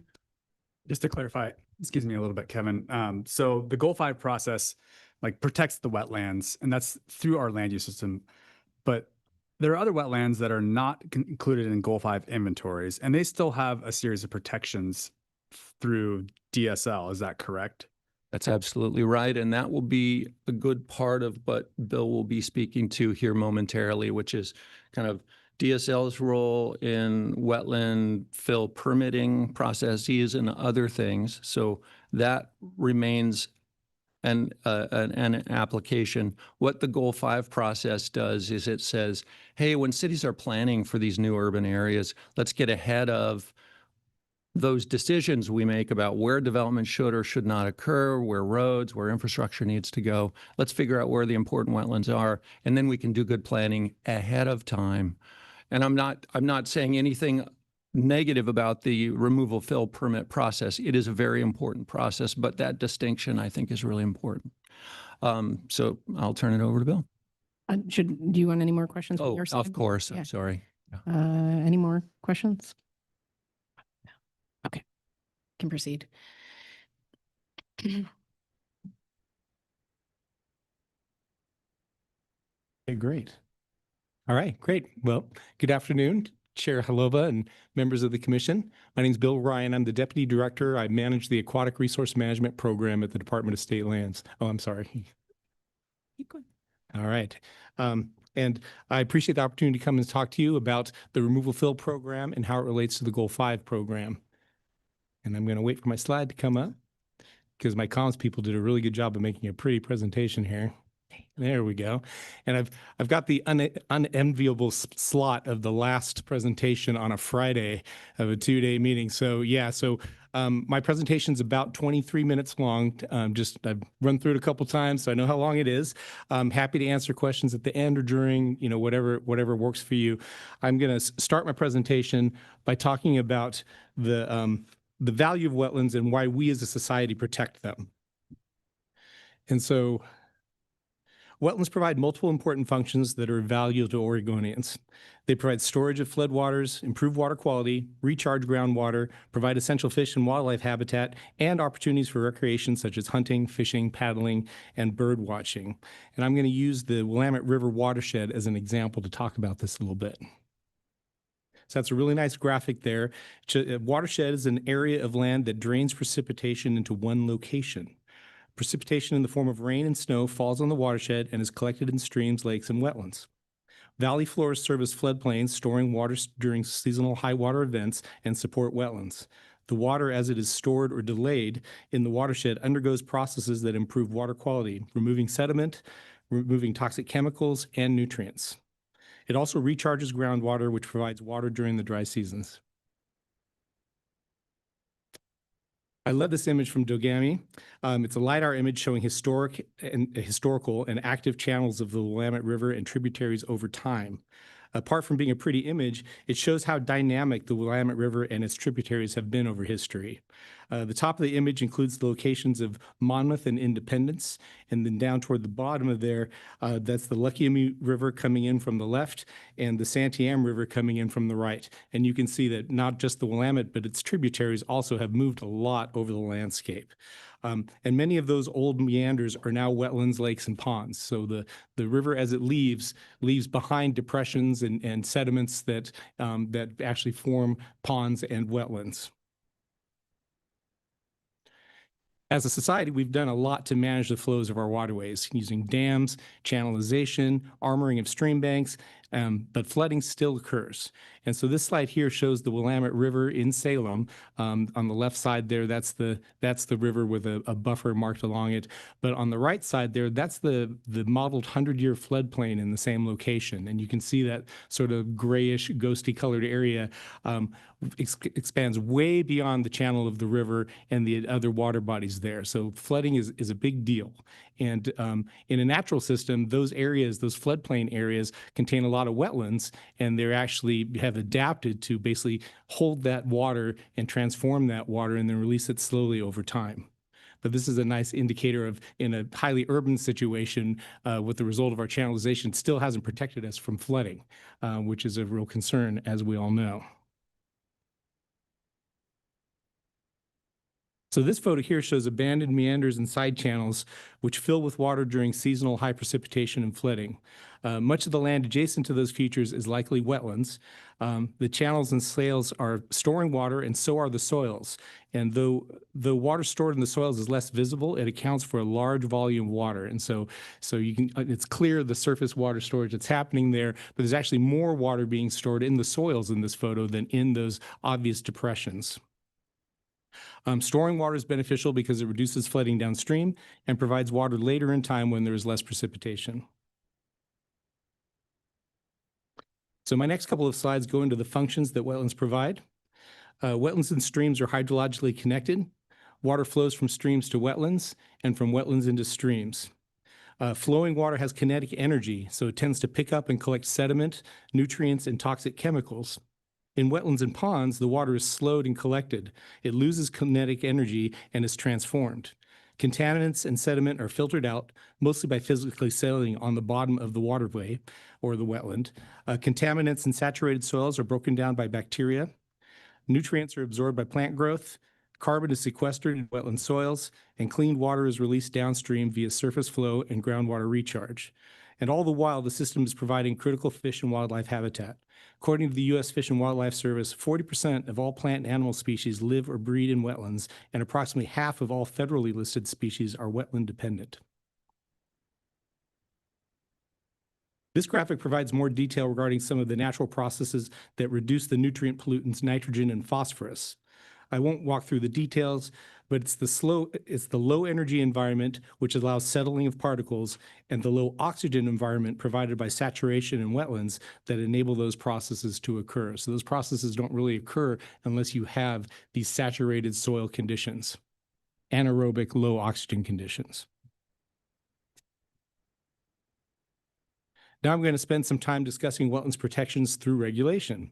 Since European settlement in the 19th century, much of Oregon's wetlands have been filled, drained, or separated from surface waters that support them. Oregon has lost an estimated 38% of its original wetlands statewide. In the Willamette Valley, approximately 57% of wetlands have been lost, and losses continue. State and federal regulations have slowed the rate of loss, but wetlands still appear due to exempt activities, certain land use practices, and unlawful actions. In response to concerns about the severity of wetland loss, the Oregon legislature and the U.S. Congress have adopted laws and policies that protect wetlands. The state and federal programs use basically the same definition for what is a wetland. And I'm going to read the slide text here, which is wetlands means that those areas that are inundated or saturated by surface or groundwater at a frequency and duration sufficient to support, and that under normal circumstances do support, a prevalence of vegetation typically adapted for life in saturated soil conditions. In short, for an area to be considered a wetland, it must have specific hydrology, vegetation, and soils that are characteristic of wetlands. Now to talk a little bit about the history of regulation. Oregon was slightly ahead of the federal government in regulating removal and fill of material. The first removal law was in 1967. It regulated gravel removal from waterways, and the driver behind that was large-scale gravel mining affecting salmon runs. I think the Chetco River in particular was of interest at that time, or of concern. That was followed by regulation of fill activities in 1971. And that change was driven by concerns regarding fills in estuaries, Coos Bay in particular, if I'm correct. In 1977, the Oregon legislature extended jurisdiction to include intermittent streams that flow seasonally on a yearly basis. At about the same time, there was an attorney general opinion that affirmed that freshwater wetlands were also covered by the statute. And then in 1989, the Oregon legislature established a comprehensive protection for all waters of the state. And that's really sort of the basis of our current wetlands regulatory program, was that 1989 statute. On the federal side, Congress created Section 404 of the Clean Water Act to regulate discharges into wetlands and other waters of the U.S. in 1972, and the federal program was launched in 1977 when the Army Corps of Engineers issued final regulations. One important distinction is that 404 process only regulates discharges, so fills in waters and wetlands, but doesn't regulate removals or excavation from those areas. So it's a significant difference between the state and the federal program. Oregon's removal fill law regulates removal and fill in waters of the state.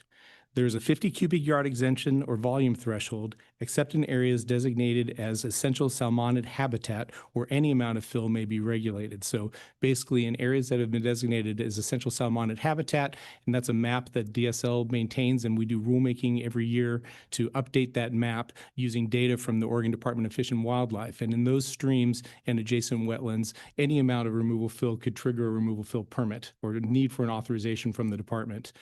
In areas that are not ESH, 50 cubic yards is the threshold. And so you can remove or fill up to 50 cubic yards, which depending on the circumstance can be quite a bit of material. That's about 5 dump trucks full of material. So that's a pretty good amount of material.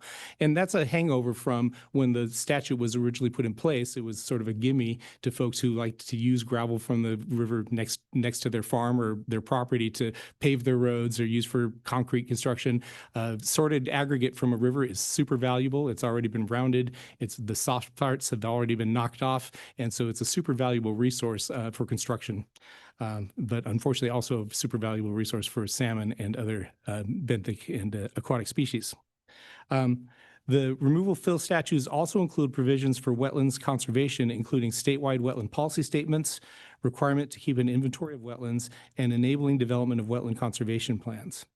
The federal program is implemented by the U.S. Army Corps of Engineers, and I'll refer to them as the Corps or the Army Corps, and includes Section 404 of the Clean Water Act, which regulates discharge of dredged or fill material into waters of the United States, as well as Section 10 of the Rivers and Harbors Act, which requires a permit from the Corps for any obstruction or alteration of the navigable waterways of the U.S.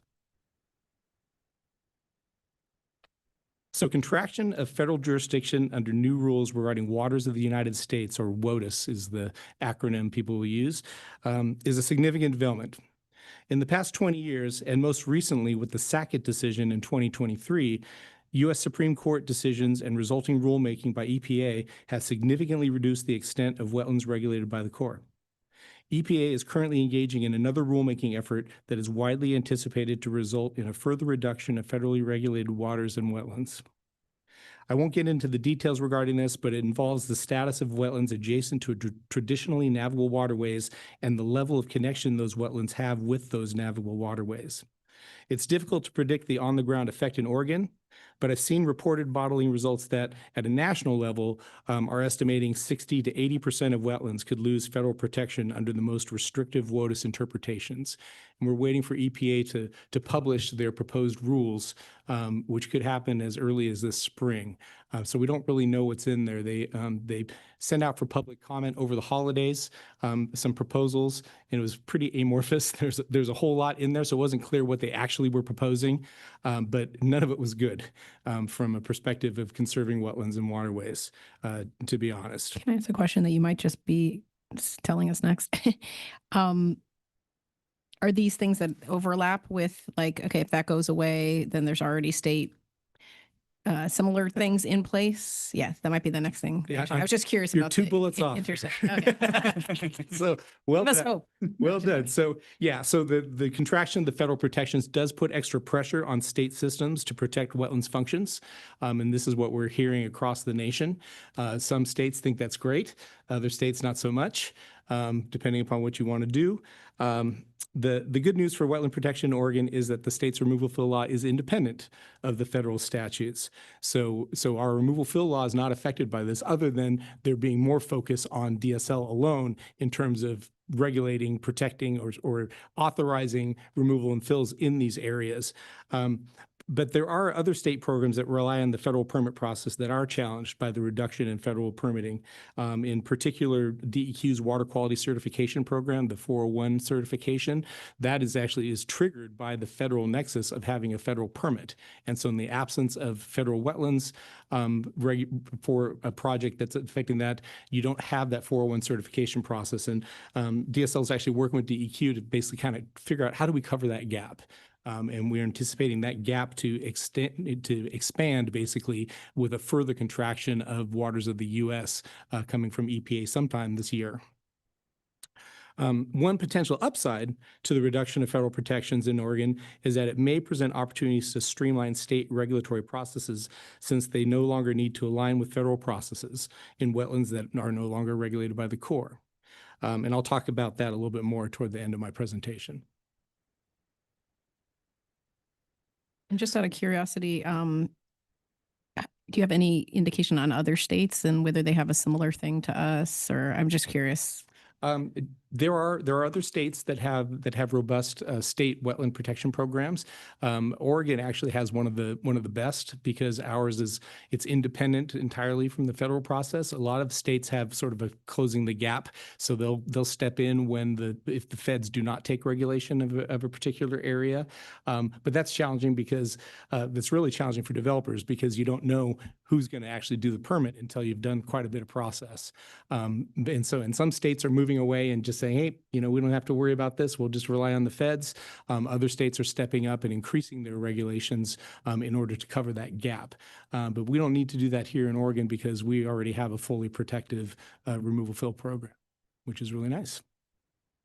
Commissioner Boyer. Oh, yes. Sorry, Commissioner Boyer. So I see a lot about fill and removal, but I'm curious whose jurisdiction would be disturbance? Disturbance is actually considered fill and removal. It is, okay. Yeah, so if you would like to smooth the surface or something like that, it can be challenging to figure out, to calculate that 50 cubic yards in that circumstance, but we do. And but that is considered a fill or a removal if you're just like redistributing material within an area. All right, so for decades, there was significant overlap between waters of the and wetlands regulated by the federal government, that's the waters of the U.S., and those regulated under Oregon's removal fill law, waters of the state. And DSL worked with the Corps to align our processes to the extent possible to minimize the regulatory burden of permit applicants requiring permits from both agencies. And this is a complaint you would hear a lot from folks. Why do I need a permit from DSL if I already have to get a permit from the Corps and vice versa? And so the Corps was really good about working with us and vice versa to basically try to line up our processes to the extent we could. So at least you weren't getting, apples and oranges in terms of requirements from the regulatory agencies. We do use the same definition of wetland. As I talked about, the basis of that is the 1987 delineation manual, federal delineation manual, and then regional supplements that have been developed since then. But unfortunately, the waters of the U.S. jurisdiction has changed unpredictably. And that's because of these Supreme Court decisions and vagaries of federal regulation as well. Oregon's has been much more stable. And also, Oregon has a proactive wetland planning and protection program, Goal 5, in conjunction with the removal fill law. There's nothing like that at the federal level. And so, on the federal level, you really kind of miss out on that ability to do planning and sort of larger scale regulation of wetlands and waters impacts.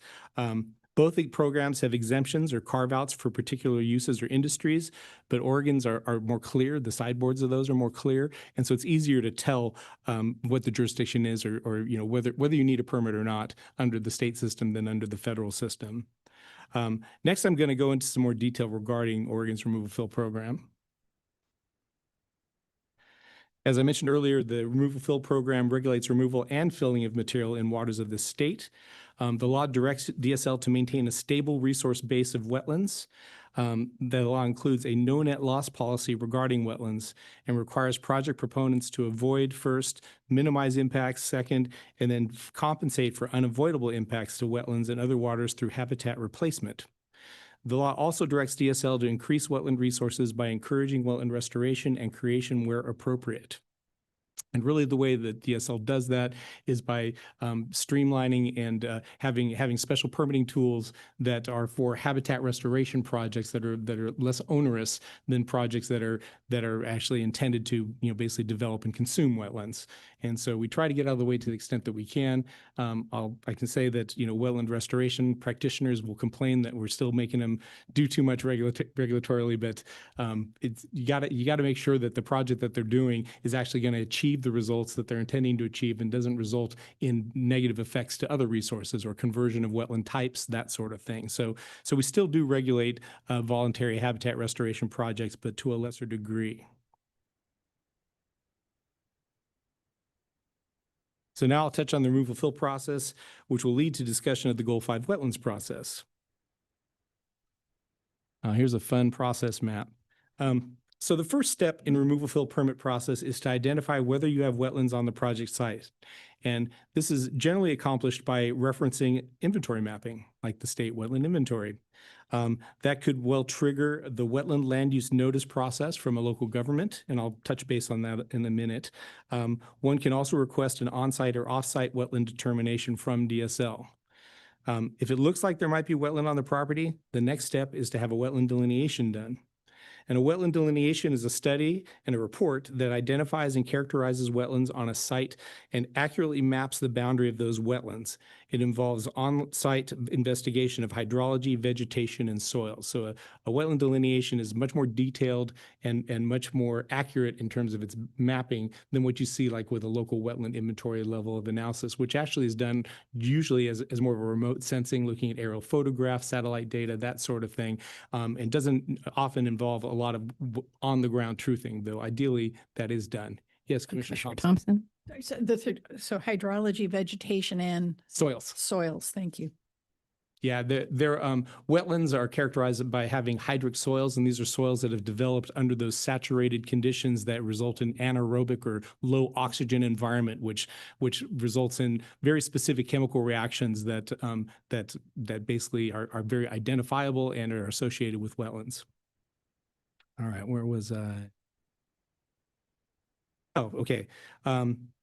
Wetland delineation is where I was, right? Yeah, okay. Once the wetlands on the site have been delineated, the next step is to analyze the impacts on wetlands of the proposed project. The applicant proposes a development plan for the site and demonstrates how the plan complies with what is known as the mitigation hierarchy. And that is, it begins with avoidance of wetland impacts. What can you do with your project plan to actually avoid the wetlands that are on the site? And if you're successful and able to avoid all the wetlands or other waters, then you don't need a permit from the Department of State Land. So that's the ideal scenario. And that's kind of like what Kevin was showing there with what we're trying to do with the proposed rulemaking. The next is minimization of wetland impacts to the extent feasible. So you may not be able to completely avoid the wetlands, but are there things you can do, tightening up road curves or building retaining walls or those sorts of things to minimize the effect? So yes, you're still going to impact these wetlands, but can you reduce the amount of impact of those? Then it's looking at on-site rectification of temporary impacts. And then finally, compensatory mitigation of the unavoidable impacts, which can involve restoring, creating, or preserving wetland ecosystems either on-site or off-site. And based on the type of project and level of impact, there are different removal fill permits available. So see on the right side of the slide, general authorizations and general permits are streamlined permit vehicles for projects with limited and predictable effects to waters of the state. These permits have shortened review and processing timelines, limited public comment periods as well, because we know, we can predict what the level of effects are going to be for these kinds of actions. And there's a whole slew of general authorizations and a couple of different general permits that are available for use. Individual permits are for those projects that are more complex or have larger impacts, thus requiring more analysis. And those tend to be of more interest to the public as well. It's not shown on the slide, but depending upon the project and the requirements for site restoration or compensatory mitigation, there's often a requirement for the applicant to demonstrate they followed the development plan and permit conditions. And that can include providing an as-built report and survey saying this is the before and after of the project, and performance monitoring over time of vegetation plantings and hydrology, just making sure if you're saying I'm going to create a wetland here, that actually is happening. Let's go on. And so now I'm going to talk about the wetland land use notice process. It's an important part of Oregon's Wetlands Protection Program. It serves as an early warning system for property developers and local governments regarding the presence of wetlands on a property and the potential need for a removal fill permit. The local government receives an application for earth disturbing activity. They refer to the statewide wetland inventory to see if the proposed project is within known wetlands or waters. If so, the local government submits a wetland land use notice to DSL. There's timeframes for the local government to respond and timeframes for DSL to respond that are on the slide. DSL will then review that proposal and indicate whether yes, there are wetlands on this site, or no, we don't think there are wetlands on the site. You probably don't need a removal fill permit. if they do contain wetlands, then the recommendation is that to go forward and get a wetland delineation, and that's the next step. So next step is either go forward because there's no wetlands there, or no, get yourself a wetland delineation, which really involves hiring a consultant. It's a very technical, very specific body of work to do a wetland delineation. It's not something that property owner Joe is going to go out and do. It takes technical expertise to do that.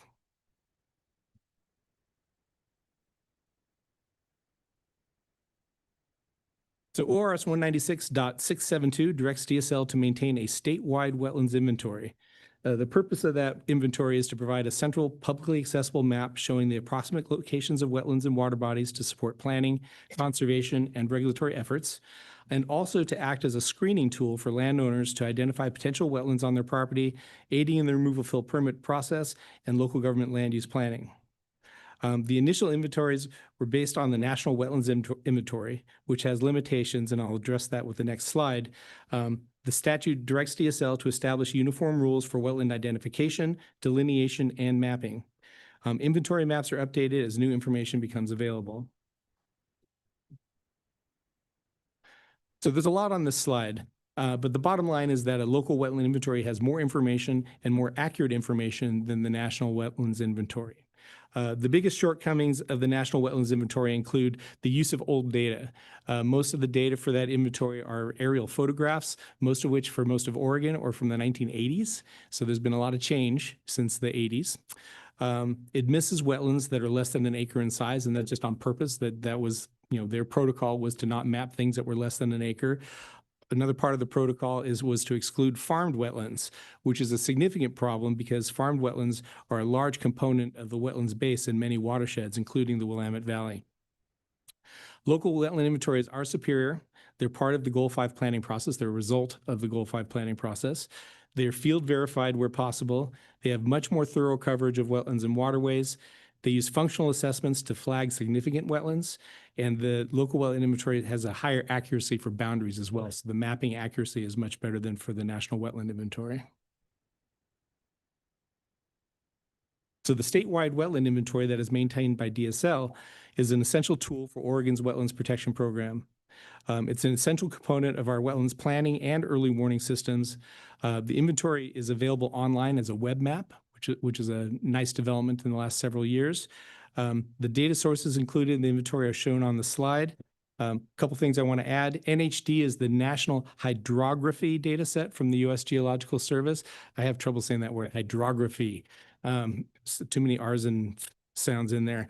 And also I had an old count for the local wetland inventories. So the report I looked at said that there were 90 approved. We've actually had several approved in the last year. And so the number is closer to 100 now of local wetland inventories that are approved. The department added hydric soils map layer in 2018 to reduce false negatives. This helps to fill some of the gaps, such as the farmed wetlands not being included on the National Wetland Inventory. DSL is in the process of adding wetland delineation mapping to this state wetlands inventory as well. So we're going through our files and digitizing and adding previously delineated areas and putting those on the state wetland inventory as well. And we hope to have that done by the end of this calendar year. And now, as new wetland... Commissioner Boyd has a question. It's okay. Yeah. So you went a little fast about the how you're gonna include farm ground in the statewide one. I went a little too fast. Yeah, sorry. So actually, and I've got a slide here that actually shows it. There we go. And I'll go back to the other ones there. But on the slide here, if you can see the brownish kind of colors there, those are mapped hydric soils. And those are soils that at least 50% of the area there has soils that are indicative of wetlands presence, of historic wetlands presence.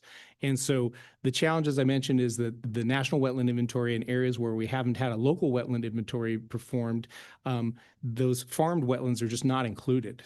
And so, we have lots of farm wetlands in the Willamette Valley in particular.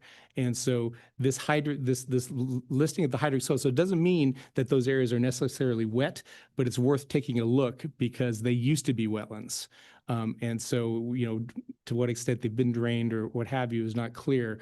But the statewide wetland inventory is not an absolute, we know for sure. It's really more of a heads up with a certain level of certainty regarding the decision making around that. Did that help, Commissioner?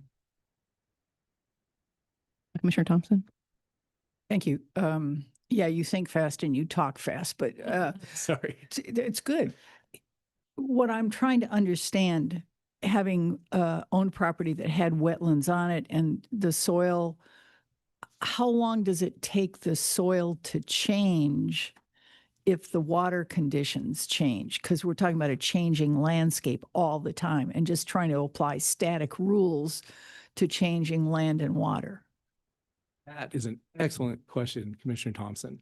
And the answer is you can start seeing changes of, well, it depends upon what's happening. If you have a hydric soil that you drain, the changes in that are those characteristics can stay in there. There's sort of rust deposits and accumulations of reduced iron called mottles that show up in those soils, and those can stay for decades or longer. I mean, we've only been looking for decades.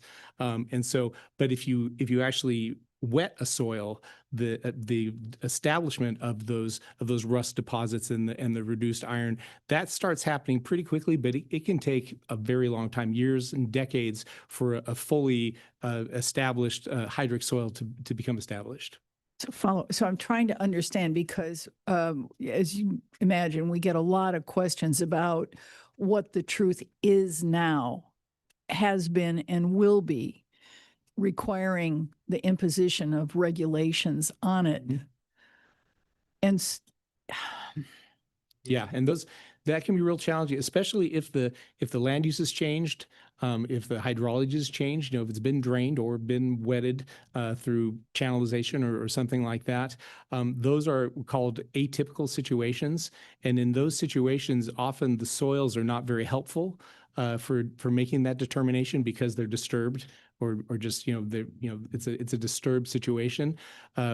We also have and the Wetland Delineation Manual and supplements has protocols for how to deal with that. Same is true for agricultural areas, for example, where the vegetation has been changed. An area that used to have cattails and rushes and sedges now has ryegrass.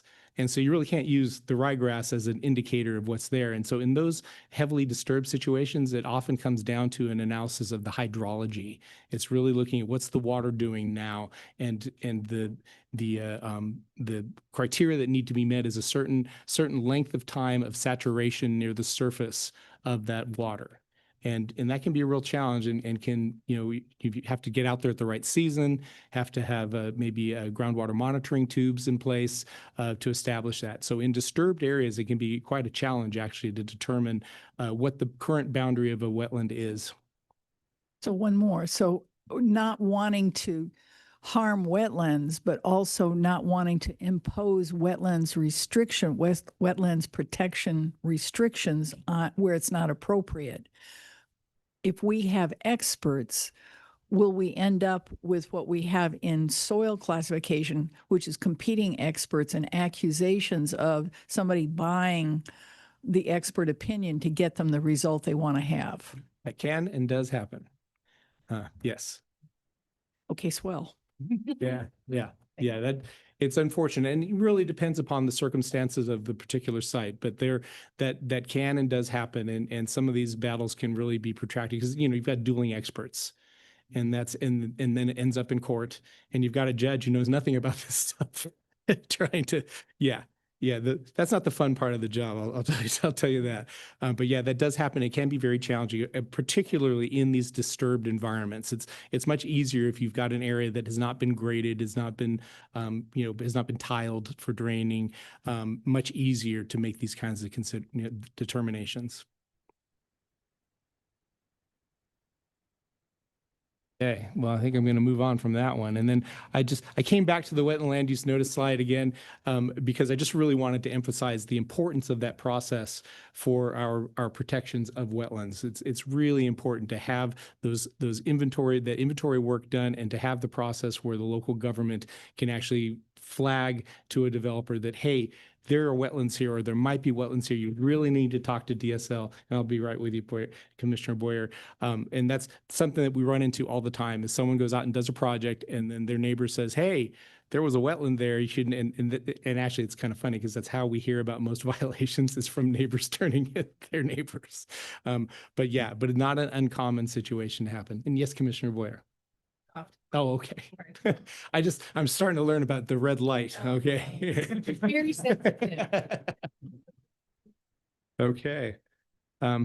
So moving on. Oh yeah. So this is a couple examples of illustrating the challenges of areas of the statewide wetlands inventory that rely on the National Wetlands Inventory. So in this example, interestingly, it's the same area of Corvallis that Kevin's slides had, and we didn't know this until we saw each other's presentations. Hey, we're using the same spot.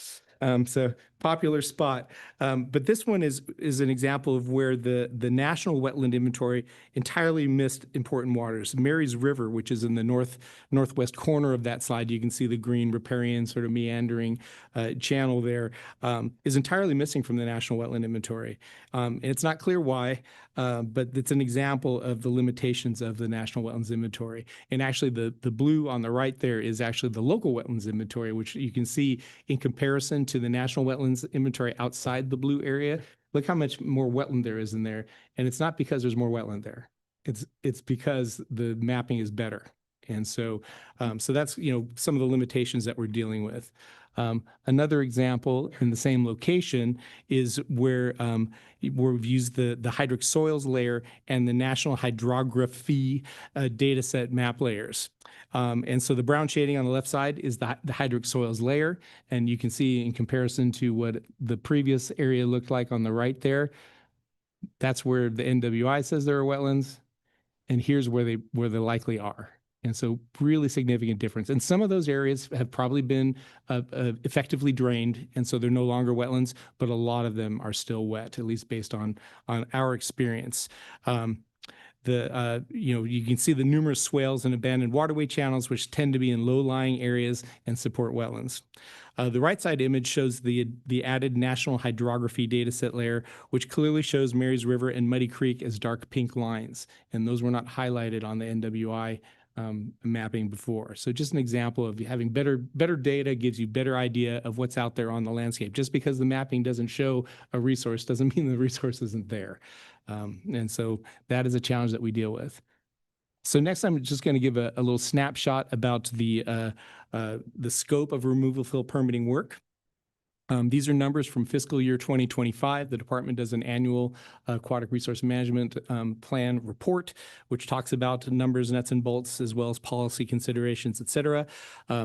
These numbers are actually have been pretty consistent over the last 8-10 years, so they're a pretty good indicator of the level of work here in Oregon. 867 wetland land use notices received, 262 wetland determinations completed, 347 wetland delineations reviewed, and 389 removal fill permit decisions, and impacting about 54 acres of wetlands in that year. Staff size, other staff, we have support staff and other staff that's involved as well, but the folks that are really carrying the majority of this work are my 13 aquatic resource coordinators. They're the ones that do permit reviews and also enforcement actions. My 7 wetland ecologists who do delineation reviews and wetland determinations. And then I've got 3 operations managers that oversee that staff. The program, the Aquatic Resource Management Program, also manages state-owned tidally navigable waterways. That's the major water bodies that the state owns the bed and banks of. And so those are also part of the Aquatic Resource Management Program, but those numbers are not reflected here. So just to give a snapshot of what that looks like and what kind of volumes and numbers we're looking at. So next I'll address removal fill program integration and reliance on the Goal 5 process. So the Goal 5 process supports removal fill decisions. It identifies and determines the relative value of wetlands on a landscape level. It allows planning to accommodate wetlands and provide local protections for the highest value wetlands, the locally significant wetlands designations that local governments do. Goal 5 allows local governments to plan for and zone development appropriately, avoiding wetlands or at least high value wetlands. At least allows them the opportunity to do that. Local wetland inventories serve as an early warning system, and local wetlands inventories support the statewide wetland inventory and the wetland land use notice process. I'd like to emphasize that the local ordinance designating locally significant wetlands provide the most robust protections for wetlands in Oregon. Those are the only class of wetlands that are truly off limits to development. Goal 5 planning provides increased certainty regarding scope, cost, and time for development. It provides the opportunity to avoid wetlands, or at least plan for them. It provides information regarding where there are wetland constraints and the level of those, for example, which ones are locally significant wetlands. And wetland inventories are useful for other purposes as well. For example, the city of Portland maintains their own wetland inventory using the statewide wetland inventory as a base. The city found this useful for planning and for compliance with their Clean Water Act 401 water quality compliance, stormwater regulations, and floodplain requirements, the new National Floodplain Insurance Program requirements. Those kinds of inventories are really helpful to make sure that you're meeting those requirements as well. So thanks for staying with me for this lengthy presentation. We're almost there. I do want to share about an approach that may be more useful in light of the federal contraction of wetlands jurisdiction. This is something I alluded to before. Advanced Aquatic Resource Plans are a planning tool adopted in rule back in 2014, I think it was, 2014, 2015 timeframe.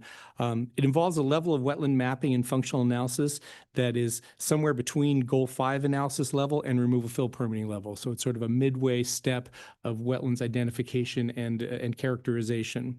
The objectives of AARPs are providing a framework for communities to voluntarily plan for anticipated wetland development conflicts, identifying and characterizing wetland resources in advance of site-by-site wetland permit application requirements, supporting early strategic decisions, really balancing wetlands conservation and economic development needs, kind of what Kevin was pointing out in Corvallis there. You know, we know these areas are wetlands, but which ones do we preserve? Which ones do we allow development in?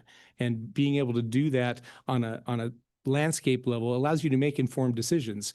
If that question is being asked just looking at a 5-acre parcel that someone's submitting a removal fill permit for, you really don't know what the context is of that and how important those wetlands are compared to the surrounding areas. So that planning is super important, and the AARP provides more information, more detailed information than the local wetland inventory does. So it helps with that planning process to be done at a higher level, basically, or a more robust level. So looking at wetland ecosystems and processes as a whole rather than piecemeal results in better environmental outcomes. And the AARP process allows identification of high and low value wetlands, areas to avoid developing, and potential areas for compensatory mitigation projects. That's another piece. The availability of appropriate mitigation to offset impacts, unavoidable impacts, is a real constraint, and we're really running into that now with the governor's housing initiatives as well as industrial development or economic development initiatives. And so doing that level of planning, you can identify which wetlands we want to preserve, which ones we're okay with impacting, and which ones could actually, with some work, be converted into higher functioning wetlands and be used as compensatory mitigation.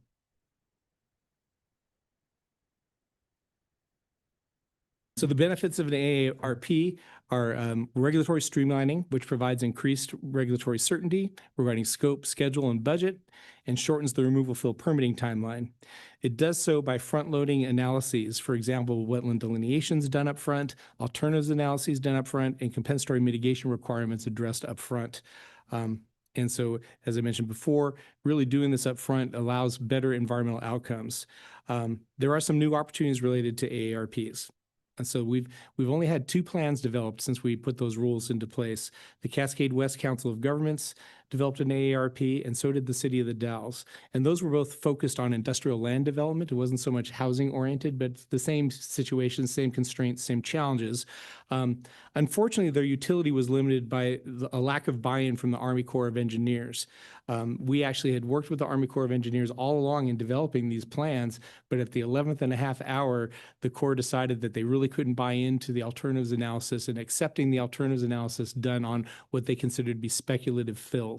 And so after literally 2 years of work to develop the rules, they ended up being very useful because the Corps wouldn't buy in at the end. That was a challenge back in the day, and it really stung. But now there's an opportunity with the contraction of what waters of the U.S. jurisdiction. There are probably going to be large areas in the Willamette Valley, for example, that are not going to be under federal jurisdiction. And so in those areas, we could, establish AARPs and do that advanced level planning and do that regulatory streamlining by front-loading those analyses. And so there's still some, barriers to doing that, including what is the scope of the waters of the U.S. going to be. So we're waiting on that. We'll find out sometime this year. But there's also the question of funding, right? So the work to prepare an AARP, as we all know, many local governments planning programs are woefully under-resourced. And that's just going to be a challenge. But this still may be a means to achieve wetland planning, conservation, and development objectives more efficiently. And then finally, it may be possible to achieve time and cost savings by combining AARP work with Goal 5 wetland work. And so in areas that either don't have a Goal 5, LWI process, or want to update theirs, or want to expand their urban growth boundary, you could potentially do that wetland identification and characterization work at the same time and at a deeper level, so that you have that level of permitting level or close to permitting level of information that allows faster obtaining of a removal fill permit. And there would be cost and time savings if you had that work done up front. The way the process was envisioned to be used is you would be doing that high level planning at first, and then sometime later, years later, what have you, you would fill in the gaps with a removal fill permit level of application. But as we know now, there's urgency regarding expanding these urban growth boundaries to provide more housing and more economic development opportunities. And so this is a way to speed up that process. The work still needs to be done, but if you did it at the same time, it would be less expensive and you'd save time doing it. And so I think that's it for me. Yeah. So with that completes my presentation. Thanks for bearing with me. Really appreciate it. Sorry, I talk fast. I always do. But I'm happy to answer any questions. Nice. Commissioners? Commissioner Warren? I just want to say that's great. I think I get the pleasure of working pretty regularly with developers, trying to understand, what is a wetland, what qualifies as a wetland, what do they need to do with said wetland. And I think most of the confusion comes with just figuring out who they need to talk to, what's the permit process look like, and how to navigate that whole system. So there's actually this withdrawal of the federal government from protections of wetlands, I think, is useful for our current conversation around housing development and for economic development as well, especially if the state is willing to kind of take on more of that role and simplify what that process looks like. And I don't think that we will lose anything through that process, right? I think better clarity, better understanding of the process will actually help us to protect more wetlands while achieving the governor's goals and community goals for that matter. So just thank you very much for bringing us this presentation. I had no idea that AARPs even existed, and that's going to be super helpful for the work I do. And I was curious because it was talking about 38 to 56, 7% loss of wetlands. How that interfaces, most of the time when we talk about wetlands, it's from a ecological or environmental point of view. And what I see a lot, or what I think about a lot, is climate risk, right? It's like develop over wetlands, then it floods. Now you're in a flood zone. And I've had 2 relatives in different countries who have been forced out of their living because of flood. And so it's like we've all predicted it's coming. And it's like when you have 2 relatives in 1 year, you're like, oh, I think we're here, or we're starting it, right? So I'm just curious how all of this interfaces with like future economic loss. The conversation doesn't usually cross over to like insurance risk and climate and future economic loss. Yeah. Because like once you establish a development, I'm very pro development. I'm a real estate developer. But once you establish development, if that's in a place that's continually flooding, suddenly it becomes uninsurable. And there's a whole other side to it. So I was just curious if there's that conversation about like short-term economic gain versus long-term economic loss. Well, those conversations are happening, and actually the governor's executive order 2526, which is about climate change resiliency, that is really addressing that executive order is really just kind of starting to warm up. There's actually a workshop that I'm going to be participating in is it next week or the week after, a 3-day workshop to basically kind of identify what are those climate change resilience attributes on the landscape that are important to preserve or to increase in order to address climate change resiliency. And so there's a big awareness of this. There's a lot of folks with their head in the sand about the reality of climate change and what that means. When you talk about sea level rise, fortunately in Oregon, sea level rise is not that big a challenge for us just because of the nature of our coastline. There are places where it will be an issue, but really for us, it's the weather instability is really a big challenge. We're expecting droughts and floods, so just more unpredictable precipitation, and also really, really important for the Willamette Valley and actually even the east side as well is the concern that our snowpack will be much reduced. So this year we have a super low snowpack, just a few degrees difference in the temperature when the precipitation lands is the difference between it coming down as snow and sticking on our sort of lower elevation mountains or coming down as rain. And the climate change predictions are that we're going to get about the same amount of precipitation, but it'll be less predictable and it'll be more rain, less snow. And both those things are real challenges, both for drought and for flooding. So we anticipate more flooding. I used to work at the Department of Transportation as a wetland person, but I get to hang out with the culvert engineers and that sort of thing. And they're really trying to figure out how do we size culverts? Because they look at what the historic precipitation has been. They've got their modeling, how much water will happen in a 100-year event, a 25-year event, and they size their culverts or their bridge crossings to address those, but they just really don't know what's going to happen. And so, and of course, bigger is more expensive. And so you're trying to optimize your sizing there. And so there's a lot of uncertainty, Commissioner, about what that means, but there's a lot of people thinking about it and trying to get their arms around it. And I'm hoping this can be a resource. A lot of people know about the U.S. Green Building Council, their LEED certification, which is really about buildings, but they have another certification called SITES, which is Sustainable Sites Initiative, and it's about protecting habitat, restoring habitat. So actual sites can get site certification, and so it'd be nice to see people thinking about that, like not just certifying their buildings, but also thinking about how their site can respond to kind of managing resilient landscapes is the certification. Yeah, absolutely. And I will say that that wetlands and waters in general, but wetlands in particular, are super important for climate change resilience because they do act as sponges. They are adapted to being flexible, to changing in size based upon precipitation patterns, that flood storage capacity, that nutrient cycling and removal capacity is super valuable. And so we have a situation where with anticipated climate change, we're probably going to have fewer wetlands just because the change in precipitation patterns, but also a higher demand for the services, the ecosystem services that those wetlands provide. So really something we need to put our heads around. And, I personally am hoping that we're going to see more conservation, more smart planning around wetlands. It doesn't mean you can't develop in wetlands, but let's assess them. Let's figure out where it makes sense to do the development, where it makes sense to do the compensatory mitigation. Can we do compensatory mitigation in places where it'll actually handle the flood waters so that you can actually build in other areas and not have those flood? That photo I showed of the Willamette Valley with all the flooded swales and what have you. If you put a housing development out there, where's that water going to go? And so yeah, it's a big deal. Commissioner Porter.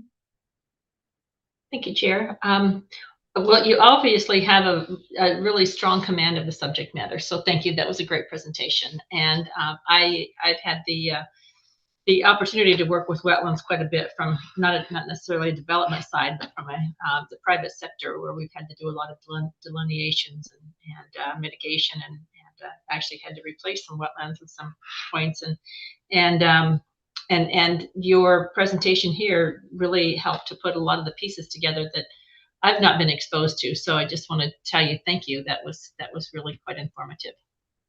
Thank you. Commissioner Boyer.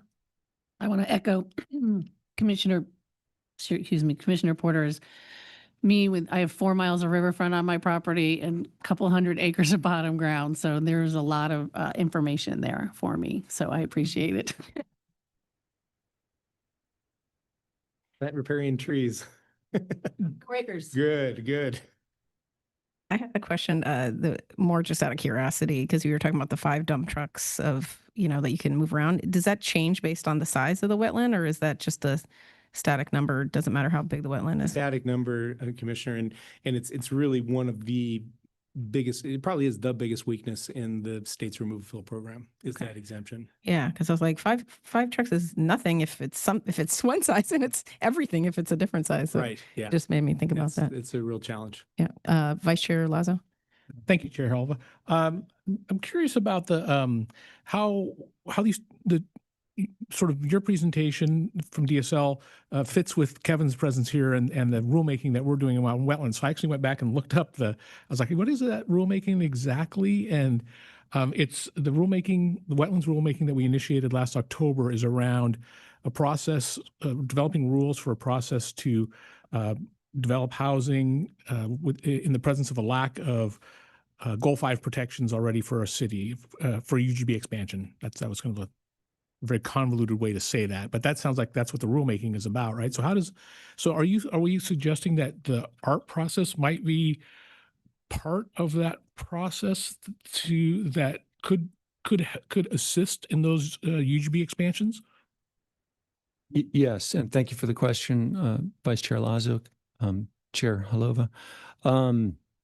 Yeah, that's exactly right, because the way our rules would operate, if they go the way we think they will, basically in this interim period before the local government completes the LWI and figures out which wetlands to protect and which don't need to be protected or may be mitigated, in that interim period, it is things like the wetland delineation or the determination of upland, or, there's not wetlands here, that inform development decisions. And so the DSL work is an important part of that, but also the last bit that Bill was talking about, the Advanced Aquatic Resources Program, offers some potential for adding in. So the local wetland inventory work is like, I don't know, I guess it has been sort of the gold standard of like, how do we best understand wetlands in our jurisdiction and figure out do a functional assessment to figure out like, hey, is this a significant wetland that warrants protection or not? It would make sense to do some of these things concurrently. If you have experts on the ground already, there's a real opportunity here. Now, it would require more cost, more time, likely. But if there's some ability to support that work, we think the benefits are pretty profound. As was mentioned, wetland mitigation is very challenging to do, finding good wetland banks. And so, working with local governments to identify opportunities for restoration is, that could be a very powerful tool at a larger scale for a city to say, well, we're gonna save these wetlands, we're gonna allow development in these wetlands, and here's some great opportunities for wetland banking, wetland mitigation, what have you. So, did you want to add to that, Bill? Yeah, I would just say that the specific rulemaking that we're doing now is sort of adjacent to that. I mean, it wouldn't get in the way of doing an aquatic resource plan. The rulemaking that we're doing now basically just it protects wetlands because it would allow development only in areas that have been basically certified as being upland. And so the jurisdiction doesn't have to wait until they've done the whole Goal 5 process to allow any development or any expansion of the urban growth boundary annexation. And so it's kind of a shortcut for areas that are just upland. And so it's some of the last remaining low-hanging fruit in terms of streamlining the process. If you don't have those upland areas or the areas that you really want to develop in our wetlands, it's not going to help you. You still need to complete that Goal 5 process. But the AARP, in addition to that, would streamline future development and hopefully have better environmental outcomes in the long term.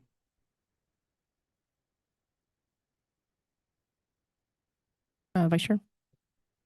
I mean, the problem we're trying to solve is what you said, right? Is this the barrier to development where a neighbor says, hey, they can't develop there because it's, we think it's a wetland, and so they call you and you send somebody out there to look at it, and it's like, well, no, it's a pond, or it's, it's something else, right? It reminds me of, this is just a story for me because I reminded this story and I've never got to tell it, and so I'm gonna tell it here. Is one of the careers I had was I was a technician in this traffic engineering firm. And I was the guy who went out and gathered data when they needed it. And this was before drones and Google Maps and all that. And so somebody we were doing a project for development, and somebody said, hey, there's a significant tree on this property. I don't think you should be able to develop there. So I was the guy they sent out to go down and look at it. It was down in Milwaukee. And so I drove down there to Milwaukee and went down to the property. And this was the days before digital cameras. So I went down there, took a picture with my camera, and ran up to the 1 hour developing place, got the pictures developed, and ran it back to the engineer and said, well, here's what I found on the property. And got back there and showed him it was a telephone pole. So somebody had called in and tried to stop this development based on this telephone pole that nobody they saw. You could see it on an aerial or something, and so I think that's the problem I think we're trying to solve with this with the wetland barrier in development is can we do some upfront work to remove the barrier of people saying you can't develop here because it's a wetland, and if we have that knowledge up front, we might be able to speed that process up a little bit and not have to send a guy out there with Instamatic. Yeah, and Commissioner, really, if that information was available in advance, and the city, Milwaukee, had done their zoning and said, oh, this area is suitable for housing development because we know that there's not wetlands there, or it's not in a floodplain or what have you, and the green space that we're preserving is where the wetlands and the floodplain are, that'd be really great. And, a lot of the challenge that we run into, like in the mid-Willamette Valley, is that areas that were designated back in the 70s or 80s for residential or industrial development were sort of these flat areas, that ryegrass fields, for example, and they didn't think of them as wetlands, but a lot of ryegrass fields, I was going to say most, I don't know that that's true, but a lot of ryegrass fields are technically wetlands. That's why they grow ryegrass there, because other stuff doesn't grow so well. And so, anyway, so you have this problem of zoning and planning without knowing really what the constraints are of that property. Nice. Well, thank you. Thank you for the presentation and all the questions from the commissioners and all the things we've learned. I was hoping that Gordon, you would stay there. Yeah. I have a couple things before talking about Gordon. One is on your table, and we have one more item after this, which is public comment, which I have one person signed up. But there's the LCDC proposed schedule, right? Meeting schedule. So you got that in print, and you'll get that Commissioner Porter sent to you. And then finally, yay, draft one, first pass. I mean, it's not the first. We did a bunch of iterations, but first pass for you guys for the Commissioner Handbook.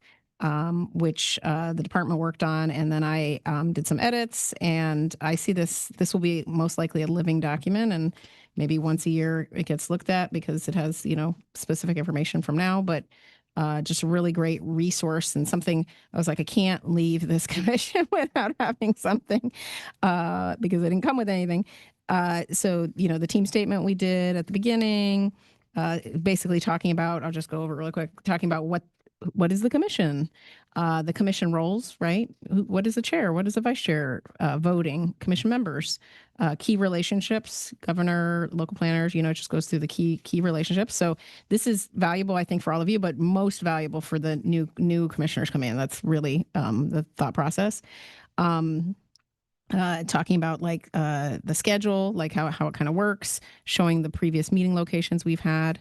And then just kind of meeting management and things to think about, travel and what there's a whole chart. This was kind of lessons learned from my other board that I'm on, is like, it's so hard to remember with all the things like, is this covered or not covered? And who do I send this to or what?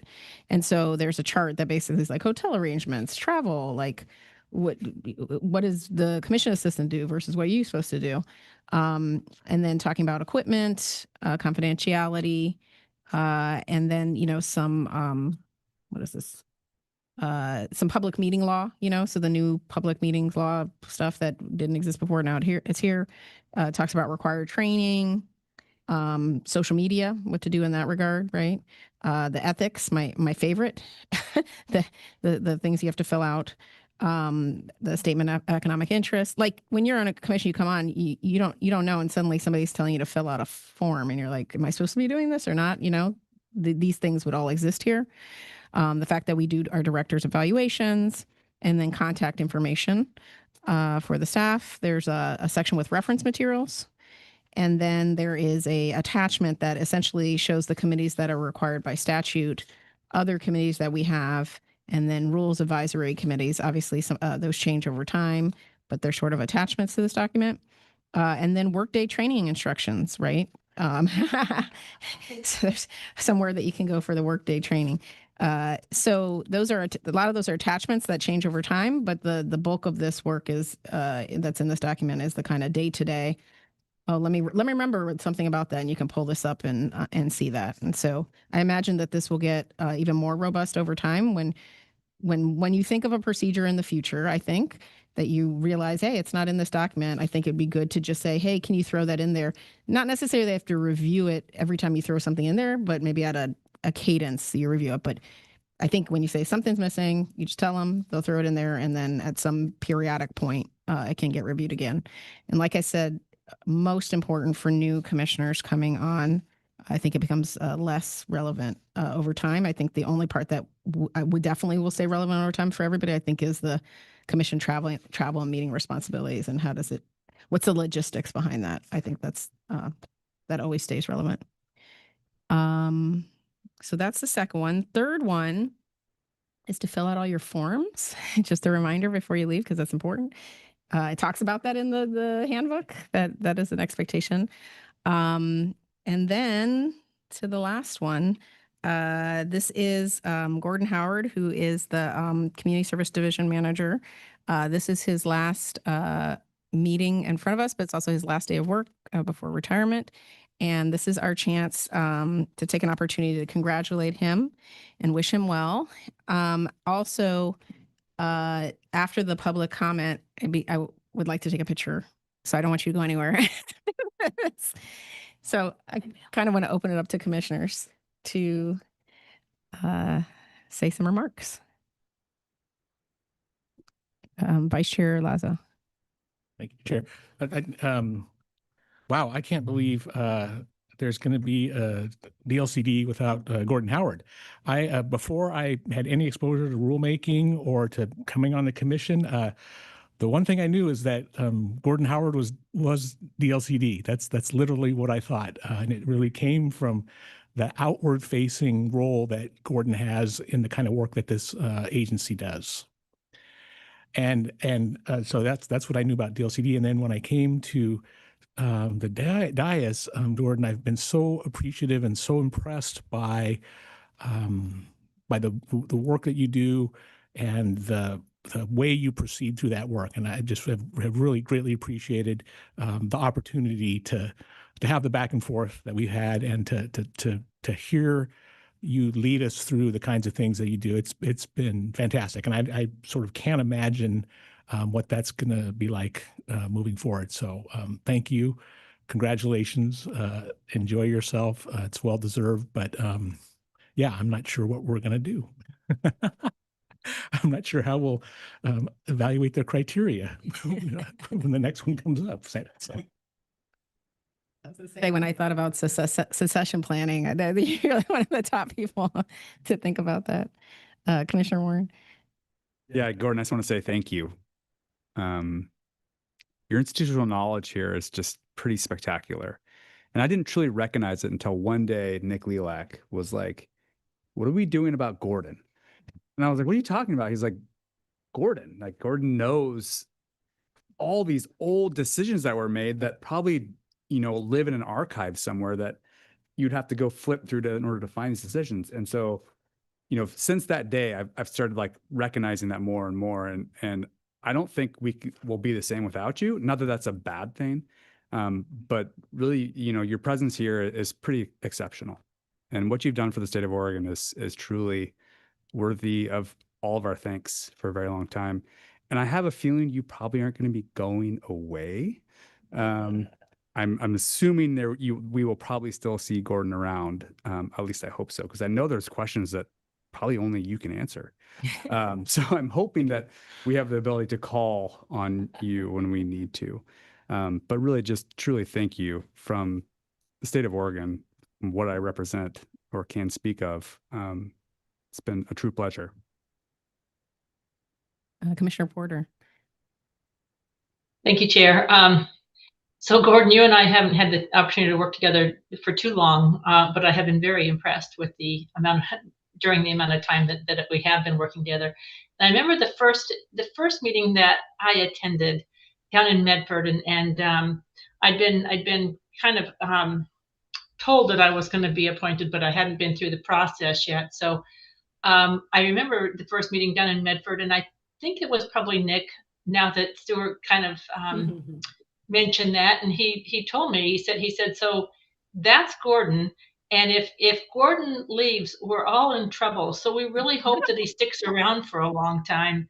And so you've got a pretty big set of shoes to fill, obviously, and if you get too bored once you're out of there, maybe you might want to put in and see if you can get appointed, and then we wouldn't lose you at all anyway.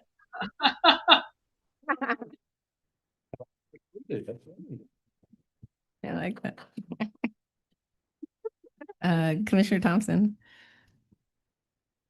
Gordon, sometimes when I talk to people, I touch their hearts and then they cry. I don't want to make you cry, but I want you to know that as somebody who's been in public service for a long time, you provide that model of really the nobility of the calling of public service in every aspect of your functioning. That's a rare gift. You're a very special person. You know how much you'll be missed, how much you're valued. And I just want to say you've done such a wonderful job for so long. Thank you for every bit of it.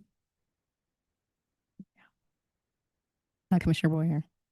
Yeah, just my gratitude to you. And your breadth of knowledge is amazing. It blows me away. I feel like I want to just take your brain and put it on somebody else's body that's not ready to retire.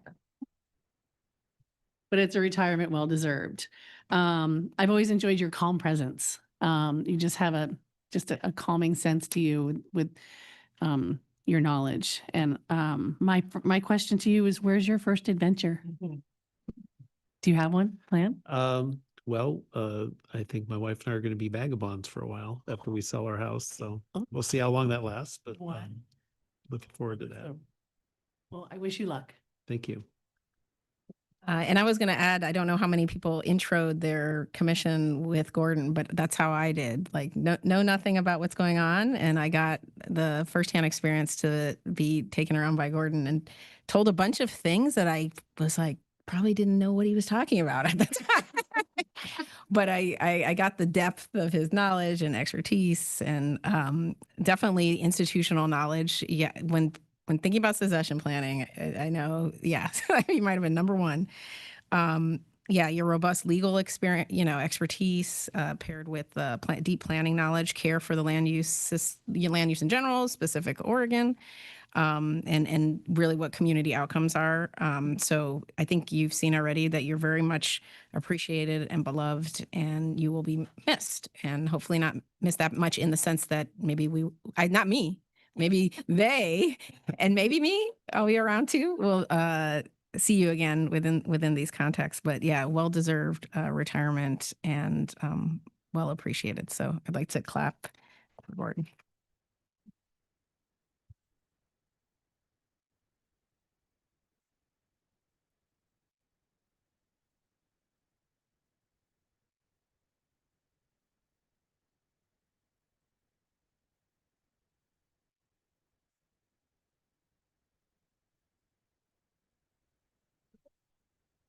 I just want to say I've already told the department at the party they gave for me how wonderful it is to work with everyone at DLCD. I can genuinely say maybe I'll be missed, but there are a lot of people in this department who know a lot of stuff and I think can fill my shoes. So I don't think you need to worry about that.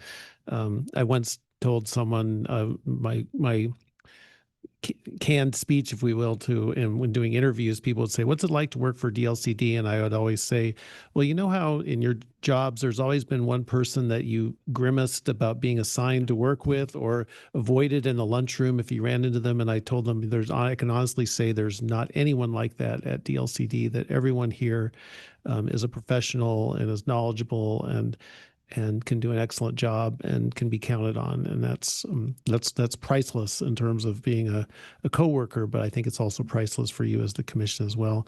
But I do want to add that it's been an honor to work with you as commissioners and your predecessors as well for the 14 years I've been working for the state. And you do an excellent job for Oregon, and you keep the department on its toes, which needs to be done. And I appreciate that. And I think everyone appreciates that. And you have the best interests of the greatest state in the nation, which I truly believe, having moved here 33 years ago. I can honestly say I believe that strongly in my heart. And one of the reasons it is the land use system and the people who are stewarding and shepherding that land use system, both in the past and into the future. So thank you. Thank you. Thank you for your service. Well, I'm supposed to do this as well. So. Yeah. Yeah. I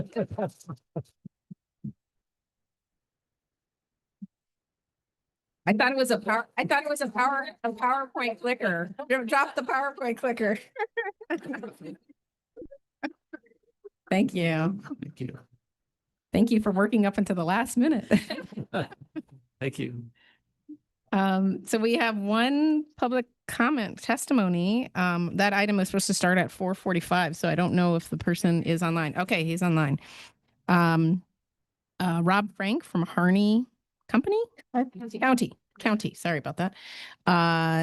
You're online. Rob Frank. You ready?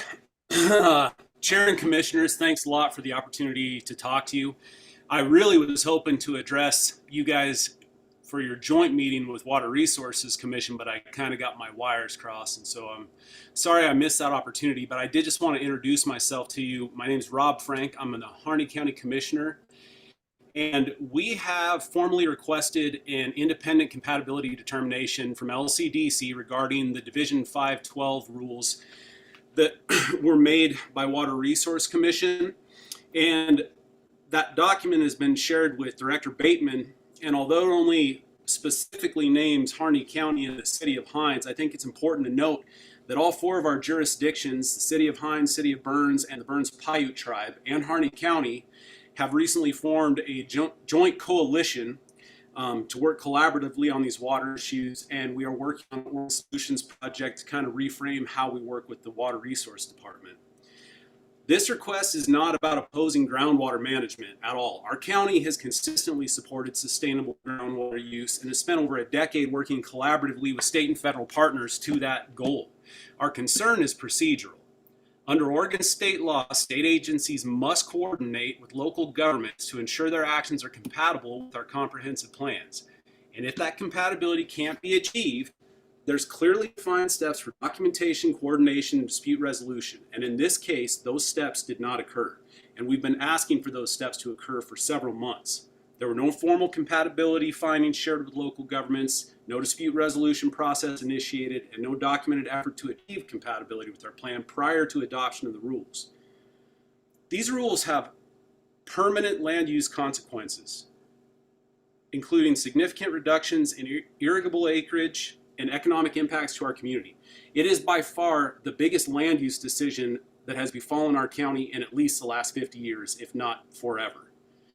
And when decisions of this level of impact are made, the coordination and compatibility requirements in Oregon law are not optional, they're essential. So our request is simple, that the lawful compatibility determination dispute resolution process be completed before implementation proceeds. It's about upholding Oregon's land use system and ensuring procedural integrity for all affected communities. And so I look forward to working with this advisory committee on that. Thank you very much for your time. And if you have any questions, I'd love to answer them. Thank you, Commissioner. And I wanted to point out he's a county commissioner. And I wanted to say we've received the department's received your letter, and we'll be taking a look at that and getting back to you. Thank you. Thank you. Thank you for your testimony. I think we're done. We're done. So, no more comments. No more conversation. No more rulemaking.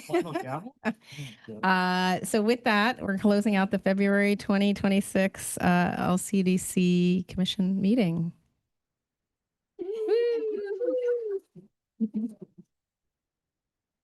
Yeah, I know. So loud. So loud.